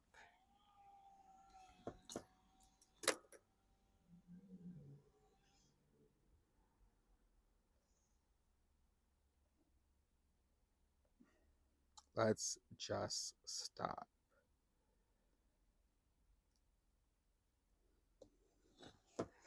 As with most questionnaire-based studies, there remain considerable difficulties with interpretation as well as replication. Also, the correlation between socially responsible behavior and dopamine metabolism seems overly simplistic. But what does emerge from these studies is that genes can affect the degree of responsiveness of brain reward systems. It seems highly likely that the same argument can be made for the reward systems for thought. I cannot help wondering if an educational system that promotes black or white and yes or no answers might be affecting how reward systems develop in our youth. If the fundamental thrust of education is being correct, boom, rather than acquiring a thoughtful awareness of ambiguities, inconsistencies, and underlying paradoxes, it is easy to see how the brain reward systems might be molded to prefer certainty over open-mindedness. PM AM.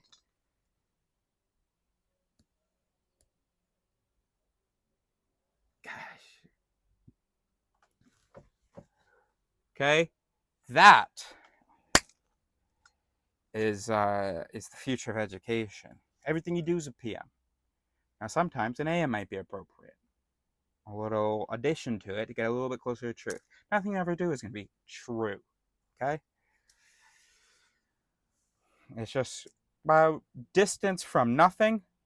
And then, if you want to, add to the distance from nothing. And hopefully that, it's in the direction of the true thing. You don't have to think of it as closing the distance. Think of it as the distance. And that was the trick for me. Not the trick, but that's I think a trick. As I'm thinking about my different heroes in this game, and maybe I'm playing some footage of the game now. That should be good. Get footage of the game.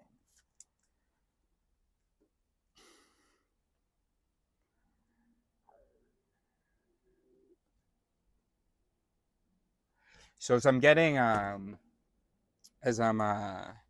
so I thought, okay, I started out with these heroes at level 1.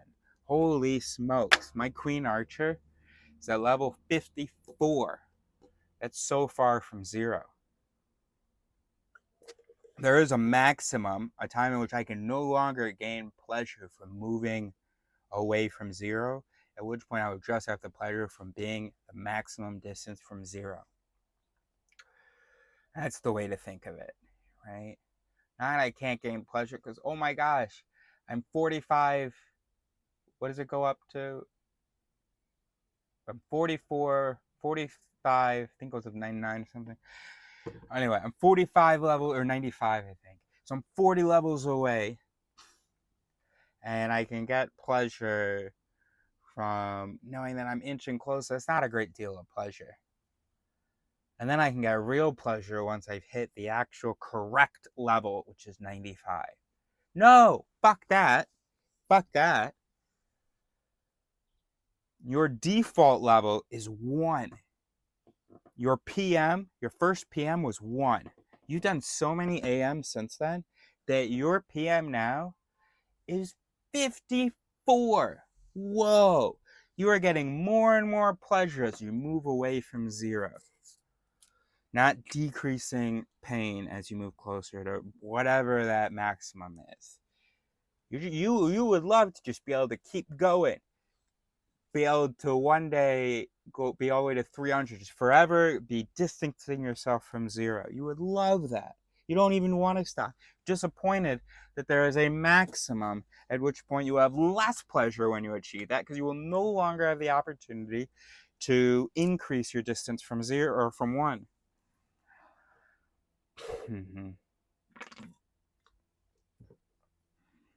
If the fundamental thrust of education is being correct, rather than acquiring a thoughtful awareness of ambiguities, inconsistencies, and underlying paradoxes, it is easy to see how the brain reward system might be molded to prefer certainty over open-mindedness.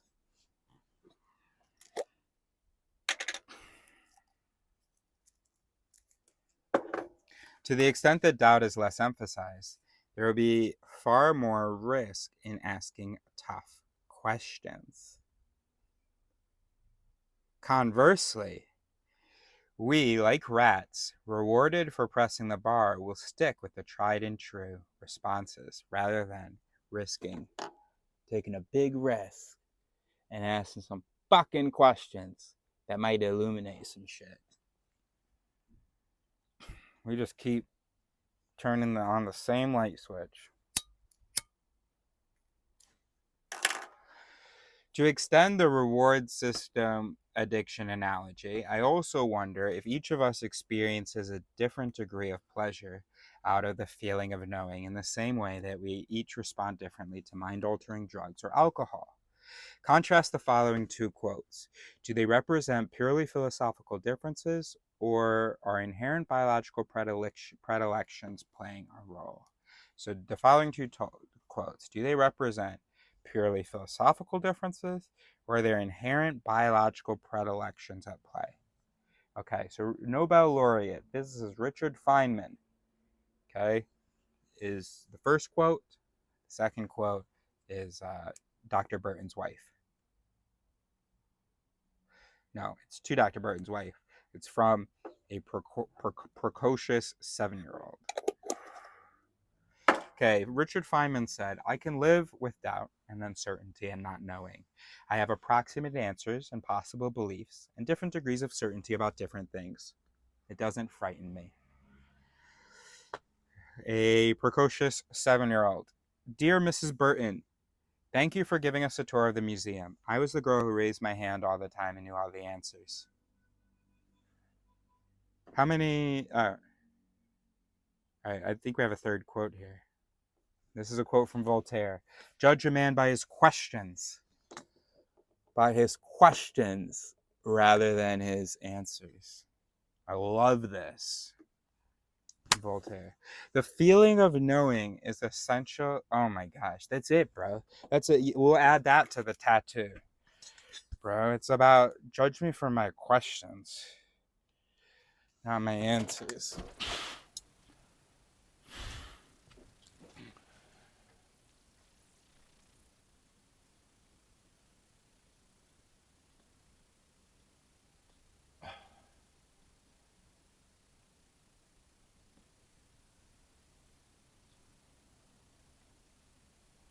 How do you say answer?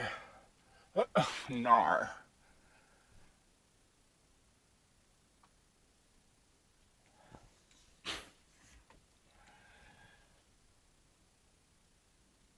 How do you say question? It's an S, char or something.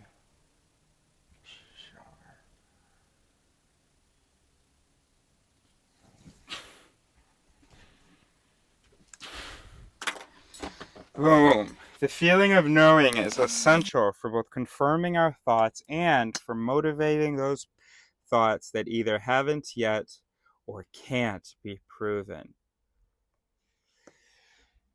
These two roles can be both complementary and contradictory. Here's the paradox. And can lead to an unavoidable confusion as to what we feel that we know. A confusion that cannot be entirely resolved without taking away the reward system for long-range thoughts. If we are to understand why certainty is such a common state of mind and so difficult to shake, we need to grapple with several fundamental questions. Okay, these two roles of confirming and motivating thoughts can be both complementary and contradictory. Confirming and motivating thoughts. And can lead to an unavoidable confusion as to what we feel that we know. So we have this feeling of knowing, in order to confirm, that confirms our thoughts and that motivates thoughts, more thinking. But it can lead to unavoidable confusion as to what we feel that we know. A confusion that cannot be entirely resolved without taking away the reward system for long-range thoughts. Bro, this is college intangibility, but there's something I'm not understanding. Hold on. A confusion that cannot be entirely resolved. So if you take away the reward system for long... So what is the confusion? The confusion is, I feel that these thoughts are true,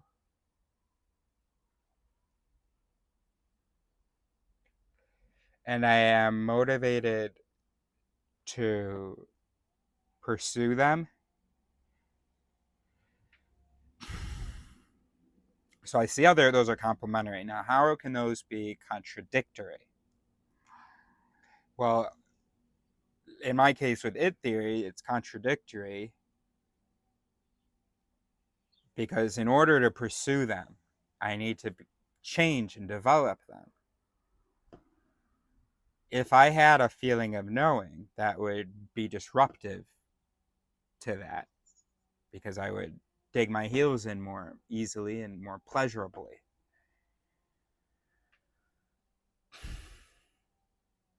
So part of what motivates me is feeling like I don't have the answers. Is that the contradiction? If the feeling that motivates you to keep thinking confirms the answer that you already have, then the thinking that you do would just be digging into that rather than considering other possibilities. No, but it's motivating those thoughts.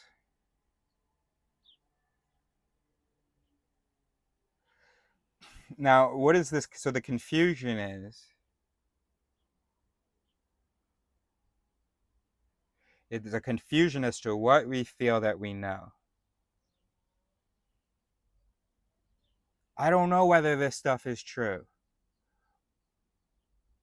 I got to keep working on it. Doubt is motivating me. But also, I'm motivated by confirmation that this is true. It is true. So I don't have to keep questioning this. I can just keep adding to it.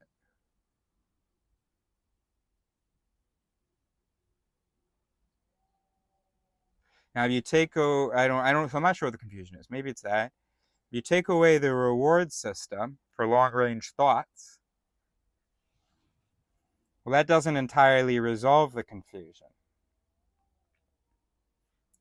Because, why, Dr. Burton? Because now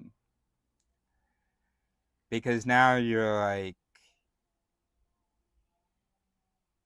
well, I'm not, well, now you've still got some doubts, some curiosities.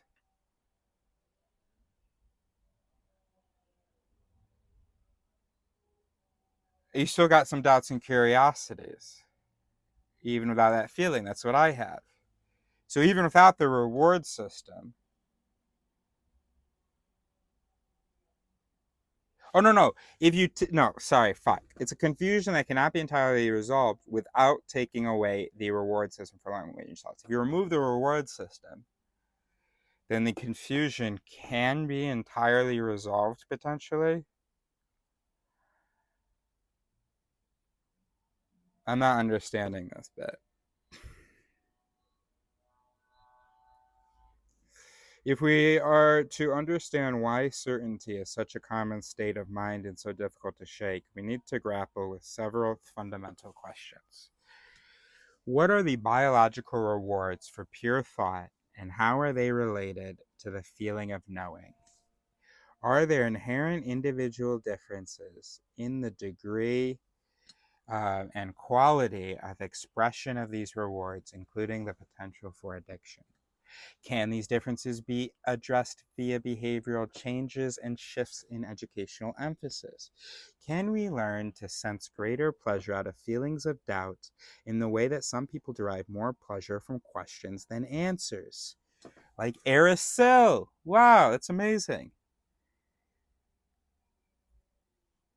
All right, this is This all needs to be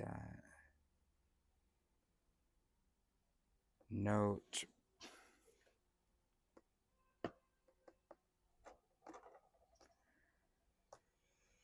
Okay. Can we learn to sense greater pleasure out of feelings of doubt in the way that some people derive more pleasure from questions than answers? Well, are there ways to adjust such systems to optimize learning and motivate long-range intellectual pursuits without overshooting the mark and promoting dogmatism and an excessive or unjustified sense of conviction?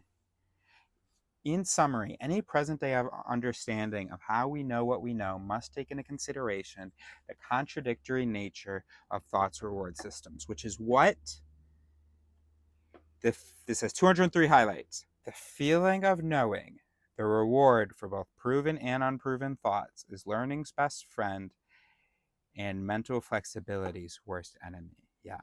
I think it's like what we were saying. So I'm not sure what I was confused about. So let's just go back. These two roles of confirming thoughts and motivating thoughts, which requires mental flexibility, can be contradictory. They can lead to a confusion as to what we feel that we know. Like, do we know this thing, or am I supposed to be mentally flexible about it? And unless you take out the reward system, it can't be really resolved. If you don't have a feeling in there that's creating that confusion by going, hey, what you're saying is great, also keep going. And unless you take that out, that confusion can't be resolved. That's the double-edged sword. The double-edged single-mindedness. Very good. Okay. And that's the end of the section and chapter. All right, very good. And that was the section we were in, double-edged single-mindedness. Okay, gotcha. So yeah, absolutely, bro. Chapter 10, Genes and Thought. I occasionally attend a book club composed primarily of University of California professors, software designers, and venture capitalists. They rarely read novels or poetry because such books do not lend themselves to lively exchanges of ideas. They're just feelings. They prefer books on politics, history, and science where opinions can be supported by evidence.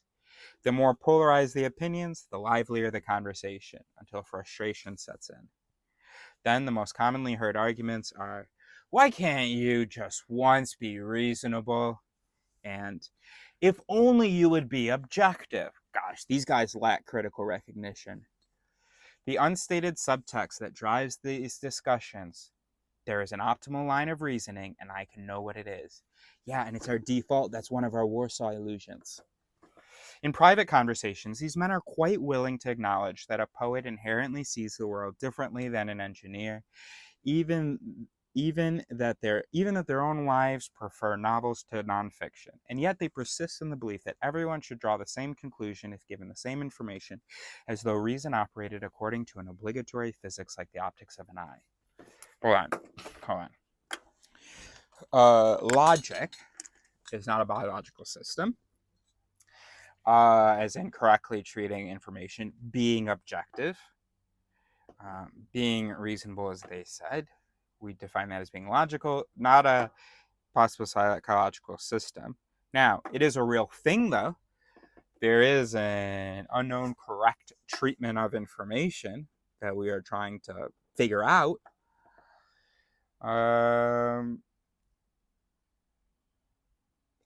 So no, not everyone should draw the same conclusion. We all have different interpretive mechanisms, but we would like to draw the same conclusion by best approximating the true reasonable mechanisms, or best adjusting and approaching logical mechanisms.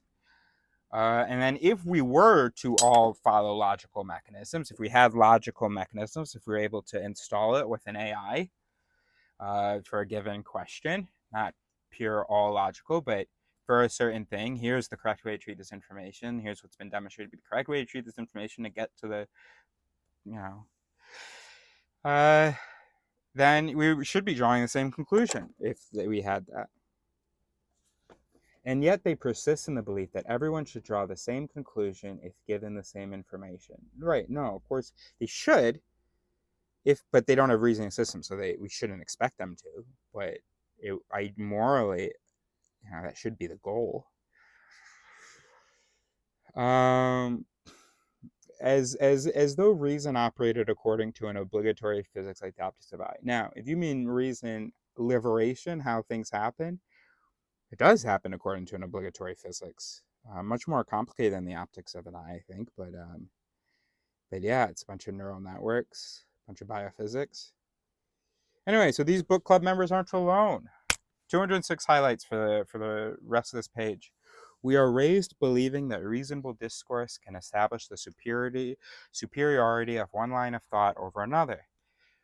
Except we've never had reasonable discourse. That's what Alaris is. I'm trying to invent that.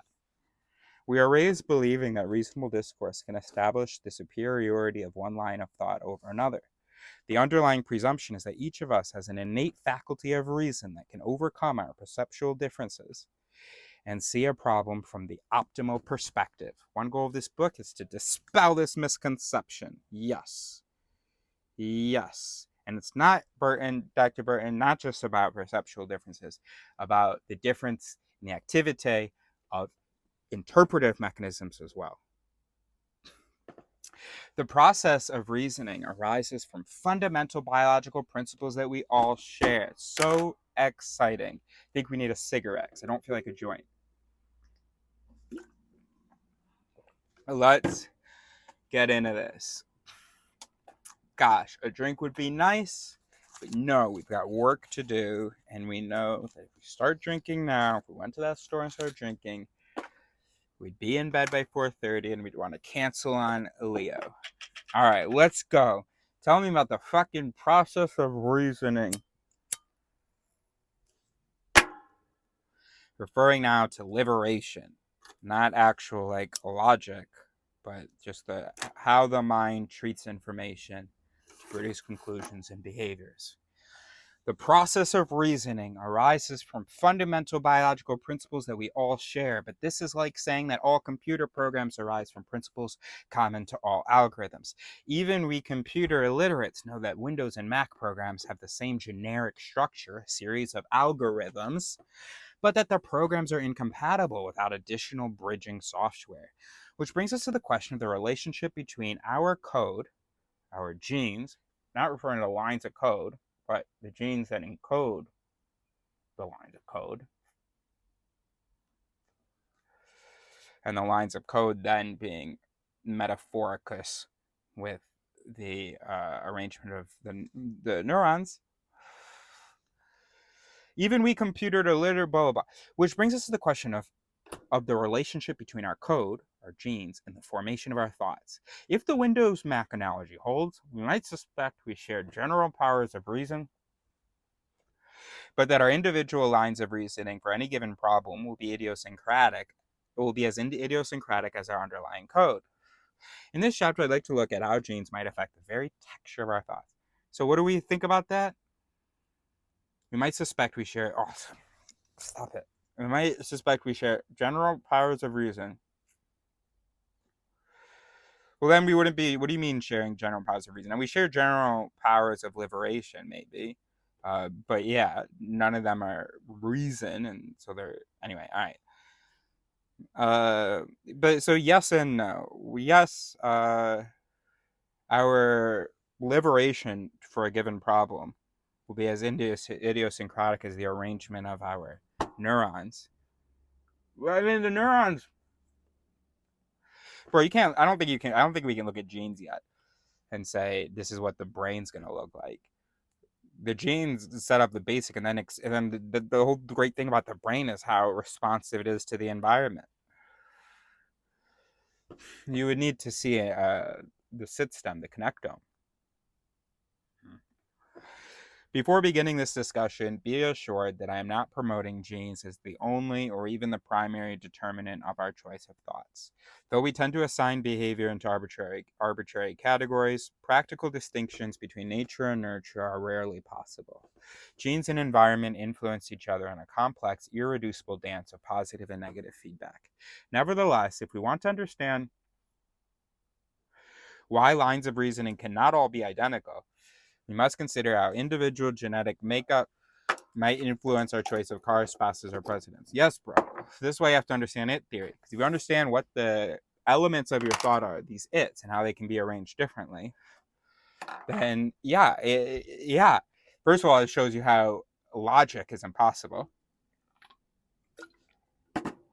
And second, it shows you how we can't all be the same. Let me begin by making an extraordinary and seemingly ridiculous proposition. Dr. Burton, I bet you this will not sound ridiculous to me or to you. But if it does, that's okay. Embrace that, learn what he'll say after. Let me begin by making an extraordinary and seemingly ridiculous proposition. Genes can affect our degree of interest in religion and spirituality. At first glance, such a suggestion feels preposterous. We see the lifetime pursuit of religion as a deliberate and intentional choice. If there is any single area of human thought over which we believe that we have control, it is in our ability to decide whether or not there is a God, a perfect hereafter, fire and brimstone, or that we are insignificant specks in a meaningless universe governed by chance. There's a huge problem with this presumption.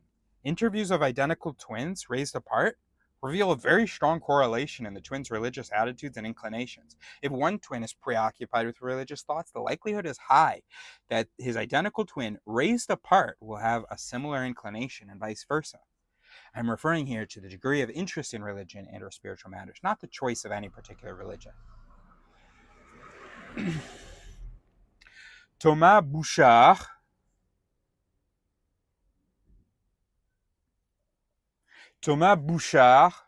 Thomas Butchard, University of Minnesota psychologist and head investigator of the most extensive and thoroughly evaluated group of identical twins raised apart, has even, I think there's like 400, right?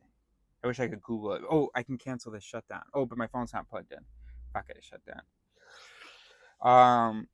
Has gone so far as to state that there is no evidence that parenting plays a substantial role in religious attitudes. Here's what he has to say. A large and consistent body of evidence supports the influence of genetic factors upon personality. The evidence taken as a whole is overwhelming. We are led to what must for some seem a rather remarkable conclusion. The degree of monozygotic, identical, twin resemblance does not appear to depend upon whether the twins are reared apart or together, or apart. Our findings do not imply that parenting is without lasting effects. The remarkable similarity in social attitudes of identical twins raised apart does not show that parents cannot influence those traits, but that simply this does not tend to happen in most families. This is true for a wide variety of social attitudes, including religious interests. What if Butchard is correct? What if the degree of our interest or disinterest in religion isn't primarily the result of parental and cultural exposure or metaphysical ruminations, but rather arises out of the sequence of amino acids comprising our DNA? Not possible, you counter. We are not genetic robots. That's what some fool who decided to watch this video with you. You're like, hey, check the great Silurus out.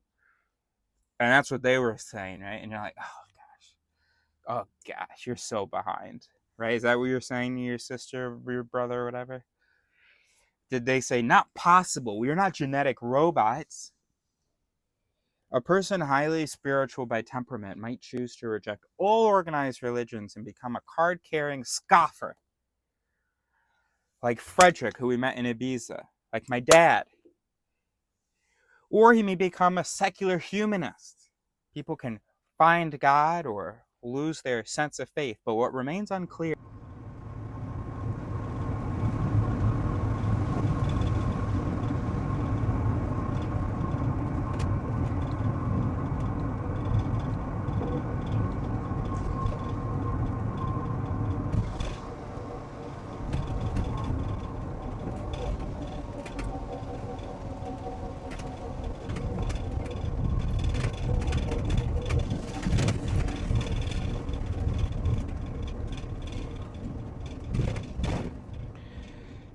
24 Foxtrot 12 Charlie 1404.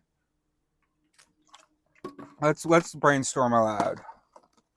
Because it's the same thing as learning, as doing anything. You can't learn tennis by watching a single video of someone doing tennis, of someone tennising, and then now you've downloaded tennis.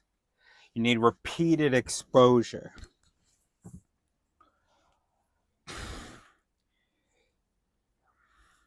Just the basic fundamental of learning, it's not, so those wires, in order to like fire together and wire together, they have to be prompted externally to keep firing together.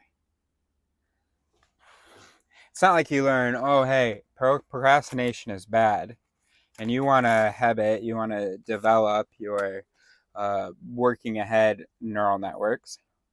I mean, you know what I mean, of working ahead of time, starting early or whatever, or doing a bit at a time, whatever. Your knowledge that procrastination is bad isn't going to do that any more than, with my mom about, oh, being late, not good. Okay, then I'm going to do differently. So that's what it's about. It needs to be external, because the brain isn't going to then just keep reminding itself about the thing. It hasn't been wired to do that yet. That information exists out there. So before you can internalize the reminder of something, you need it external, of course. So, and you should not expect for something to be internalized unless it was repeatedly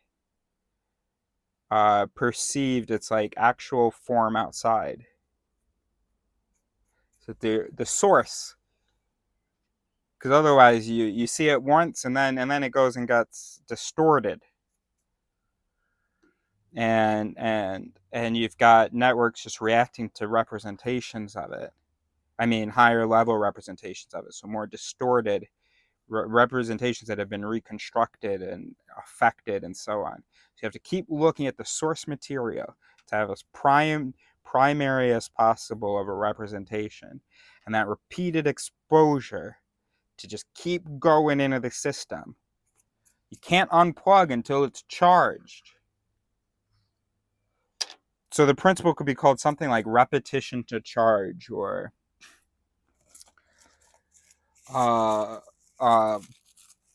plug to snug.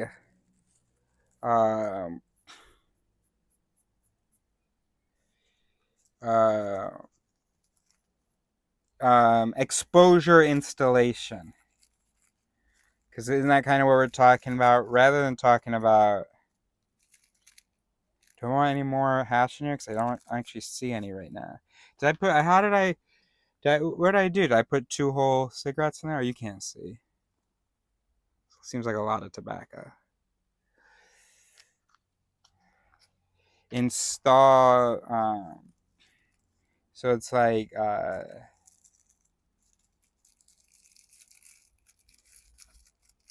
internalizing,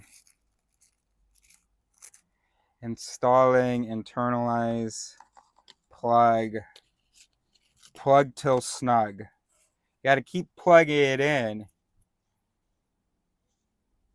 Yeah, and you can imagine that as not plugging in an electrical thing, maybe, but just keep like an anal plug. You just keep jamming them up there, and don't expect for it to actually be well plugged until you just kept getting some from the outside and putting them in there.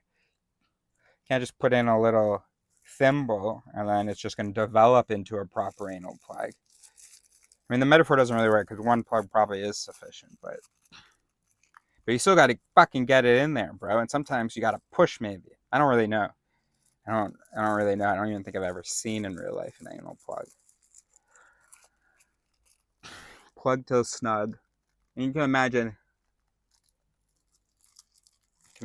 like ear, filler things. What are they called? Ear stuffers. What are those things called? Oh my gosh. So, all right. Plug till snug. Plug till snug. Plug till snug. Installation by internalization. Something in the name has to stress that it has to be continued engagement with the thing on the outside to internalize it. Something about repeated, bro. Plug till snug. That's not bad, but the imagery isn't quite right. We don't want it like snug in there. We want it affecting the other systems in there. We want to integrate it.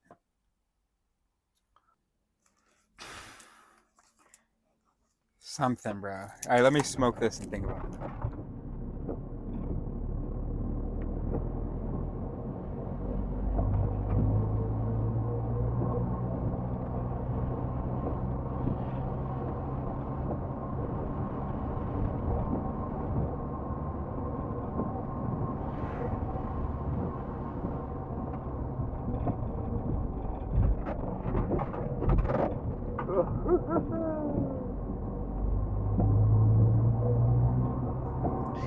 Foxtrot 12 Charlie 1410. Fuck, did I just lose it?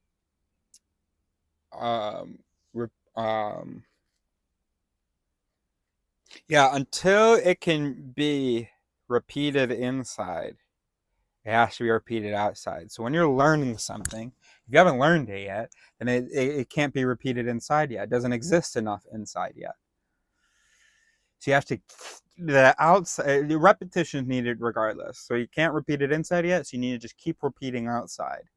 And eventually more and more representations of that information will be made, and those representations will have more and more influence. You know, their K's score will be increased.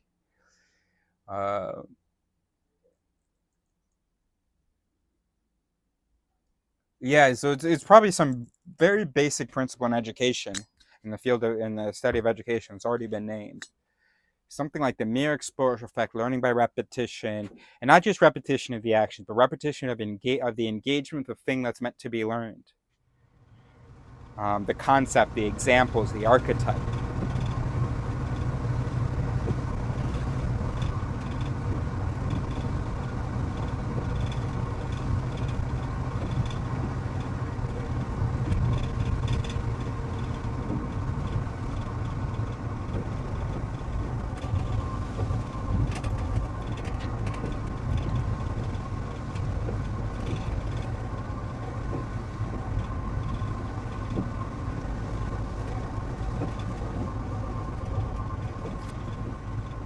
(24) Foxtrot 12 Charlie 1424. Just made a friend, Philip. You see, we were supposed to get together this weekend, me and the doctor. Didn't happen. She doesn't seem to be sold.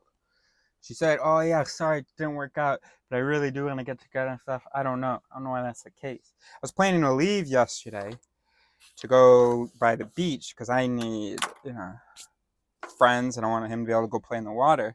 But I forgotten 2 days ago, I had an appointment, so I stayed around here. Then I was able to get an appointment here for tomorrow. So anyway, so I'm still here. In any case, though, I'm not gonna tell her that. I'm not gonna contact her. I was thinking, so I don't think I'm gonna contact her until the end of the next month. How the fuck? What am I gonna do? I can read. I can, keep busy, but what about that social stuff that I want? And I'll be like, oh gosh, there'll be a part of me that's gonna think it's just a text away. Another part that's gonna think, no, if you text her, you're gonna fucking blow any chance.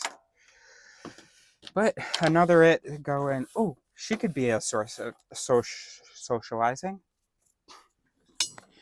So I need another source of socializing because I want her to be a source of romance also. So anyway, so I met a friend who's from Brittany, just like my last two sources of socializing. So great. Okay. And he lives in a van, I guess. I don't know. There's a van down there that his friend lives in. Anyway. Okay. all right, let's get back to the book. So we don't know. We haven't really figured it out what the good rhyme or something is for this very basic principle of, in order for something to be internalized, you need repeated exposure to its externalized form. You cannot just look at it once and then expect for it to plant a seed and develop. Things can happen like that. But if it hasn't happened, then okay, then you need repeated exposure in order to get the pattern in there. Constant reminders. Now, oils can be contradicting, so reminders of what the current pattern, why the current pattern is bad. So that you can be, in that case, what you're doing is you're bolstering your good values, the ones that don't even like that pattern that's in there, and then constantly, but they're not strong enough to shut the other guy up. So external repetition for internal recognition. I don't know. External repetition for internal admission. External repetition for internal repetition.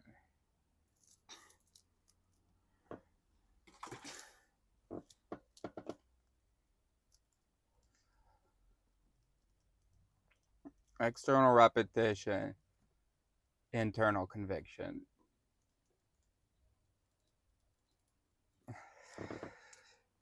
The only way to get internal conviction, or the best way to get internal conviction, is external repetition. Okay. All right, let's go. Yet, when the time comes, I am not able to pull the trigger. So, also, I can plan ahead for such circumstances. Practice endlessly at home. Give myself a pre-game pep talk. So, the practicing endlessly at home is the internalizing without external whatever, except for you get the results. And that is external. Okay, so that's the repeated external results is how it's internally, committing, convicting, putting in a place, installing the strategy. And then the pre-game pep talk, by sending out the pep talk and hearing it, it's an external thing. And then the making the notes on the cocktail napkins that I can glance at during the game. So when this instinct arises to not bluff, to fold, and there's a small little it going, hey, I think we should bluff. You look at the napkin, you get that external repetition to compensate for the internal weakness to get it over the edge. I can even tell myself to ignore the initial negative thought and be ready to combat it with my practiced decision, right? Yeah, and you can practice ignoring a thought by practicing maybe replacing it with something else, or by practicing focusing on the value that thought conflicts with. Yet, when the time comes, I am not able to pull the trigger. I tell myself that the strategy works generally, but might not work with this hand. Well, you need a response on your cocktail napkin of that. Of course, the odds it's going to come up with is going to shoot that out. You've got your whole, what's the starts with a C? Kahoot. No, your cabal of don't bluff dudes. Of course, they've got lawyers on retainer, and so the agit comes in and goes, yeah. But that was just generally. This is specific. You have to have something written. You have to have next time. You have to write down. But following the general rule only works if I do it in every specific case. The payoff only happens if I do it in every specific case, even those when I lose. But I cannot by thought generate the feeling of conviction that the laws of probabilities are actually in effect, and that betting a bad hand occasionally is preferable to always folding. I cannot convince myself that what I know to be correct is actually correct. Well, you would have to do it also. So you don't only need external practice. You do need internal, not only external exposure, but you need to practice those things. And it's good. And then when you get rewarded for it with every hand, or not with every hand, with the sum total of hands, then that'll be further habited. So anyway, the important thing is the external, and honestly, it's probably so obvious, and it's only because I'm a Western cuck that I think that, oh my God, we should consider external things. We're not just these souls that are here, and that everything is emanating from here, and that everything we're able to do happens in here, and all of that. Oh my gosh, what if we're a system responding to the world?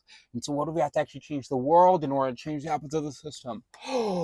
What? Wouldn't that be crazy?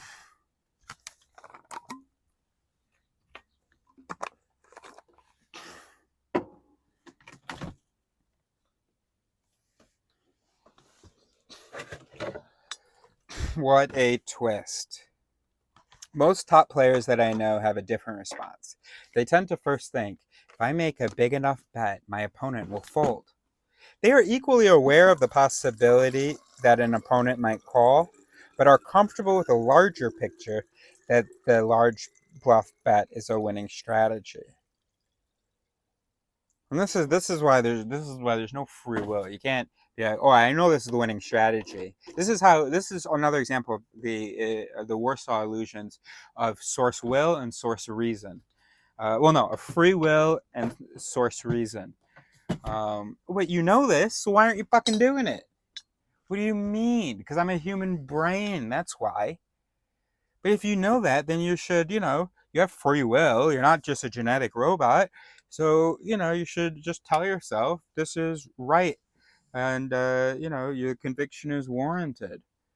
No!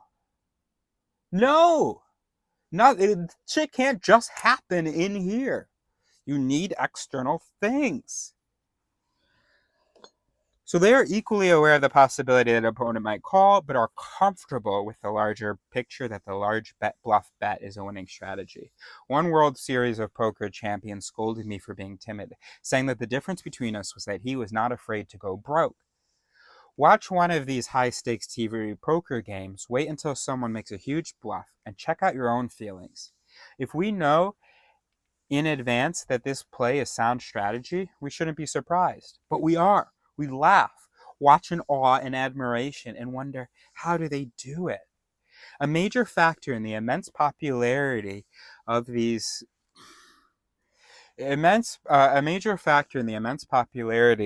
poker programs is the thrill of watching others make decisions that we know are correct, but cannot make ourselves. Naturally, I fault myself for lacking courage under fire. I am fully prepared to accept an inherent cowardice as affecting my thinking. But there's a compounding problem. If I am lacking in the risk-seeking gene, instead of getting pleasure out of the large bluff, the very thought might trigger a mean case of nausea and the shakes. If I am lacking in the risk-seeking gene, instead of getting pleasure out of the large bluff, the very thought might trigger a mean case of nausea and the shakes. The actual feeling of reward is more than just pure pain or pleasure and approach and avoidance. We might bluff to have a feeling of power, the joy of scooping in a big pot and stacking up our chips, or to experience the pure euphoria of a particular sequence of cards, the straight flush, for example. To provide this range of pleasures, the mesolimbic dopamine reward system is intimately linked to our entire emotional palette, including all of our feelings and mood states. At the top of this list, and a necessary prerequisite, is the feeling of knowing. First, we learn the strategies, and then we can experience the joy of implementation. Ironically, it is this feeling state that others look for in your eyes when you make the bluff. Your projected sense of conviction, that's in bold, sense of conviction helps convince the others that you aren't bluffing. The great poker players thrive on lesser opponents' lack of conviction, a neurophysiological dilemma for those who want to adopt new strategies without being fully convinced at a biological level. The great poker players thrive on lesser opponents' lack of conviction, a neurophysiological dilemma for those who want to adopt new strategies without being fully convinced at a biological level. To date, the studies of a gene's effect on the desire to gamble have focused on situations commonly perceived as gambling. Volunteers are asked to play various games or make financial decisions based upon perceived risks. fMRIs record which areas light up and by how much. But what if the same gene affects questions not normally considered related to gambling? As an example, let's consider whether or not to open the Alaskan oil fields for unlimited drilling exploration. As soon as I pose this question, I'm confronted with a clear risk-reward calculation. If we do open the fields, can we subsequently correct any ecological catastrophes caused by the drilling? So if we do open the fields, then we might not be able to correct any ecological catastrophes caused by the drilling. Before I can gather my thoughts, I see images of the Exxon Valdez oil spill and its effect on trapped wildlife. For someone else, the immediate reaction might be the image of long lines of cars waiting at the gas pumps during the major gasoline shortage in the 1970s. Neither of us consciously chose these initial compelling images that will shape our conscious decisions. Conscious choice doesn't exist.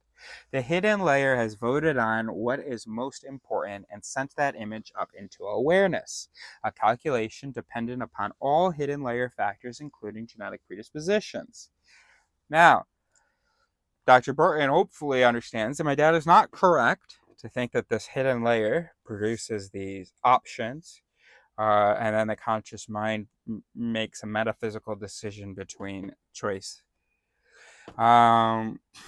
We don't make conscious decisions. Maybe Dr. Burton doesn't know that. But sometimes we experience some of our decisions. Some of our decisions are conscious in the fact that they were experienced, but not that they were made by the experiencer. So the hidden layer is vote on what's important. And it's also like voting on the decision. And then certain images along this process are being experienced. Okay. Think of the difference between, so the hidden layer has voted on what is most important and sent that image up into awareness, a calculation dependent upon all hidden layer factors, including genetic predispositions. And this is the value of it theory. Because the hidden layer is great, but he doesn't realize the hidden layer is the entire sit stem. I don't know why certain things are experienced. I don't know the details of that. But I do know that the fact that certain things are experienced doesn't mean that there's actually another layer of activity. It does. So hold on, what do I mean? The fact that we feel like we can perceive certain mental events, that is itself a mental event. So another layer. But it's another layer within the hidden layer. We also don't know how we perceive, otherwise consciousness wouldn't be the hard problem.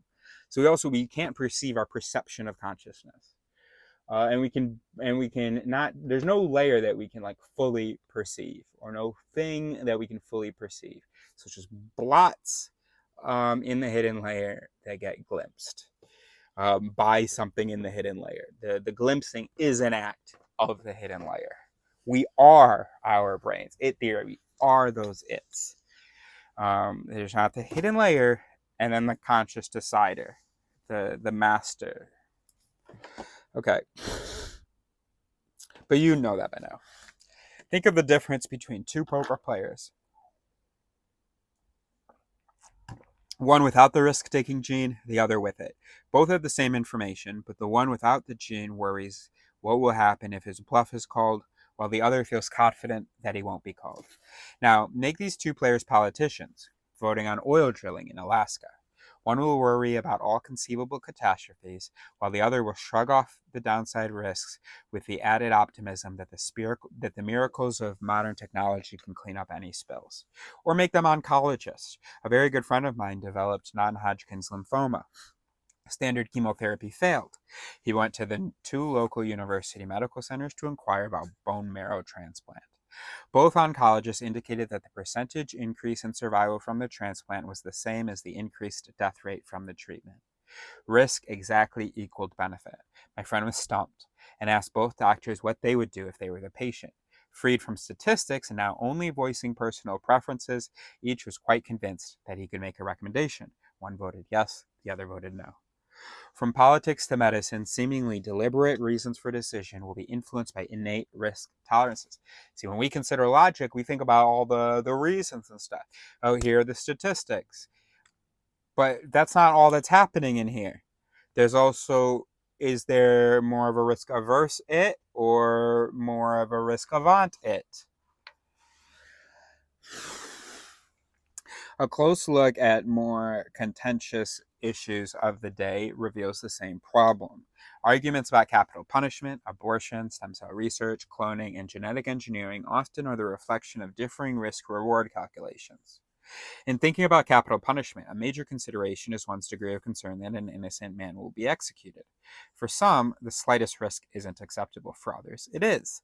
The arguments about genetic engineering often pit the slippery slope argument. Once we start down that road, there's no turning back, and it will be the opening of Pandora's box. So they pit the slippery slope argument against the acceptance of some degree of risk and the belief that we have adequate controls and can fix any mistakes in judgment.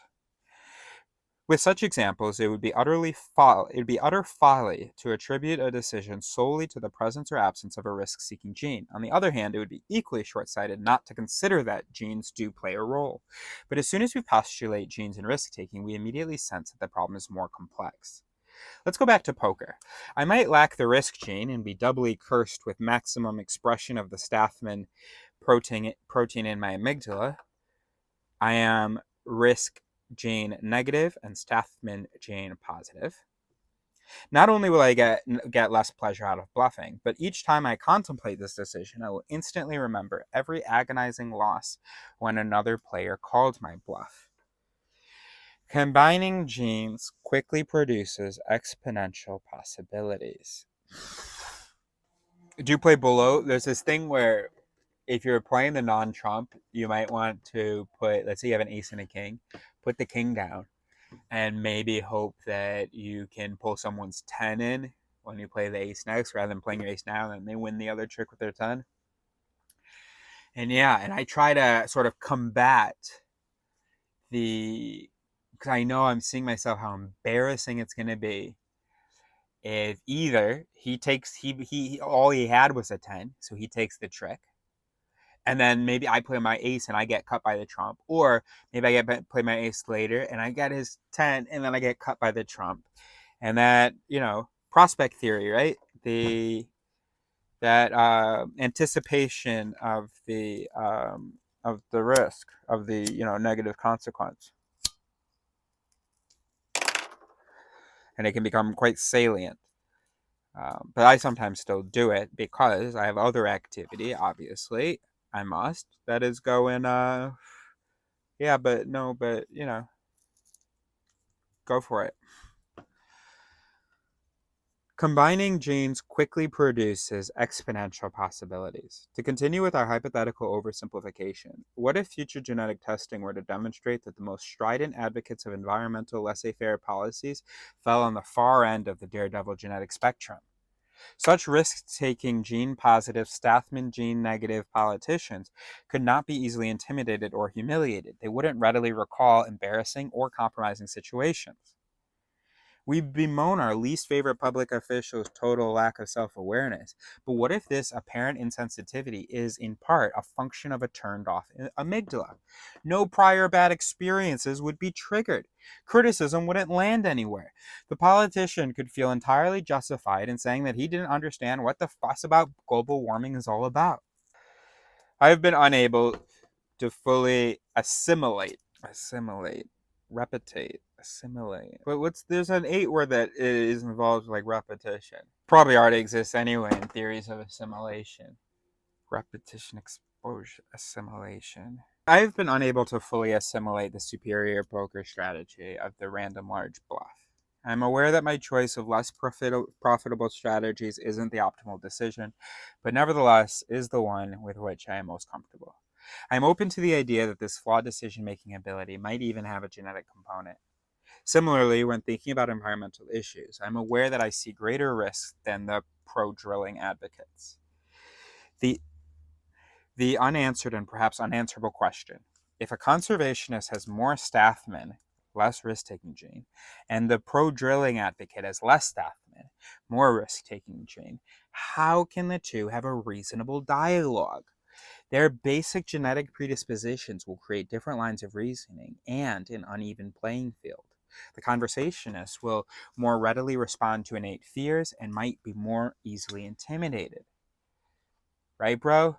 So this is why we needed it theory before we could develop Alaris. Because it's not all about statistics and reasons and stuff. It's about interpretive mechanisms and perception and preferences and all of that stuff and how we process data.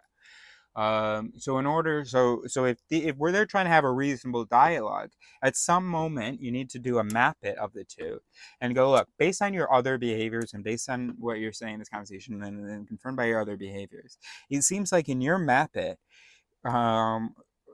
contributing to your X livery is this fear-averse thing, this preoccupation with the concerns of the future, and then you are preoccupied with the immediate benefits.